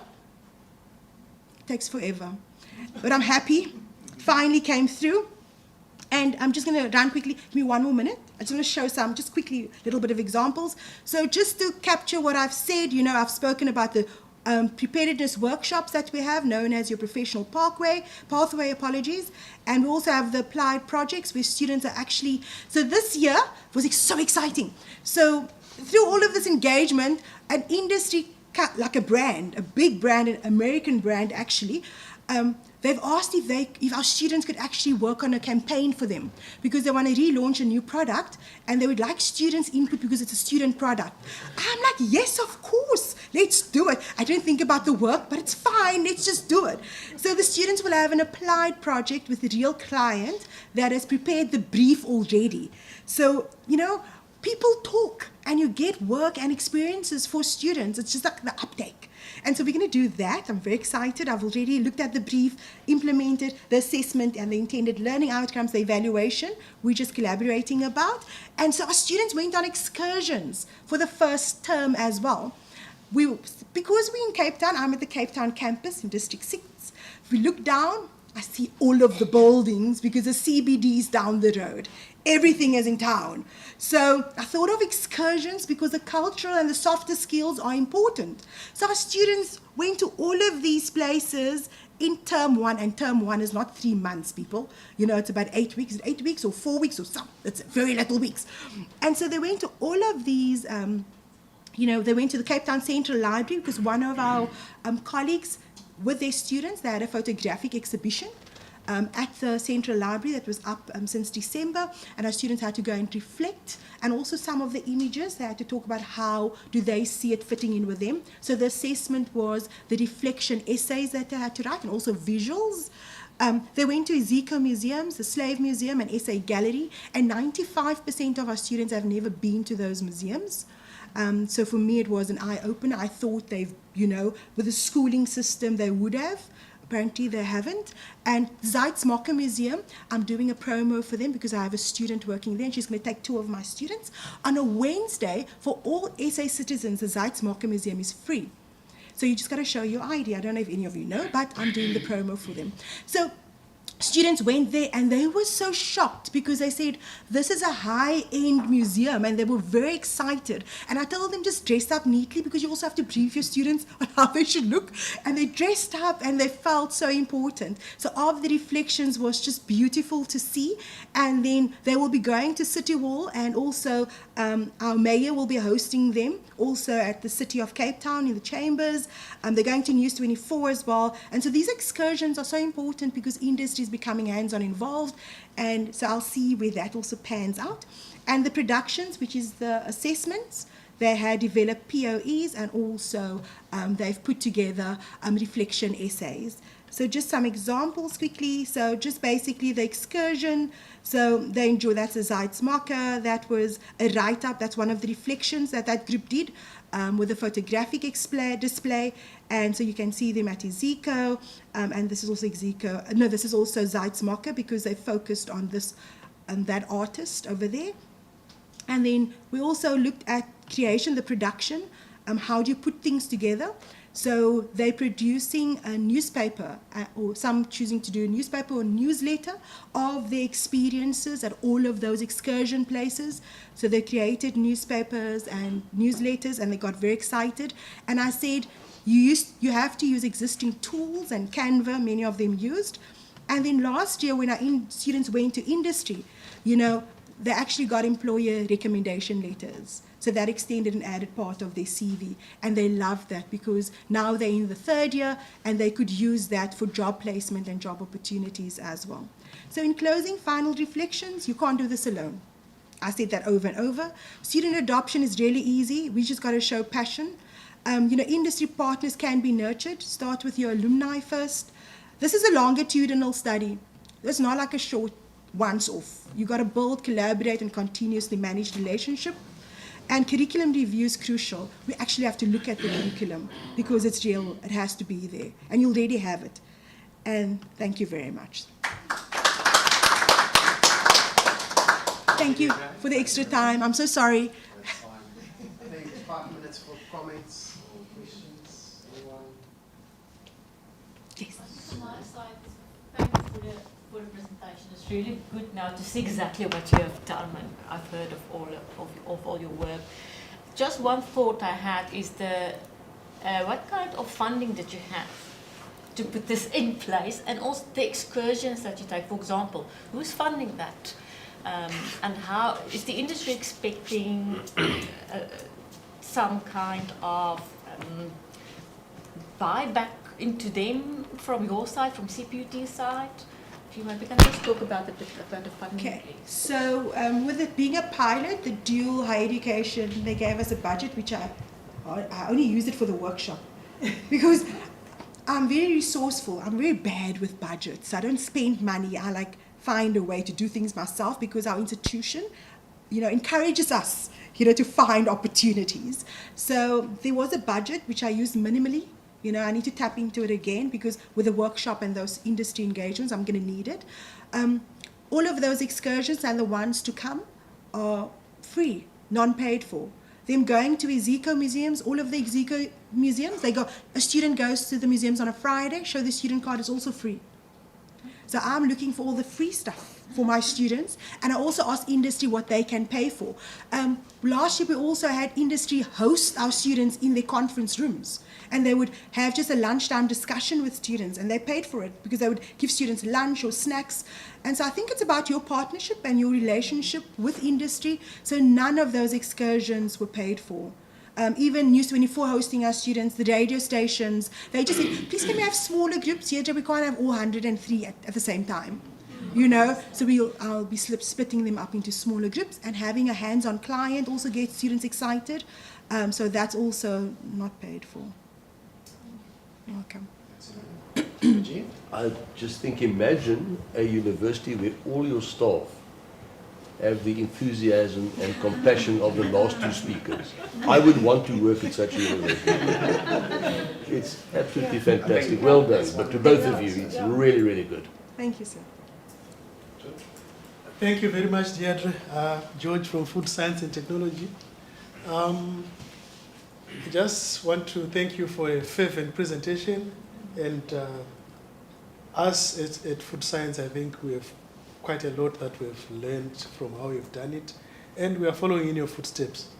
At which stage did you do you have your first years going onto the industry?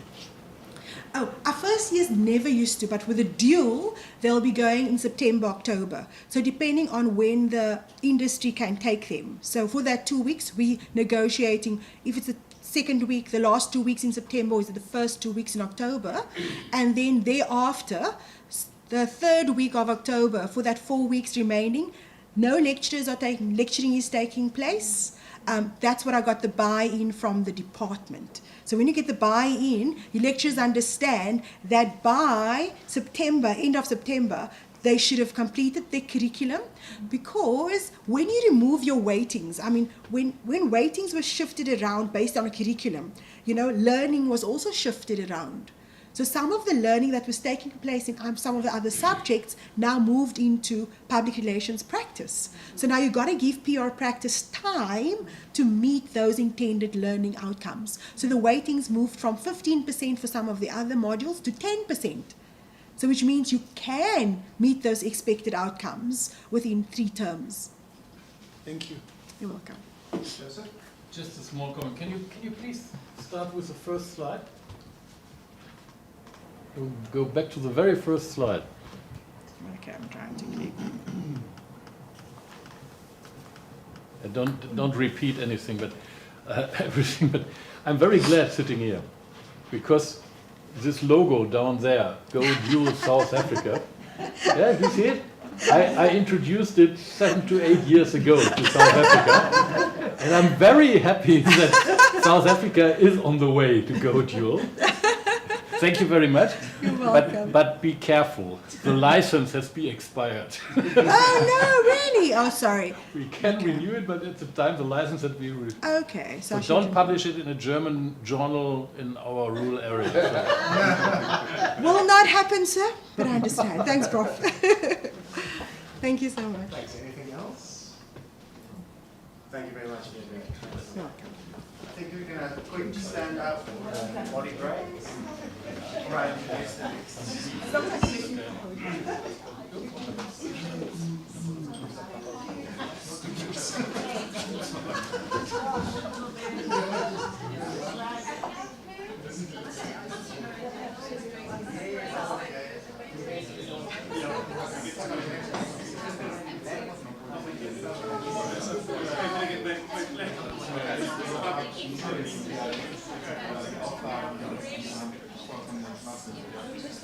Just having a break.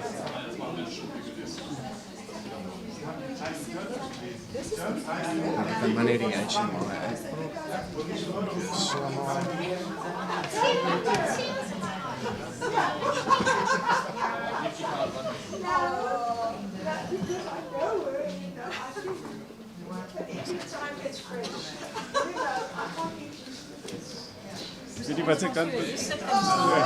Ja, ons kan maar sommer saam hier so staan. Ek weet nie of jy die kant agter wil staan of ek kan. Ek kan nou seker hier ook staan. Ek weet nie, ons kan maar kyk. Ons gaan Anders twee moet jy inskuif. dik so om aan die kant van my kom staan. Dan kan ons maar so staan en Staan maar so. Ja. maar- Ja. En het jy sommer jou laptop so? Ja, ja, ja. Ek het my foon gebring, maar dit is nie nodig om nie. Ek het gedink as ek daar sien, dan kan ek sien hoeveel jy het, maar dit is eintlik nie nodig nie. Te weet hoeveel slides. Dit is 'n redelike informele. Ja, nee. Ons het elke van ons maar ons kan 'n dag aan praat as ons. Ja, nee, ek kan alles hier gereeld praat. zijn. 6 Ja, ek moet sê dat sy is baie entoesiasties. Ja, nee, is nie. Ja. Seker.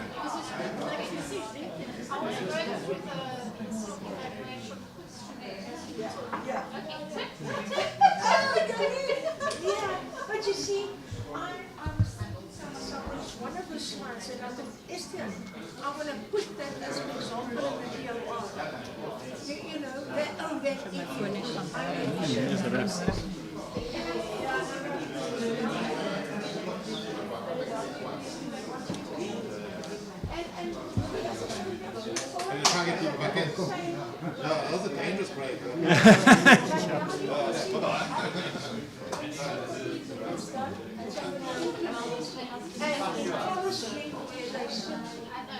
Have they not moved forward?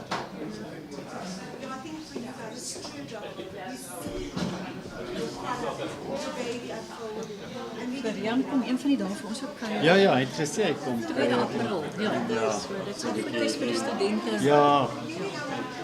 Ons het nog wel 'n lekker groep hierdie jaar. 'n Lekker groep gevoel. Jy weet jy kry mos baie. Ja, jy kry sulke dis nog so die goeie jaargroepe verskil. Ons het ook 'n lekker groep hierdie jaar. Laas jaar se groep was so was 'n oulike groep kinders wat dis vol uitstap. Ek weet nie hoekom nie, maar dit is in hierdie jaar se groep is heeltemal. En ons het nou gevind vorig jaar ons het hierdie jaar baie klein onderneersgroep gehad. Hierdie jaar het ons alweer groot. So ons sal weer volgende jaar groot ons dan weer. Ons het hierdie jaar 'n kleiner onderneersgroep.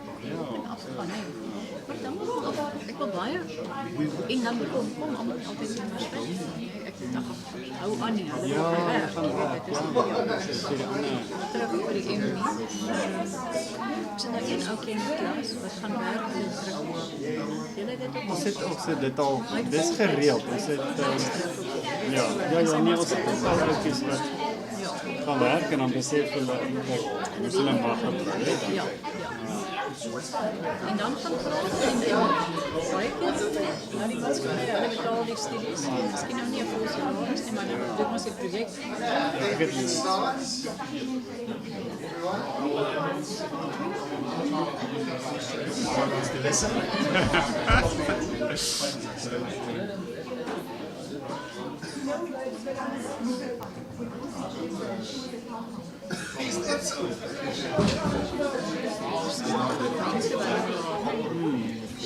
Ons gewoonlik nee, is nie. Okay, I think we're ready. Sit down again. Before we break for lunch.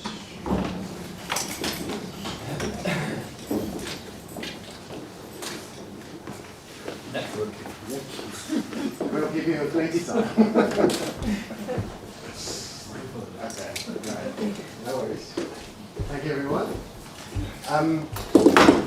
I'd like to introduce our next speakers. We have actually recently come to know of this program, and we've met with both Professors Halvard Dobenheimer and Jeanette Licknote, who is with us today, from Northwest and UWC respectively. And we asked them to talk about their program. It's a long-standing program, and they have actually inculcated the employer part in their program once we got to learn how they do this and what the program is about. So we thought we want to take some lessons from where they come from, how they've developed the employer partnership component of their program, but especially what this means in the long run, and both for the student, but also what benefits the companies or employers get from the way they present their program. So thank you very much, and we look forward to your presentation. Thank you. We are going to first of all just give a brief background of the programs, how it started, and then we'll discuss a bit around the structure of the master's programs and how they how sort of we integrate the students into industry. So the BMI program started in 1997. It was then at that stage the university had a lack of master students, specifically in mathematical statistics, but also the industry, the financial industry specifically, is where it started, also had a lack of skills, specifically in risk management. So there was at that stage between it was then the Potchefstroom University for Christian Higher Education and ABSA, the then rector of of Potchefstroom University and the chairman of the board of APSA, Dani Cronje and Carols Reineke, they started this program due to the lack of either skills and students. And they built it on a concept that was at that stage between the Free University and Rabobank in the Netherlands. And that's sort of how the program started. And interesting also, not interesting, but I think the industry engagement was from the start a very, very large focus, is that the first academic staff that was appointed at the Center for BMI were people from industry. They were people with industry experience that started this program. So the program, the BMI, actually stands for business, mathematics, and informatics. And it is based on these three circles of mathematical science, information technology, but with the focus on business, on industry. And our program is structured in such a way that we try to integrate these three circles. So we have got an undergraduate up to honors programs. We've got 4 different programs focusing on quantitative risk management, actuarial science, financial mathematics, and data science, or business analytics, which is our take on data science for the financial industry. But these 4 programs all goes up to master's level, where we've got the master's in BMI or the MSc in BMI. And our largest focus here is not to train, in a classical sense, master students that need to be academics. So we're not trying to train academics. What we're trying to do is to train professionals for industry. So we've got a large focus on professional problem solving skills, creative problem solving, obviously knowledge of the application area, which in our case is the financial industry. So a lot of database management, programming skills, and mathematical techniques that we do.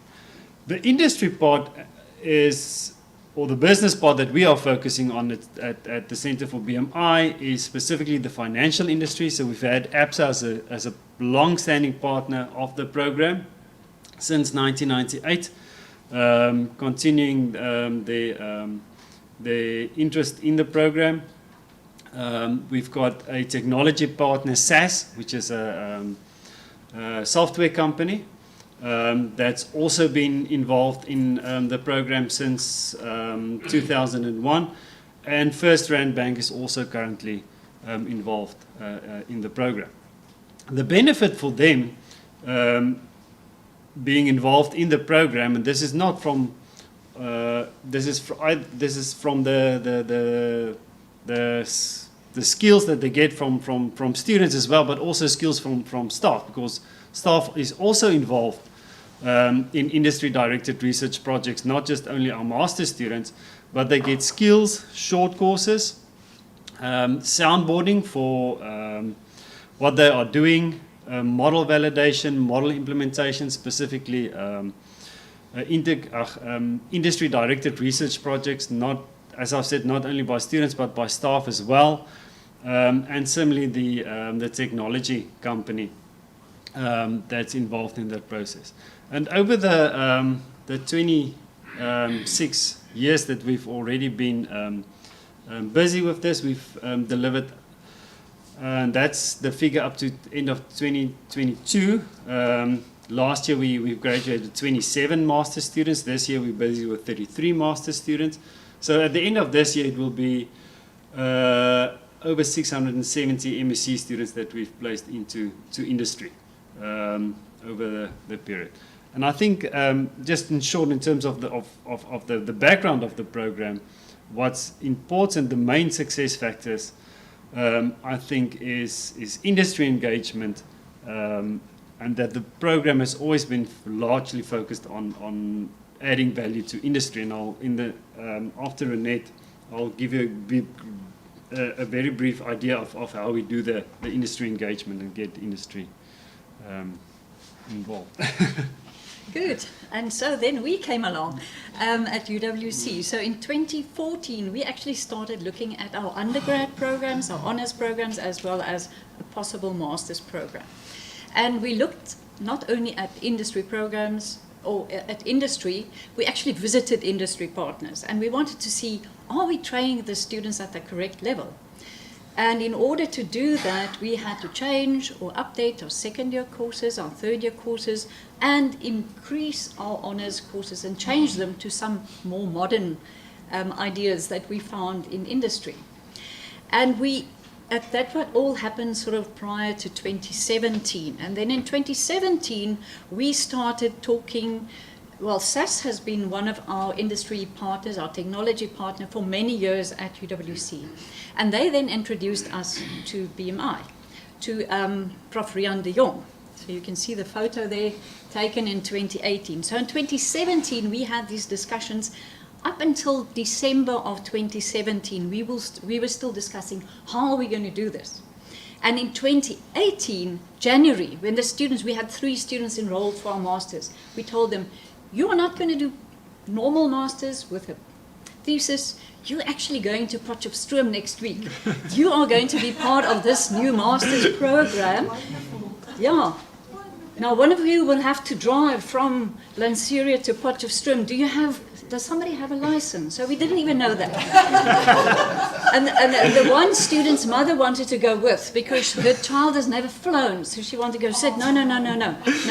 So January, middle of January, the program starts. The students and some of the lecturers went to Potchefstroom, and that's how we started, very quickly. But we could do that because we had something on the books, in our yearbook, that we could actually use. So that's how we started.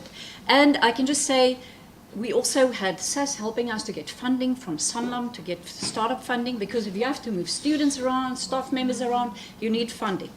And we also had to employ some retired people to help us with all these projects, because suddenly we had more projects than we always had at university. And I can tell you, it's ongoing. We never stop. We engage with industry on a regular basis, get their feedback, change the courses accordingly, because that's what we have to do. We cannot stand still and wait. Things are changing, and if we look at industry now, how things are also changing, we have to keep abreast, or try and keep abreast. I'm not going to spend too much time about our degree flow, but you can see it's basically a degree with statistical science as the background, and then students can come through either pure statistics or more a data science driven honors course, or even from computer science if they've done the data science courses and if they've done an undergrad in statistics. Then they go into our flagship program, which is the joint program with Northwest University. And we've actually had a few people now continuing with their PhDs, people in industry. So although Helga said we're not focusing on, we do have students that actually continue with PhDs linked to industry. So, and some of them actually come back to academia as well. Very important, the industry involvement. So SAS, again, many years that SAS has supported the university. The funding from Sanlam initially to get our program running, and since 2020 we've had funding from Invella Ventures, which is from Capitec Bank. So it comes from Capitec Bank into our program, and really assisting us with bursaries and helping us to employ additional people to help with the project. And same as the Northwest project of master's program, it is an internationally accredited master's program by SAS as well. I'm not going to repeat, but you can see industry is very important. Having the technology partner, also very important. That's the soundboard, it's a two-way process the whole time, it never stops. And then, of course, we haven't had as many students as Northwest, but what we have is that we are seeing that our students are placed immediately in companies. So that's very important. Coming from a background at the University of the Western Cape, where we normally had maybe 1 or 2 master students per year, we're now attracting close to 10 students per year, which we've definitely grown, and I can see that we can move into like 15. We're not going to get to the 33 very soon, but hopefully at some point we will get there. But it's very important for us to attract students, to keep them, to continue with the masters, not to leave to industry, because our students after honors get jobs. In this field, they do get jobs. So that's not the problem. It's actually to attract them, to have bursaries to keep them so that they can actually stay and they learn a lot. Okay. Over to Helfat again. Okay, so I just quickly want to go through the how do we do industry engagement and the framework that we follow. So typical universities, in our university we've got sort of these three focuses.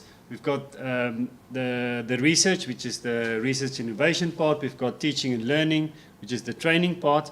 But then we also talk about community engagement, which in our sense is the industry engagement part, where our community or industry that we engage is the financial sector in South Africa. But so in the research, you've got your basic research, and the training, you've got your basic training. And where these two meet, you've got your classical PhDs and MScs. But the center mostly operates in the intersection of the top circles.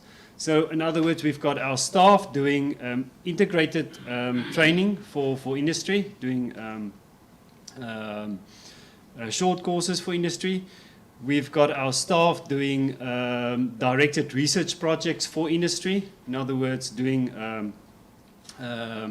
not just plain consultation, but also industry-directed research for industry. And also, obviously, doing applied research, the commercialization or the consultation part there at the top. But our master's students and the projects that they actually do in this industry is the intersection of all three of those circles. And that is where we focus our master's students on. So our master's program is a structured master's program. It's a 1-year full-time program. Students do the first 6 months, they do coursework, where they still get taught some theory. But what's also important is that in that first 6 months, we do smaller projects in groups, where we actually train them for the second semester. The second semester, they then spend on these industry-directed research projects, where they sit 3 days a week on site, full-time at the company, doing their projects. The other 2 days, they're still busy with it, but they still have to see a supervisor, and there's also a course that they do the first few weeks.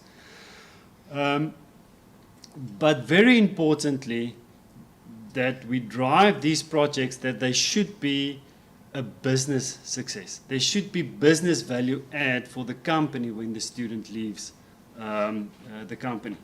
So to facilitate this whole thing we follow a strict project management process as well. There's 4 formal meetings where students have to do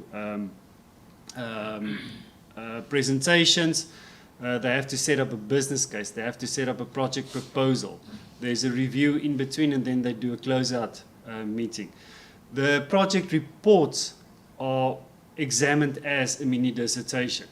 It goes through a whole examination process, internal, external examinations.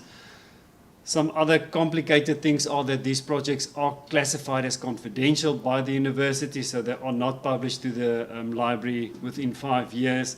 That does not also, at least that does not restrict you from publishing from the stuff. You can engage with the industry clients and publish from these projects. But to facilitate this whole thing, the student is assigned academic supervisor from the university side, who is responsible for the academic success of the project. From the client side, a client project officer is assigned to the student, who is responsible for the business success of the project. So this is the person the student has to see at least once a week in the company. We need to tell them what did he do the last week, what is he going to do, and help them and guide them to make sure that the student solves the right business problem. And you don't get in after 6 months and the student does something and then this client says, well, this is not what I wanted. So that's very important. But from Also from the client side, there's a client coordinator, which is usually sort of middle management, and there's a client sponsor, which is the person ultimately paying for the student, because the student gets a stipend from the company for the 6 months.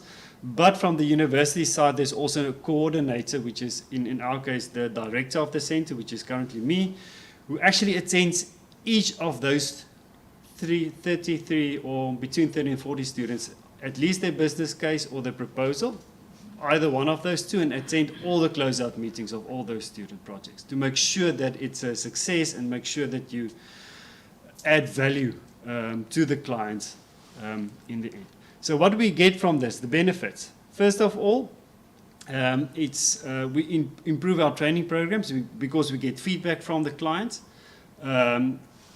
By sitting in those meetings, supervisor and myself as the coordinator, we get input from the clients of what we should include in our programs.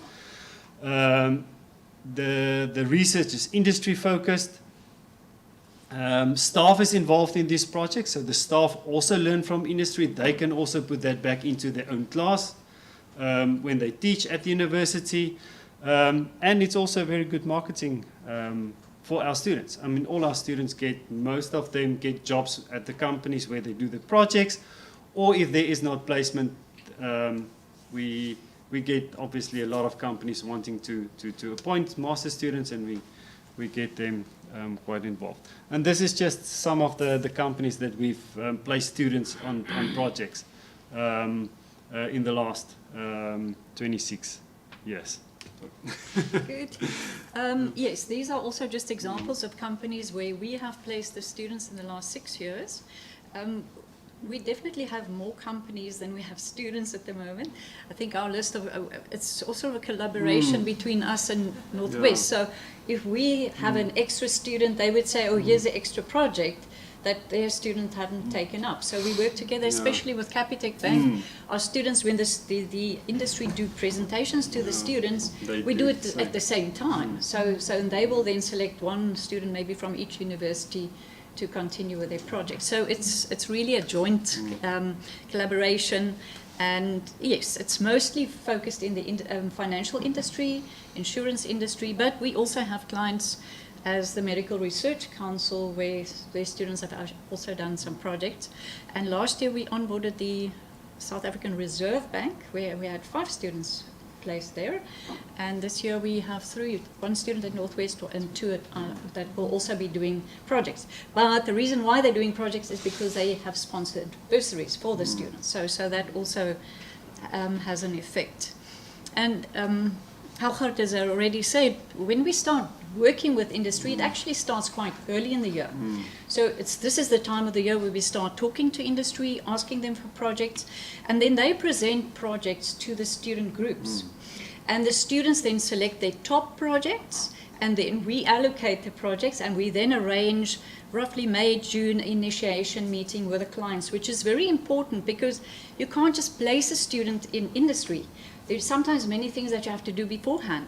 Students need to be ready. First of all, some of them have to travel, they have to relocate to Cape Town. Some of the Northwest students or our students have to go to Johannesburg. So it's not only there are physical things that you have to arrange, access at the companies, security checks. Students have to go through police clearance sometimes, fingerprinting. All of that has to happen before you actually start with a project. And last year when I was Reserve Bank, it was the first time we had them on board, and they said, no, it's not a problem, not a problem. And when the data had to be shared with the students and the staff, it was a problem. And then the students had to go for police clearance in, I think, August, which was too late. And I was really worried. What is going to happen if a student doesn't, they're not going to accept the student at this point in time? I don't know the students that well. So that is really something that this year we will do with the Reserve Bank, we'll do in June and finish that. And, the computers have to be given to the students so that they have access to the correct databases. So a lot of security if you work with data and projects with data. So that happens before the students start in July, and then we have these, as Helgert has already said, the business case, the proposal, the progress review, and the closeout presentations. Now, in our case, we have far less students, so I can actually attend. I attend all those presentations of all the students, also to make sure that we keep the correct standards and we build the relationship with our clients. And then, of course, the examination process, Helgert has already spoken about. Initially, when we started, the UWC lecturers didn't know the content of what had to be trained and taught to the students. So the first few years was sort of knowledge transfer, and all the IP was shared with us. So, I mean, that's what Northwest has been doing. They've given us access, and we've actually now trained our staff. So at this time, 6 years later, it's a shared collaboration. So some of the classes are taught by UWC lecturers, some of the classes by Northwest University. And with COVID, we actually learned to synchronize things. So it became easier. So we had the same timetables. So what happens is students sit in class. All our classes are in class. So they have a lecturer in class. So it's either they have a real lecturer in class, but they are linked to the other class electronically. So every class is hybrid in a sense. You are in class with your lecturer, but it might be another lecturer teaching the class in a hybrid fashion with a class in front of them. So it's and it's working quite well. Even with our load shedding, we still arrange that. We are so lucky that where we are and where Potchefstroom is, we are on the same timetable of load shedding. So we know it's going to flick down, and we just wait 5 minutes, then we go on again. So that stress is also less. Exams are also in person on campus, and yes, and I think at this stage with the alternating, it's really helping. If somebody resigns at one university, you've got another person at the other university to actually help train or upskill the person, a new person at either university. And then our industry projects, before COVID, everything was always at the client office. The students had to go to the office 3 days a week. Now, of course, COVID changed things, not only for our students, but also for industry. People are not going to the office every day anymore. In many companies, we see that even the people going to office maybe once a week. So some of the companies still encourage the students to be there 3 days a week. Some have a hybrid, 2 days, 1 day. And there are some companies that even have a complete online onboarding of the students. But that is not a very good, we see the students definitely don't get the same learning experience and training experience compared to when they are actually there in person. There's just so much happening at the office that they don't get in an online environment. Okay, and the question was also, how do we recruit industry partners? Well, first of all, through our networks, various networks. We contact companies, we talk to companies, tell them about the projects. I had to do quite a lot of that in the last, say, 5 years, the contact from our side to industry. This year it changed around, that we actually have companies contacting us saying they want to actually become part of this. So it gets to a point where you have people talk, and then that happens. Of course, we've got our alumni in companies. They also talk and they market us, so I think that also helps. Funders help because they also help us place the students where they need, where they've maybe provided funding. And we've also have now sort of a reverse where a student will come with a bursary and say, but I work in this industry, or this industry is paying my bursary, I would like to be placed in that industry. So it's a mixture. I think that is it from us. Yeah. Thank you, Renee and Alha, for that. I think we found that very interesting. I know I did. Comments or questions? Everyone's silent. Hungry. Joseph? Sorry, but you mentioned the benefits for the companies. Can you summarize again the benefits for the students? Oh. Because you said you have, at the end, you had only a few students who are interested. So what are the benefits for the students from their perspective? Do you know about that? Well, I think the benefit for the student is one is they get industry experience before they actually go working, right? In other words, they do a 6 months sort of internship where they actually they can put on their CV in the end that they've actually had some industry experience. They can start building a network with the people that they meet actually physically at those companies, so they know where to send their CVs, and the job opportunities that they actually get. I mean, our students, and I don't want to say 100% because we do get 1 or 2 international students in our year groups, and they do struggle to get work in South Africa. The appetite for international students in the financial industry is not very high. But apart from those, all our students get work by the end of January. I think what I would also add is it is a quality program. Yeah. It's not, and industry recognize that as a quality program, and they know that students have gone through this program are resilient. It's a tough program. It's not an easy program. We tell the students in the first week, 10 hours a day, 6 days a week. If you don't do that, you're not going to pass. And some might do slightly less, but that is sort of what they actually do. I've had students saying this year to me, it's more than 10 hours per day. So that is, it's tough, and it's 12 months. It's from middle January to middle January. So that is also something that it's tough on the staff, because you really don't have a lot of time that you can actually take to take a break. And because of the NDAs that have been signed, the research is limited. So you have to find industry partners where you can actually produce further research, because that is what the university, where they tick the boxes. So it is difficult, especially for younger staff members, to grow in the academic environment.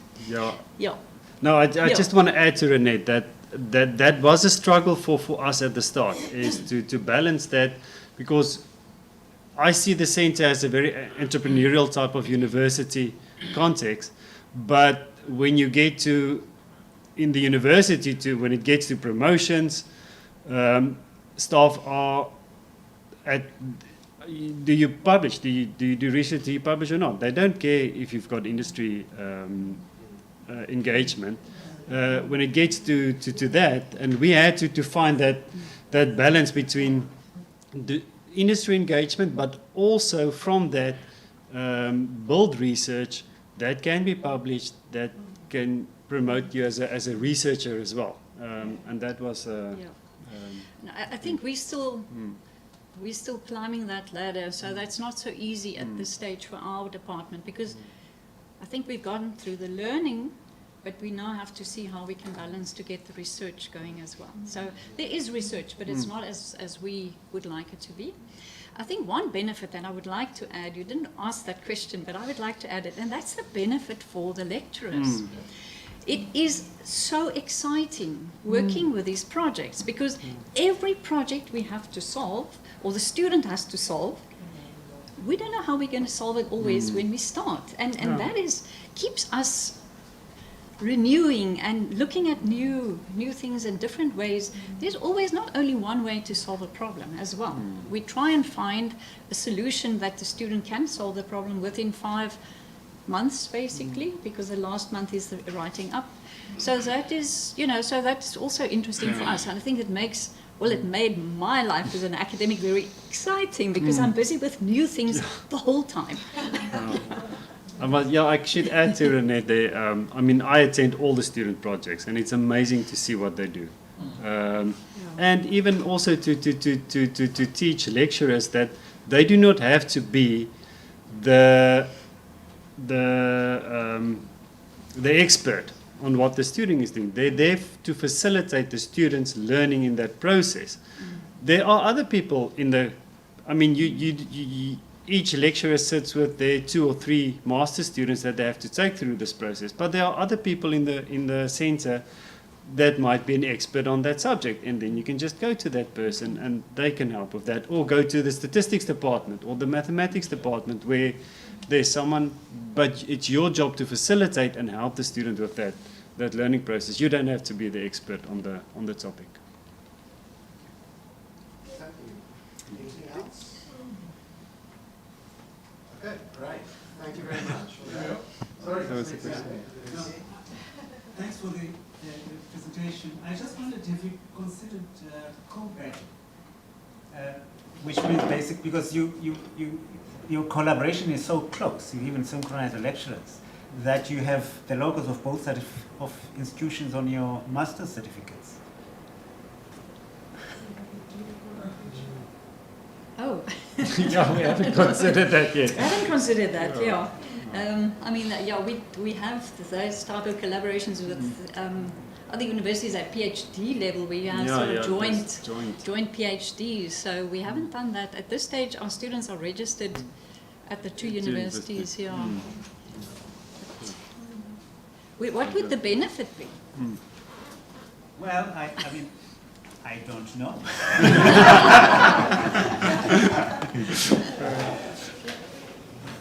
But I imagine if, well, I don't know in the higher education landscape of South Africa what are considered to be kind of prestigious institutions. Well, we know sometimes. But I thought, I don't know to students or to industry whether it would have more benefit if they see that there's closer collaboration of two institutions who share certain particular expertise and so forth. I don't know. I think we work in a reasonably small industry environment, so they actually know that. So, yeah. They had a very good brand, and we could help. Right.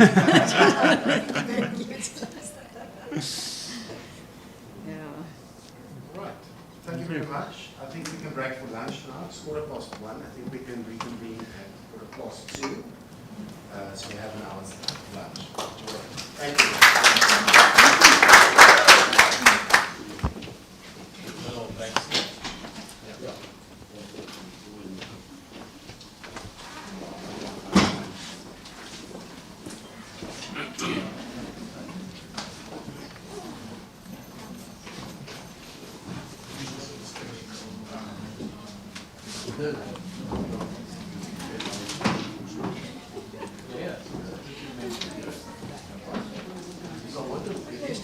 Yes. You should take a group photograph. We can do that. Yes, absolutely. That's before lunch.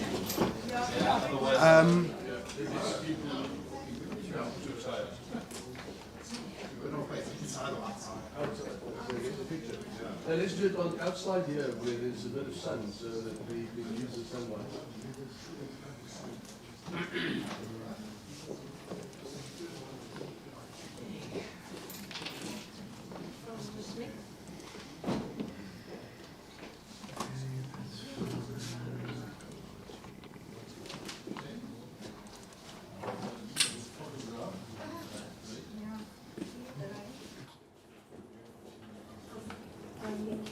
Very much emancipated being here. That's right. Hi. Hi, lovely to meet you. That's really nice. I think you guys follow the higher education model. And I mean, it just shows you how successful it is. And all universities will do that, and I think the collaboration is really because I feel that that is something wants to implement for some academics will do supplement some of the parts what we did was created pathways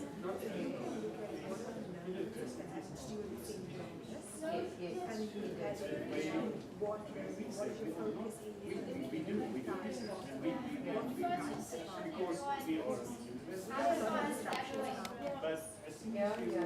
you know, but that kind of All good in your side? Yeah, good. Great. Absolutely. Yeah. Okay, fantastic. Thank you very much. Just letting the feed run. And there were 3 people on at one stage, 2, Yes. 2, 3. But we expected that. Yeah. Yeah. No, absolutely. Great. Thank you very much. Thanks, Appreciate it. Thank you very much.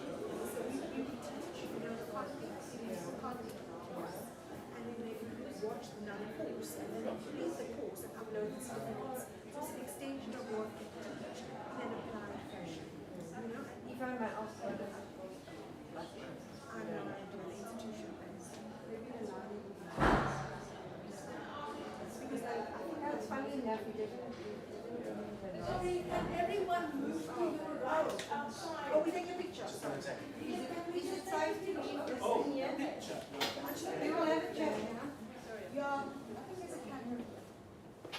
Join us for a photograph, please. Yes. Can you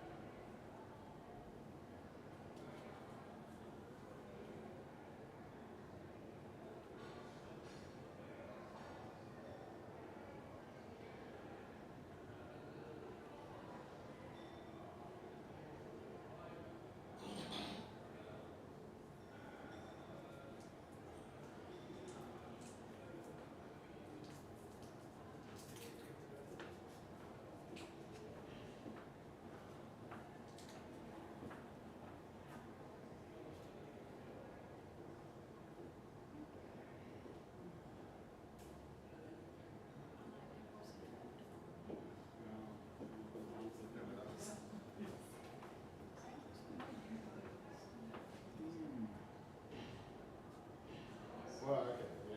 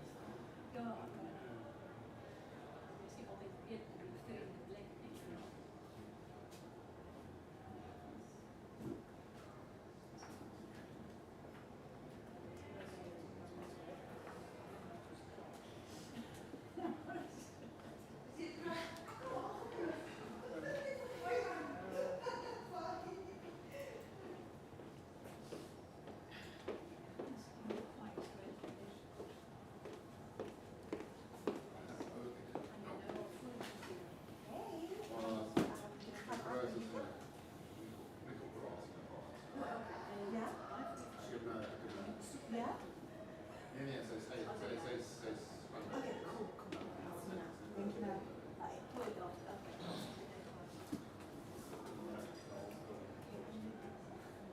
Well, I'm so glad you were here this morning.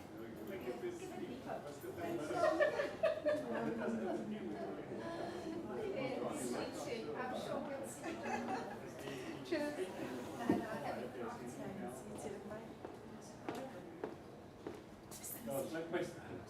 We'll be in touch, ne?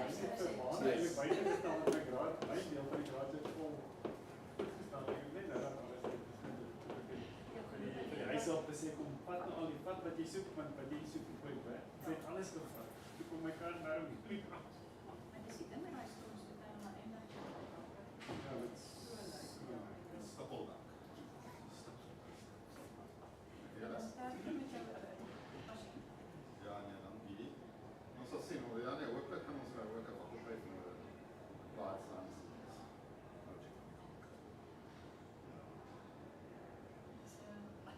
Dat is 'n moeilike storie, want die departement wat hulle gekies het, is nou die een wat jy is eintlik al as 'n diploma, as 'n sport.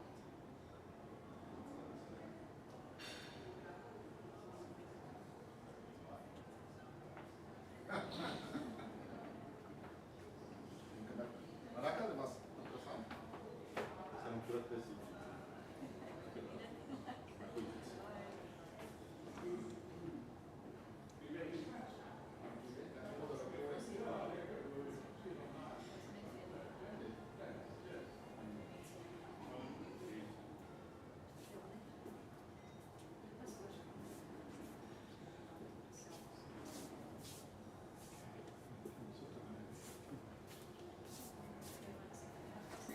Ja,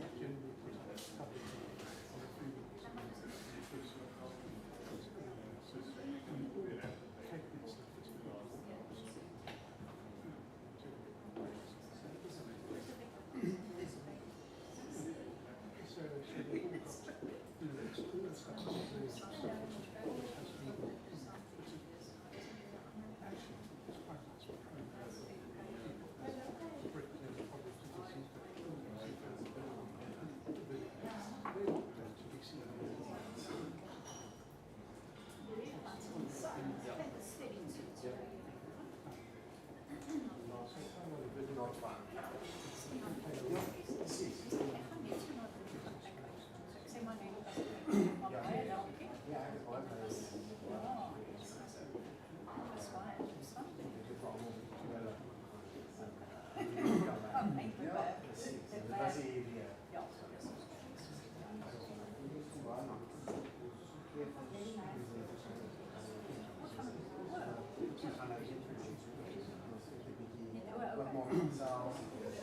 Sorry.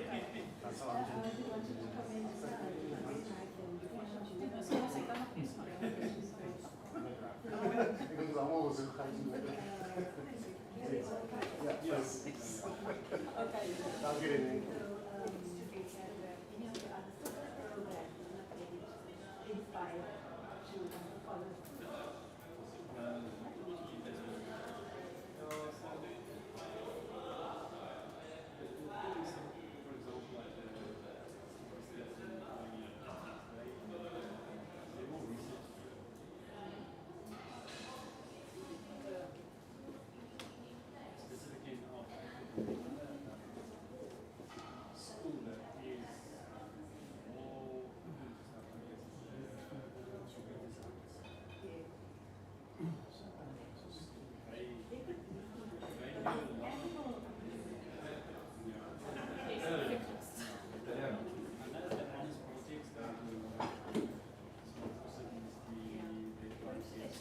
Here I am, at the podium.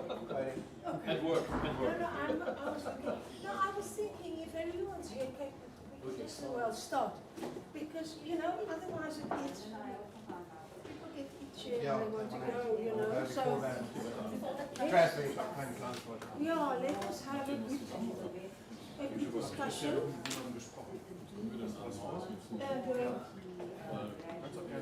Take it from there, you know. Okay. Das ist der Gute, das wäre schon noch Ja, wir sind ja im gleichen Haus. Wir machen eigentlich das Essen gehen, mal gucken. Das wäre auch nicht schlecht. Oder nachher. Okay. Ja, das ist gleich mal abstimmen. Wir müssen nämlich auch gleich nochmal warten auf die. Wo wohnst du denn? Ich wohne in Köln, der Müller. Der ist ja bei uns im Fußläufig sogar. Gehst du zurück nach Victoria heute? Nee, morgen. Morgen Mittag. Und dann komme ich Du noch hast mal. auch andere Treffen. Ja, ja, ich habe noch andere Termine. Ich habe auch morgen hier noch einen Termin. Und komme dann Ende April komme ich nochmal zurück nach Kapstadt. Aber ich bin die ganze Zeit in Südafrika, 6 Wochen. 6 Wochen. Gut, ne? Ja.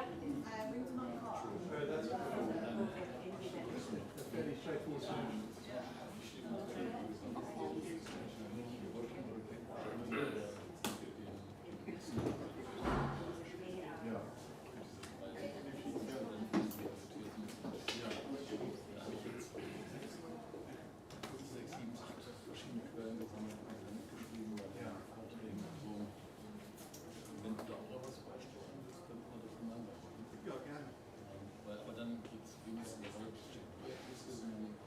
das CBS allgemein. Weil hier haben wir die Erfahrung noch nicht. Hier können wir nur proposen, was für Erfahrungen. Ja, müsste ich mal zusammensammeln in meinen Sachen, die ich so habe. Ja, ich habe da auch so eine Mappe, da ich die gesammelt habe, auch bei Konferenzen, deswegen habe ich auch hier gefragt, wenn man mal mitgeschrieben. Ja. Ne? Weil das würde ich gerne mal zusammenfassen. Das können wir mal kurz.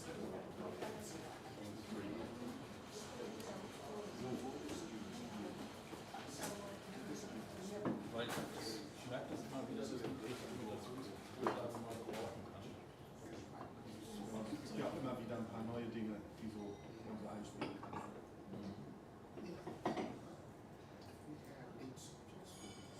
Es gibt auch eine ganz gute neue Publikation zum dualen Studium, die ist ganz frisch.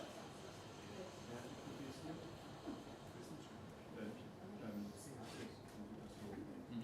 Also Ziegele. Ja, ich weiß. Die Dr. Nickel, die Mitarbeitung da. Ja, klar. Da gibt es das ganz frisch, das hat Jan dann auch schon zugeschickt. Wir haben das auf Deutsch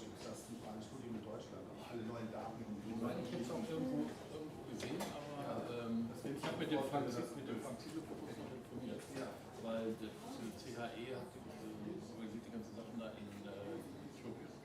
Ja, ich weiß. Und deswegen, bei dem STEP-Programm war ich da, bei dem Face-Projekt war ich jetzt auch da. Und Ende Mai fahre ich nach Kairo, nach Ägypten. Oh, okay. Auch wieder Hochschulkooperation. Mit welcher Hochschule? Mit der Heliopolis. Ah ja, okay. Ist das ein neues Projekt? Ja, unsere Hochschule ist eine Partnerschaft mit der Heliopolis. Beide haben eine Partnerschaft mit der Heliopolis in Kairo. Da fährt jetzt eine kleine Delegation, 5 Leute, glaube ich, fahren darüber, um die ersten Kontakte zu machen. Nee, das ist viel Spaß. Das ist echt abgefahren. Aber Alexander, du hast noch keine Termine mit den Trainings. Well, we actually had a meeting for tomorrow at 11, but I'm afraid she's not available anymore.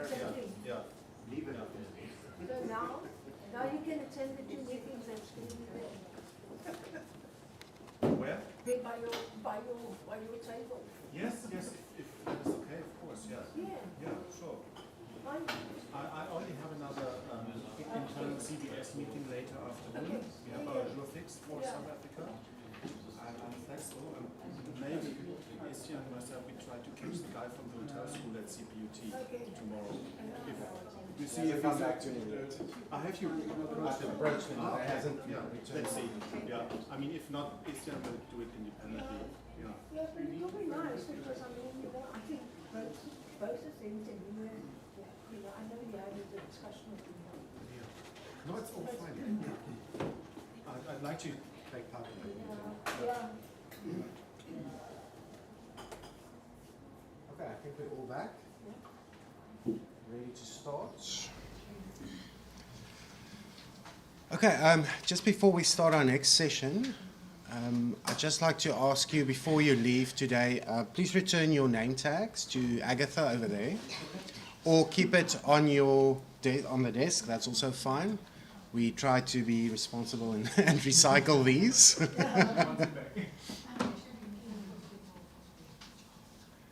Okay.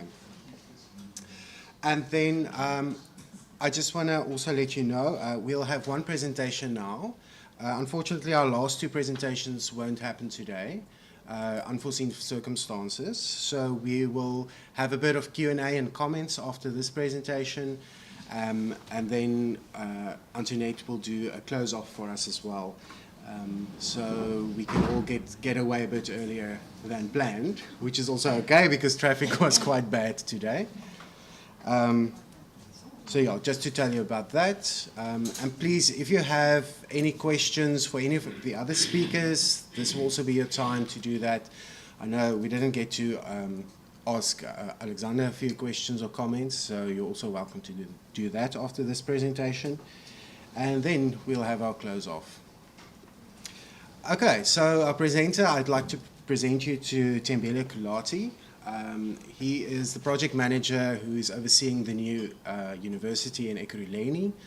And we thought it would be a good space and platform for him to talk about the rationale about the new university, what the university is aiming to achieve, and also perhaps give us a few insights after we have deliberated between us as CHEC and the DHEP project, and what the future lies ahead. So Tembele, thank you very much.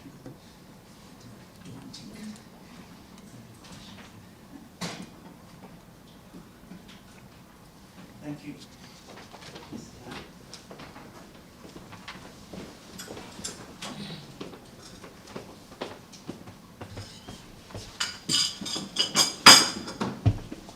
Can I go through here?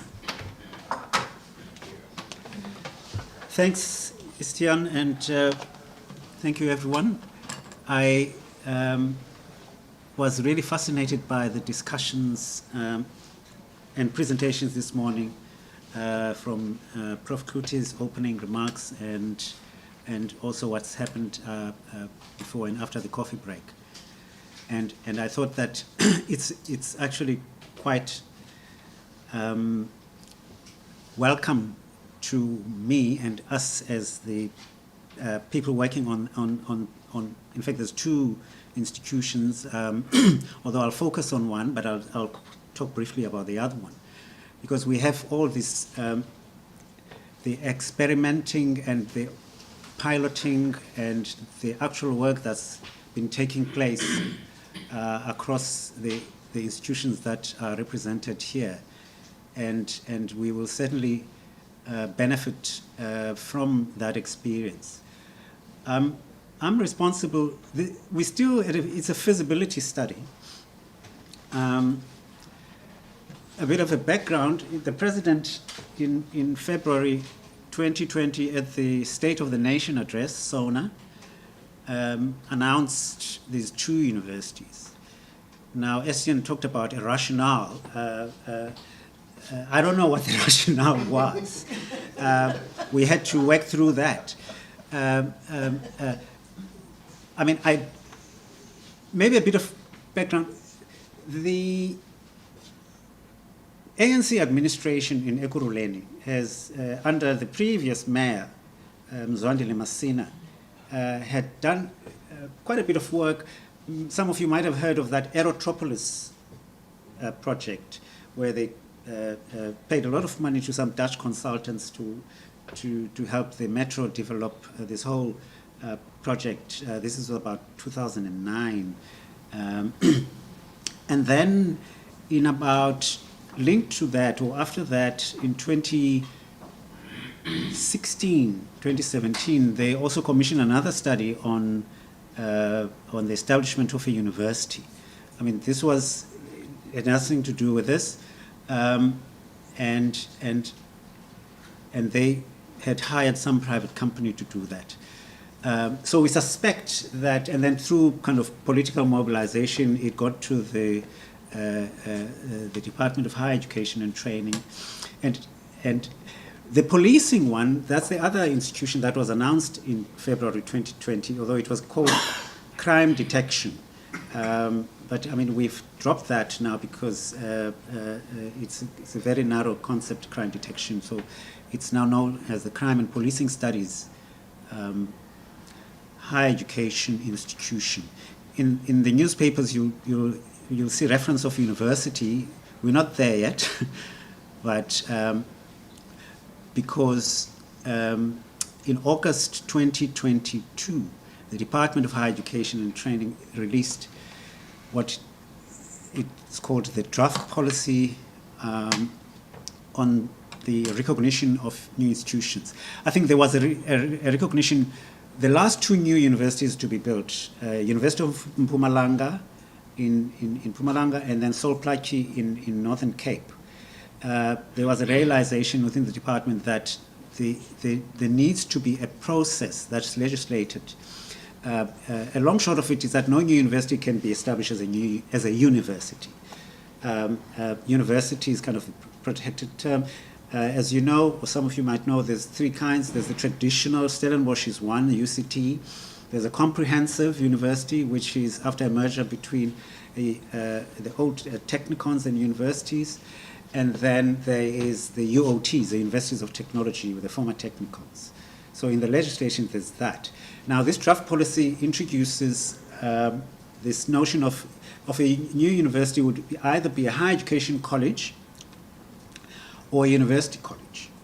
And a higher education college is an instrument or a mechanism to try, because there's also a process in place whereby the old agricultural colleges and nursing colleges, the single and military colleges, to be part of this expanded post-secondary education system. So that's kind of a vehicle for that.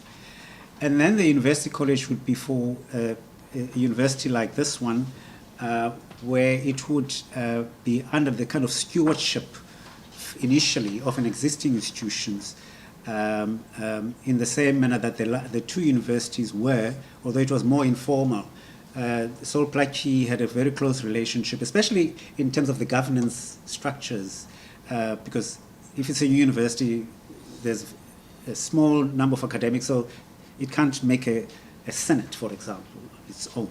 And then And then academic administration, it would need support in terms of systems. So that university worked closely with the University of the Free State initially, and then others, because the first vice chancellor there, Yunus Balam, was a DVC at WITS previously, so he had connections, and then WITS also assisted. So I think that also created this understanding of some form of stewardship. But anyway, that's by the by. I'm just introducing that because we're careful to call these higher education institutions without putting any kind of nomenclature which might lock in especially in the politicians' minds, about what these universities are supposed to be. All right. Unfortunately, after February, COVID struck, so nothing happened until April 2021, when the Minister of Higher Education, Science and Innovation, when things kind of were quietening down, established the PSC, which is a Project Steering Committee. And that was, he invited all the universities in Gauteng to nominate a person to be on this. And then also the two metros, because both of those institutions are in Gauteng. The president, in his pronouncement, he did say the new university will be in Ekurhuleni. And then with the other one, the crime and policing studies, it would be located at the site of the SAPS Academy. There's the South African Police Services has 4 national academies, and then provinces have also their own academies, but the 4 national academies is the one in Hammanskraal, which is for detective training. There's one in Paarl for leadership development.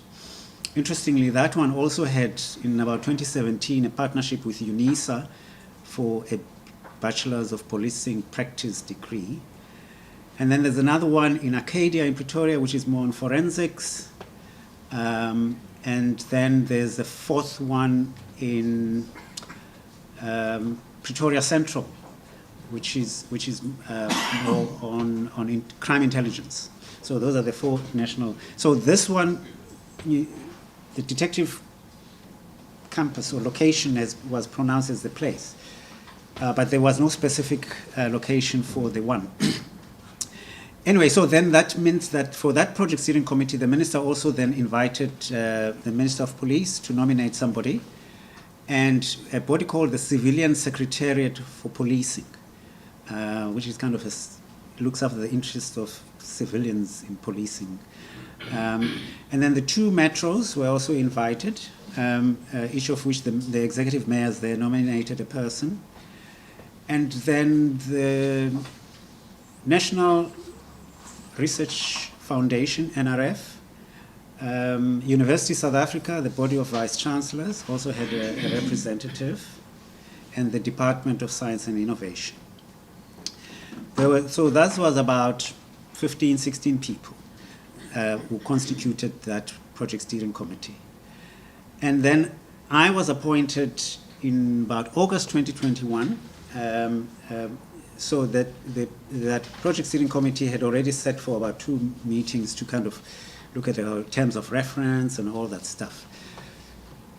And we started the work seriously in around September. And we then decided to have specific work streams,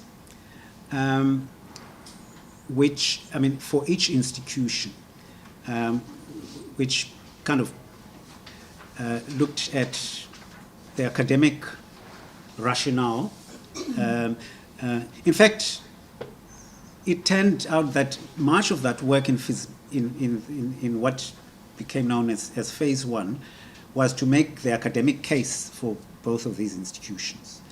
And it was a good thing that we had all the other universities there in Gauteng who would be able to then be able to focus the work, especially in relation to what the academic program offerings would be. And then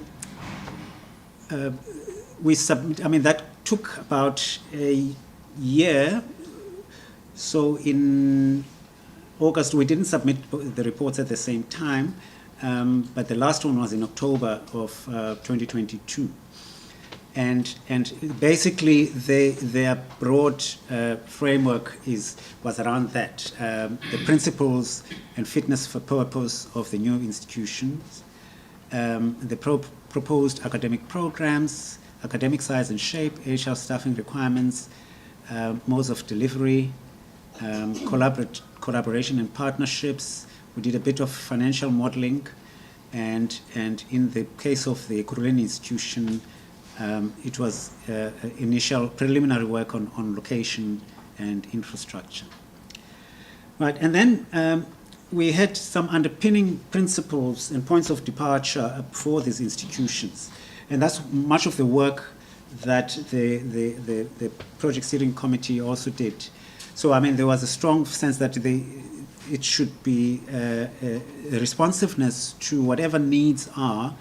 And because these are higher education institutions, and I mean, this comes up time and again, particularly, I mean, with politicians, you have to explain that, I mean, even the institution, if it's located in Ekurhuleni, it's not only of Ekurhuleni, because higher education institutions it's a national competence, but of course, they would have to meet the needs of their locale. Specifically for this particular institution, and because I mean the location was also not accidental. Although interestingly, I mentioned that commission study the Metro did in 2017. Part of the argument there that they said they needed one was that Ekurhuleni is the only metro in the country without a university or any higher education institution. I mean, but that's not much of a rationale for establishing a new institution. But the idea is that young people there, especially in the context of a not so great public transport system, even with the Gautrain, for kids in the East Rand and so forth. So there is a sense that we have to take that on board, that the institution has to be responsive to the needs of that region, but also of Gauteng as a province. And in the case where there are needs identified in the documents I will shortly put up, that other institutions in Gauteng are not meeting, and those needs are urgent to the country, then that particular institution would have to. In the case of crime and policing, well, we know what the situation is like and the needs are. All right, the other one, of course, was complementarity and not duplication, especially programs that are already offered by all those institutions in Gauteng. Inter and transdisciplinarity, I'll come back to that. And leveraging opportunities that exist in terms of partnerships with industry to address gaps in the regional economy. Innovation also is a key principle. And then this phased evolutionary approach is quite important because, so, I mean, I think for both institutions, we're saying they're going to start quite small and over time. Not just small, but in terms of the size and shape, it would be first, I mean, I'll go into, say, NQF level 5s to 7, which is up to about a bachelor's degree and honors, and then over time, they can then go to 8 and 9. Integrated access and articulation, we have a strong, we make a strong argument there about that institution plugging in with the TVET sector as a pipeline for students coming in, the technical vocational education. There's two, there's the Ekurhuleni North and South, and they're doing fairly well. I mean, those institutions, they've got these centers of excellence program that have been implemented. And in fact, I saw the other day that the Deputy Minister was going to open a 4IR lab there at one of these colleges. So we would like there to be, well, I mean, there's articulation into this new institution, but also there's possibilities for articulation to further study, should even within the context of a dual higher education model, for those students, if they so wish to further their studies, it shouldn't be a kind of a career or rather more academic cul-de-sac that after graduation here they can't articulate to further studies should they seek those opportunities. And of course, the dual higher education model also features quite strongly. And then I think it was mentioned in the discussions this morning that, of course, there's some obstacles in terms of the current, whether it's a funding or recognition, say, of micro-credentials within the current framework. And those are, we beginning to have engagements with the relevant authorities about creating an enabling policy and regulatory framework, because some of the things we're proposing here might not be accommodated in the current framework. Okay, a bit on the, I mean, for our friends from Germany and elsewhere, in this country we're great at producing documents, especially plans, strategies, and economic development. This, isn't it? Yeah. Oh, you can.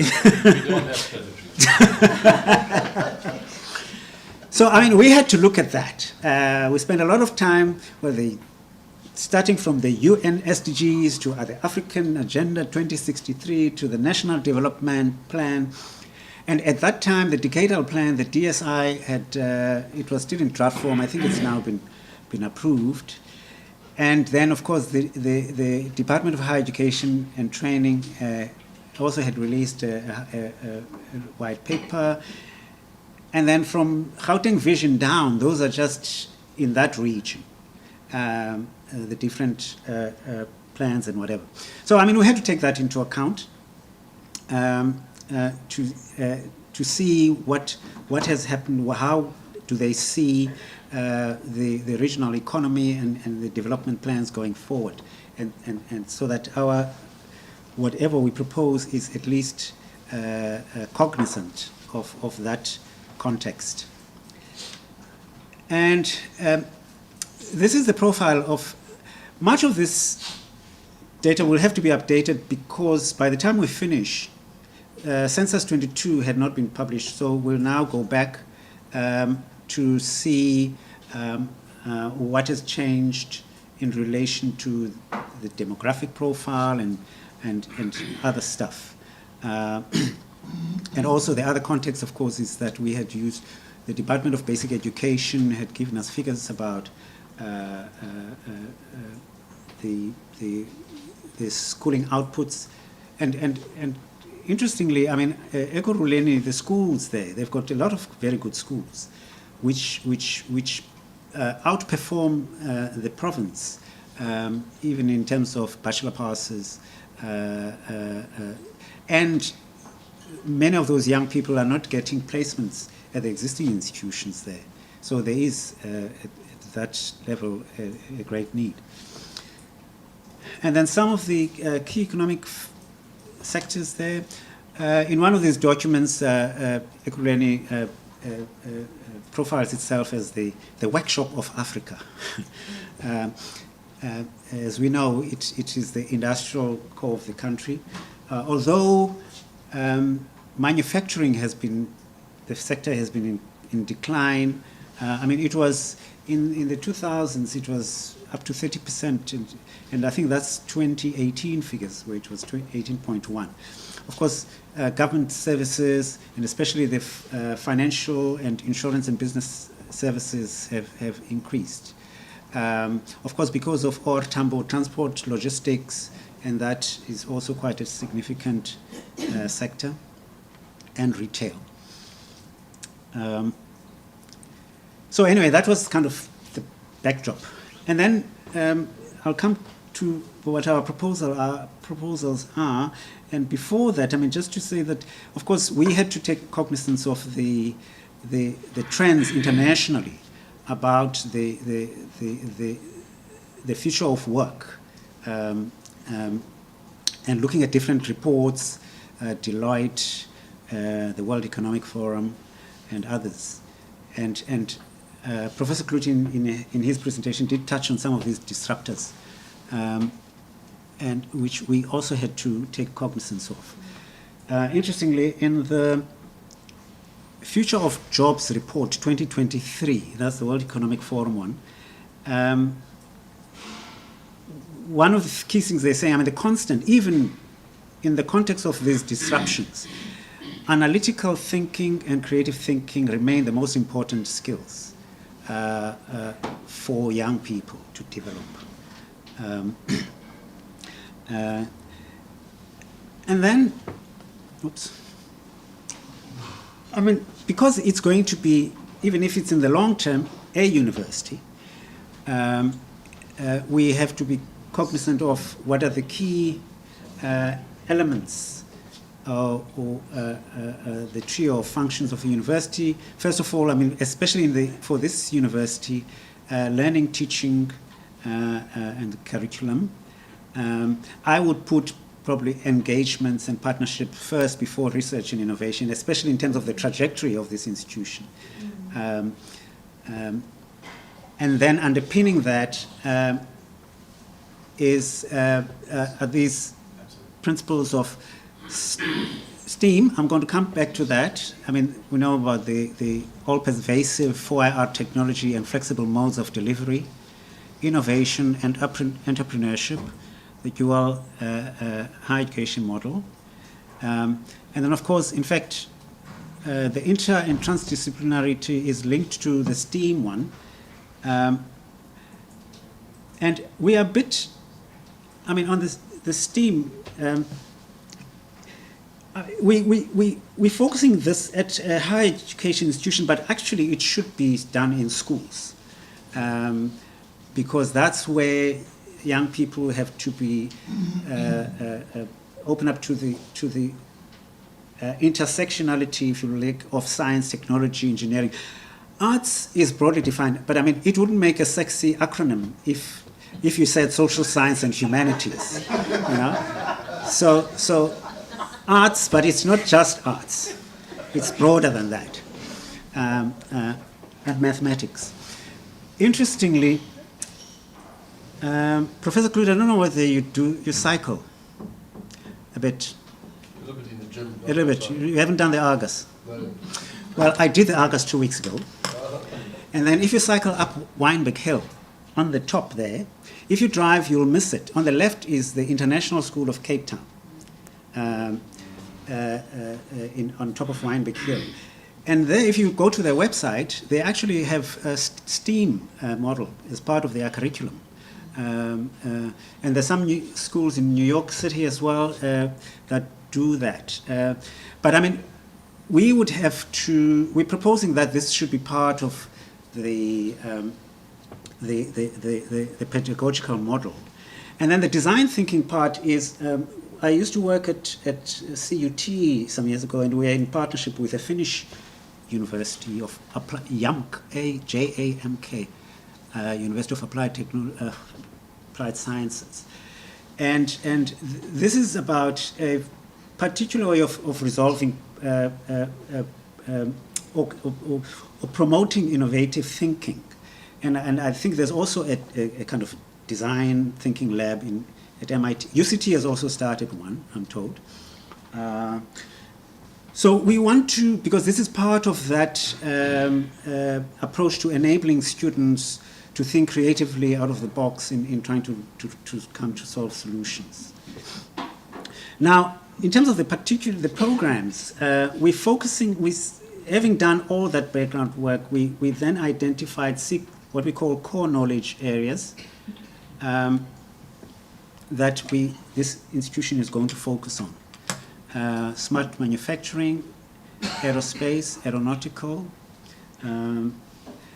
green energy technologies, ICT, broadly defined, smart transport and logistics, and then agro-processing.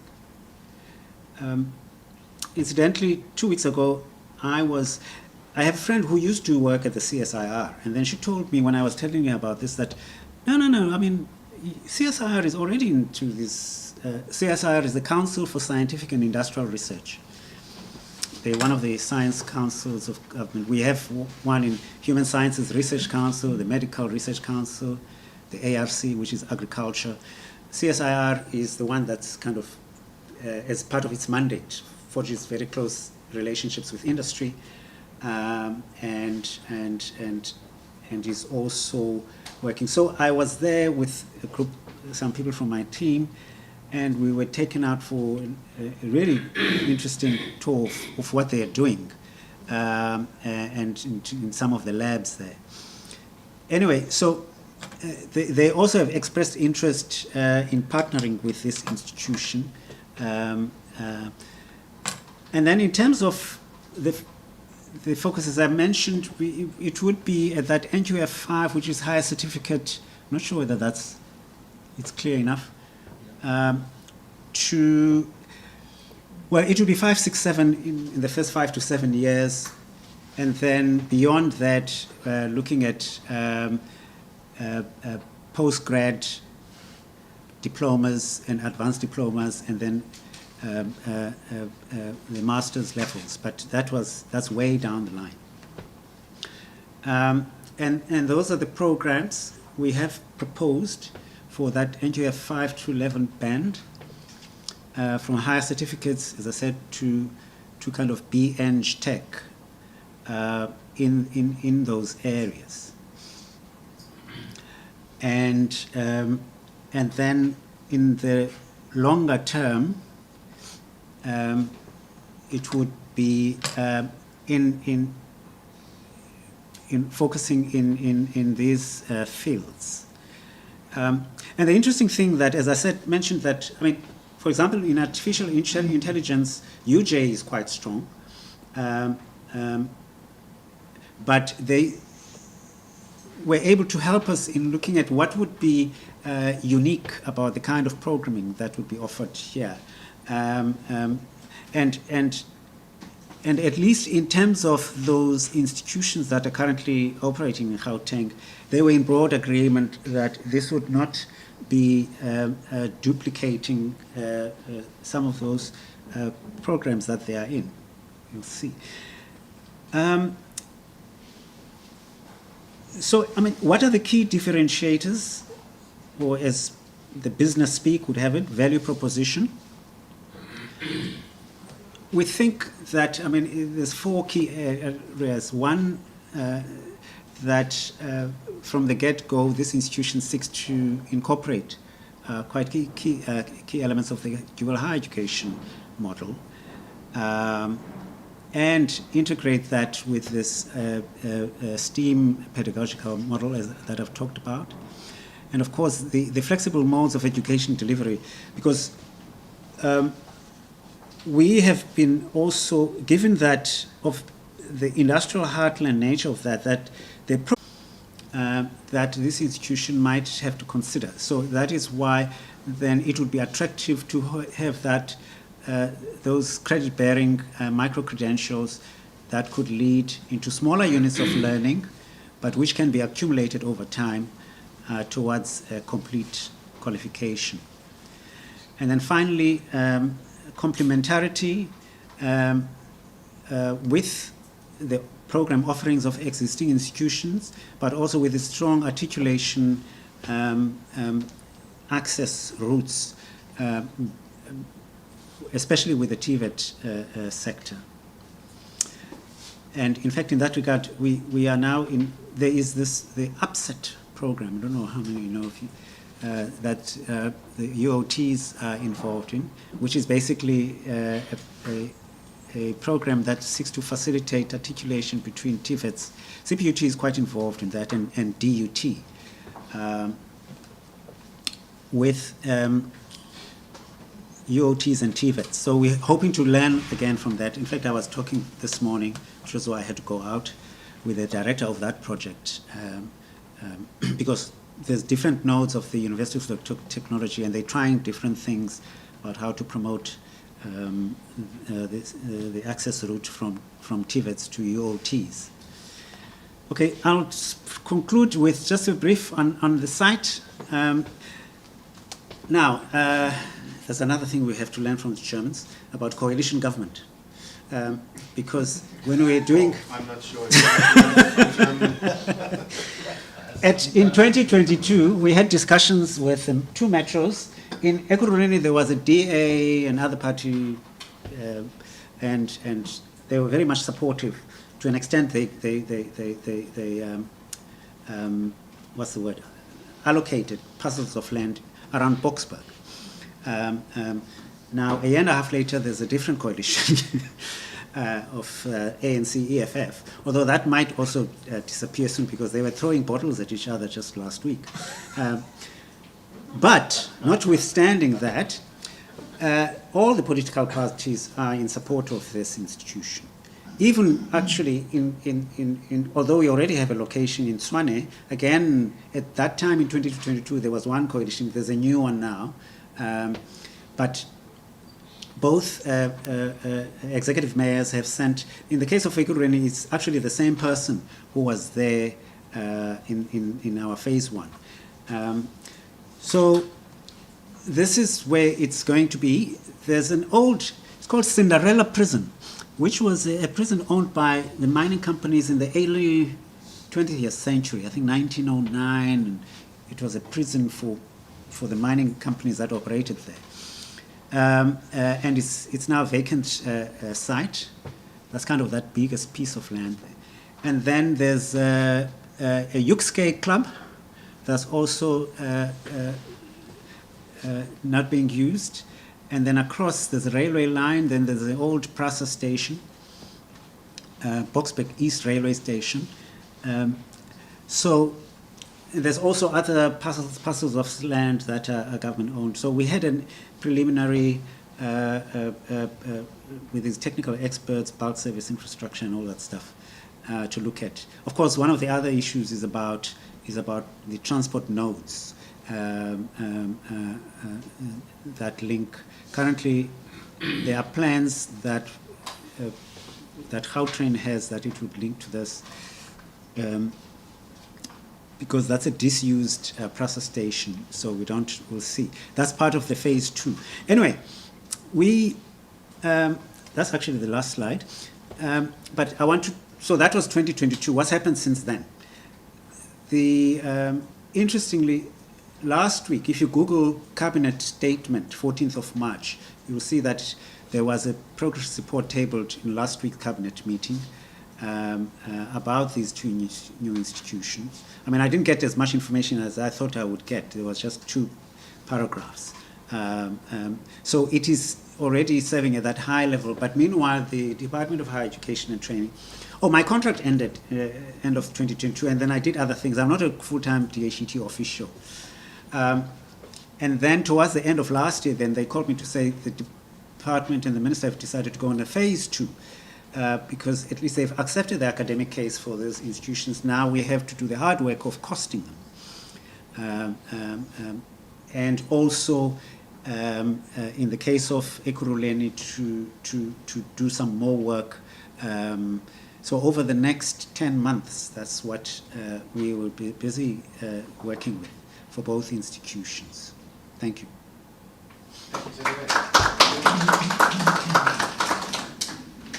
Thanks. Any comments or questions to Tim Leader? I think that was quite a lot to take in, but thank you. I know. Anything? Lots to think about, I think. Okay, yeah. No, I mean, this is the beginning of engagements that we will have. So, and hopefully through CHEC, we can have further engagements as this. And particularly, I mean, I'm still opening, if you know people who might be contributing in some way from their expertise and experience, we will welcome that. Thank you very much. Okay. Just wondering. Okay. Allow me to wonder. Please do. About is the aircon off? Whether it is more a political expediency or whether it is a real, is it driven by academic considerations more than political considerations? I'm just wondering. What? the creation of this new institution, that perhaps wouldn't existing institutions have been able to accommodate what you want to introduce here? That's why I was saying I'm just wondering aloud. No, that question has been asked not only just as kind of you're approaching it from an educational point of view. There's also the fiscal financial one that some people have asked. And my stock response is those kind of questions are kind of beyond my pay grade. And my task and our task as a project steering committee was to see whether can we make an academic case for these institutions. I mean, I think it's obvious for the crime and policing one because, you know, I mentioned those 4 academies. In fact, we asked them to give us what the programs they offer, at what level of the NGF, and whether they're accredited even by the QCTO, and none of them are. And increasingly, in fact, it was fortunate for us because the Minister of Police, just before we started, had gone with some delegation to China and to the US, and they looked at the FBI and stuff like that. And there, I mean, in fact, you don't even have to go that far. If Mozambique and Rwanda have already models of, I mean, there are police colleges and academies that have very close links with the universities. Edward Mondlane in case there, and then the Rwanda National University in Rwanda. So, and ours, I mean, we know this. I mean, I was struck at the work that the CSIR is doing in cybercrime. And in fact, we know that the banks are far ahead, than the police in terms of deploying technologies to fight these very complex crimes now. Blockchain and all that stuff. Are you satisfied? I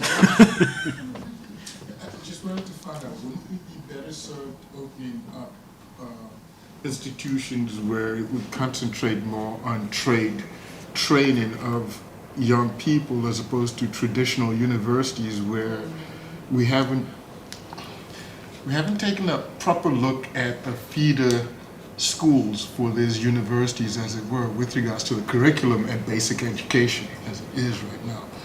Wouldn't we be better served having institutions that teach trade as opposed to... teach what? Trade. Yes, as opposed to traditional universities where students now expected to go in and get a matric coming to be able to, or get a matric certificate in order to be able to study at said university. Well, in Ecuador, there are, I mean, those TVET colleges are in that space. They're technical vocational education and training colleges. And they are, in their initial years, the equivalent of kind of the latter years of, say, grade 9 and 10 of schooling. And then they go to NGF level 5, which is kind of the certificate, higher certificate level. So that's why we're saying that we would want these institutions to have very strong articulating pathways for those students who are doing trades already in motor mechanic or electrical engineering, and electricians actually. But we will have to work out, that's why we're interested in this partnership with that project I was talking about, Upset, that's trying to forge those pathways. I mean, a large number of those students in TVET, of course, are going to go into trades. But there might be, we hope there will be some, who want to study further and benefit from the kind of programs this institution is going to offer.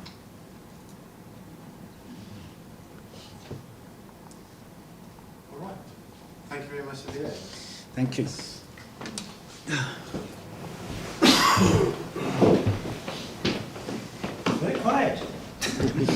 after lunch.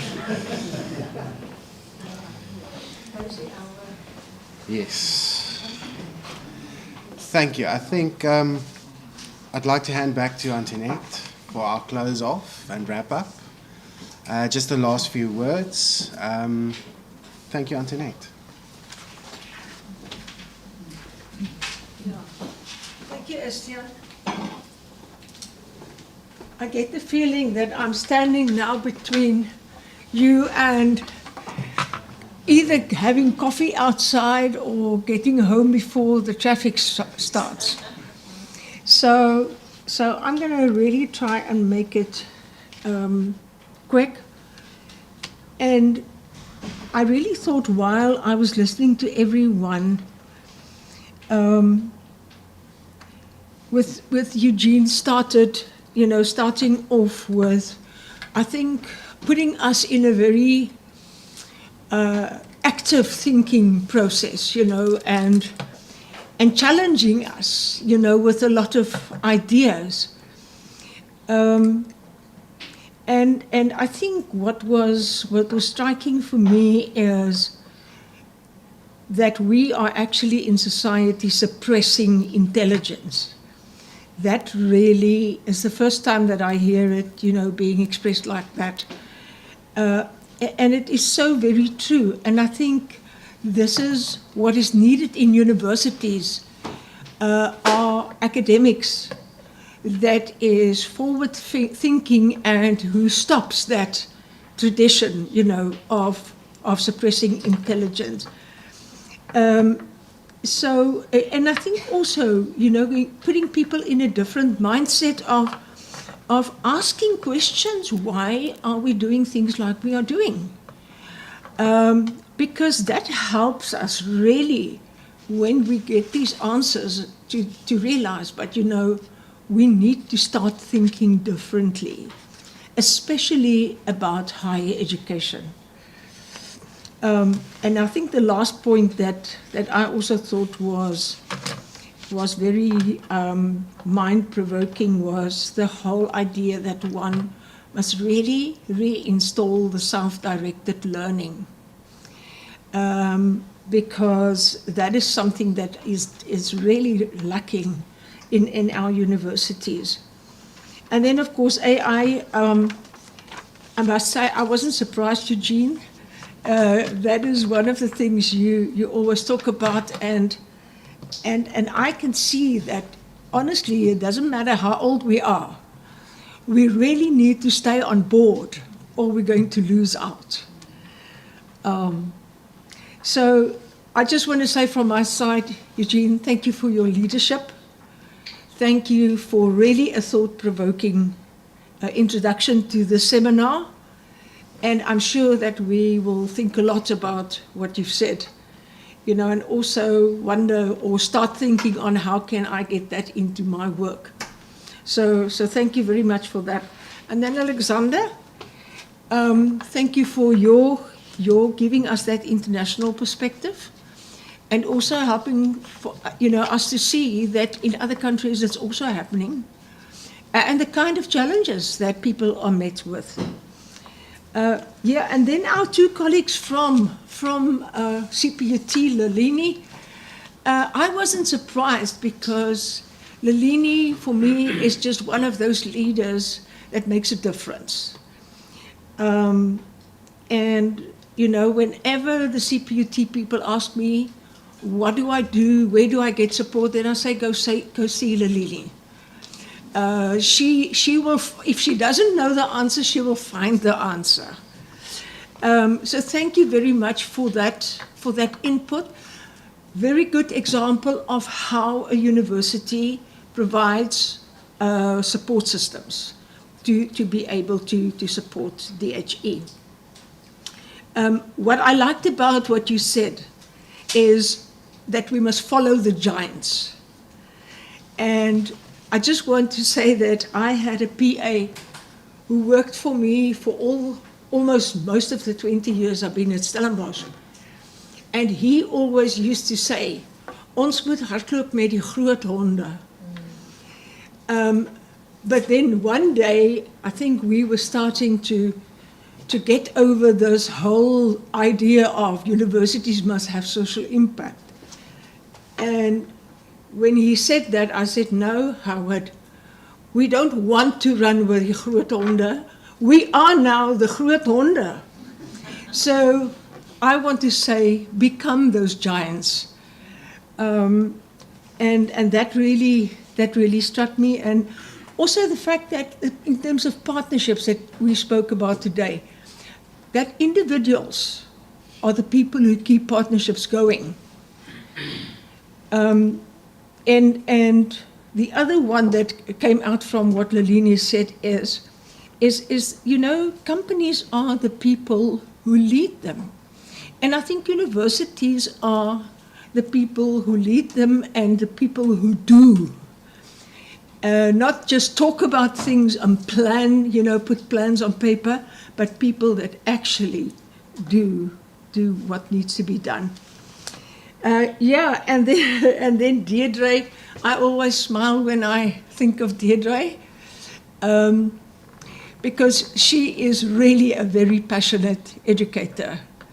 And I must say, it's been such a pleasure to travel this journey with her and, you know, to see how she comes onto ideas and move forward.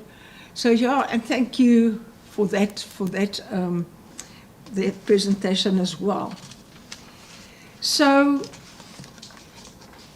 Renette and Halgaard, I think the one thing that struck me is that it's really a good example of doing postgraduate DHE. And you unknowingly were doing it for many, many, many years.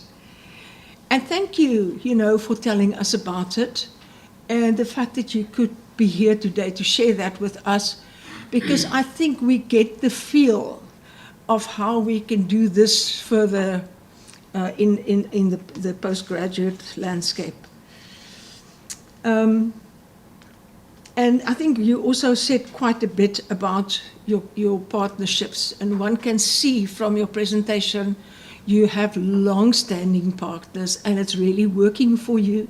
And even your question about the funding, Sunay, I think there was a very good example, you know, of how those companies start funding things that you want to do. And so with Deirdre as well. Yes, and then finally, Tembile, thank you for telling us about your work and the new university. And I think we are actually excited about it. I don't know how politics is going to affect it, but we are pretty excited because we think that this is the new way to go, is to start a university and to do this right from the start. And I'm sure that from our side, from Czech side and DHEP, we will give them all the support we can.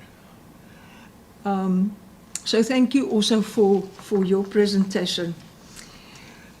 Then I have to now, you know, this is where I become quiet, because it feels to me that I don't have the words to thank my team for what they do.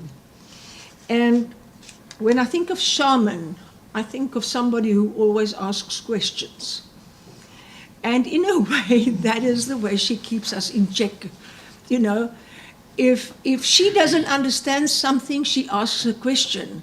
And that makes us rethink, you know, what we're doing.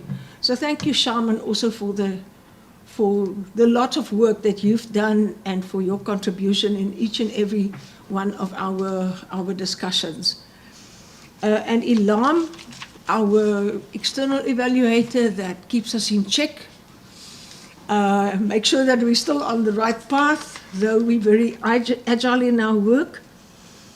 Yeah, and then of course Aggie, which I sometimes wonder, somebody laughed at us one day. We had a team meeting and Aggie was coming into the room and she looked at me like that and I looked at her and we nodded our heads. And everyone around the table was wondering, what did we just say? Now, that is when you've been working this close with somebody for 3 years. I think you start just nodding your head because you know what the other person thinks. Thank you, Aggie, for all your support and for always being there and, you know, being the sort of a parachute, you know, that catches me if I miss something. So thank you for that and for your arrangements in terms of the seminar. I really think that we can attest to the fact that it was really great.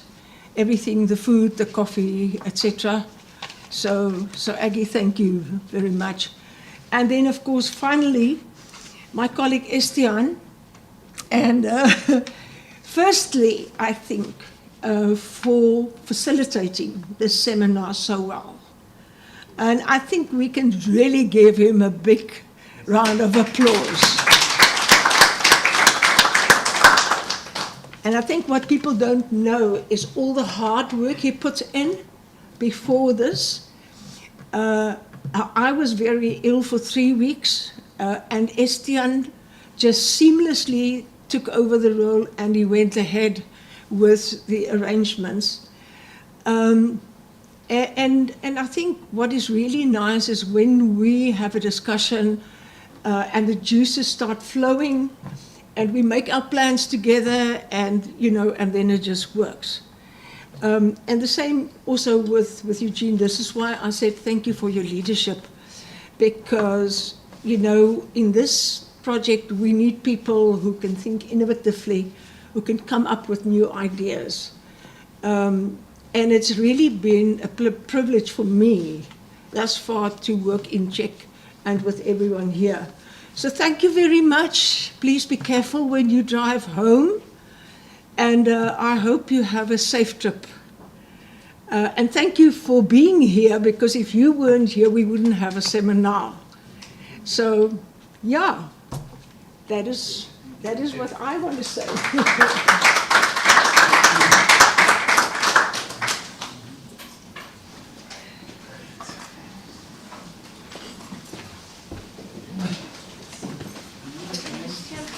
We're done. Yes, thank you very much.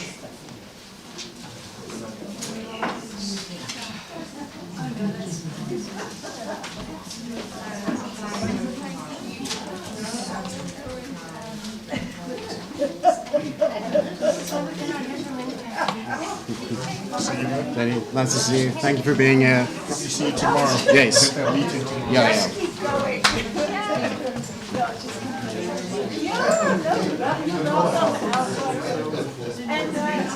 It will be nice to hear from you guys. So, I think we just actually keep in contact. Okay, bye-bye. So, yeah, it's really nice. Bye-bye.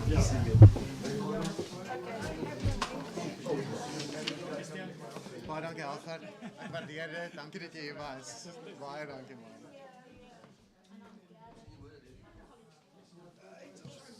Oh yes, of course.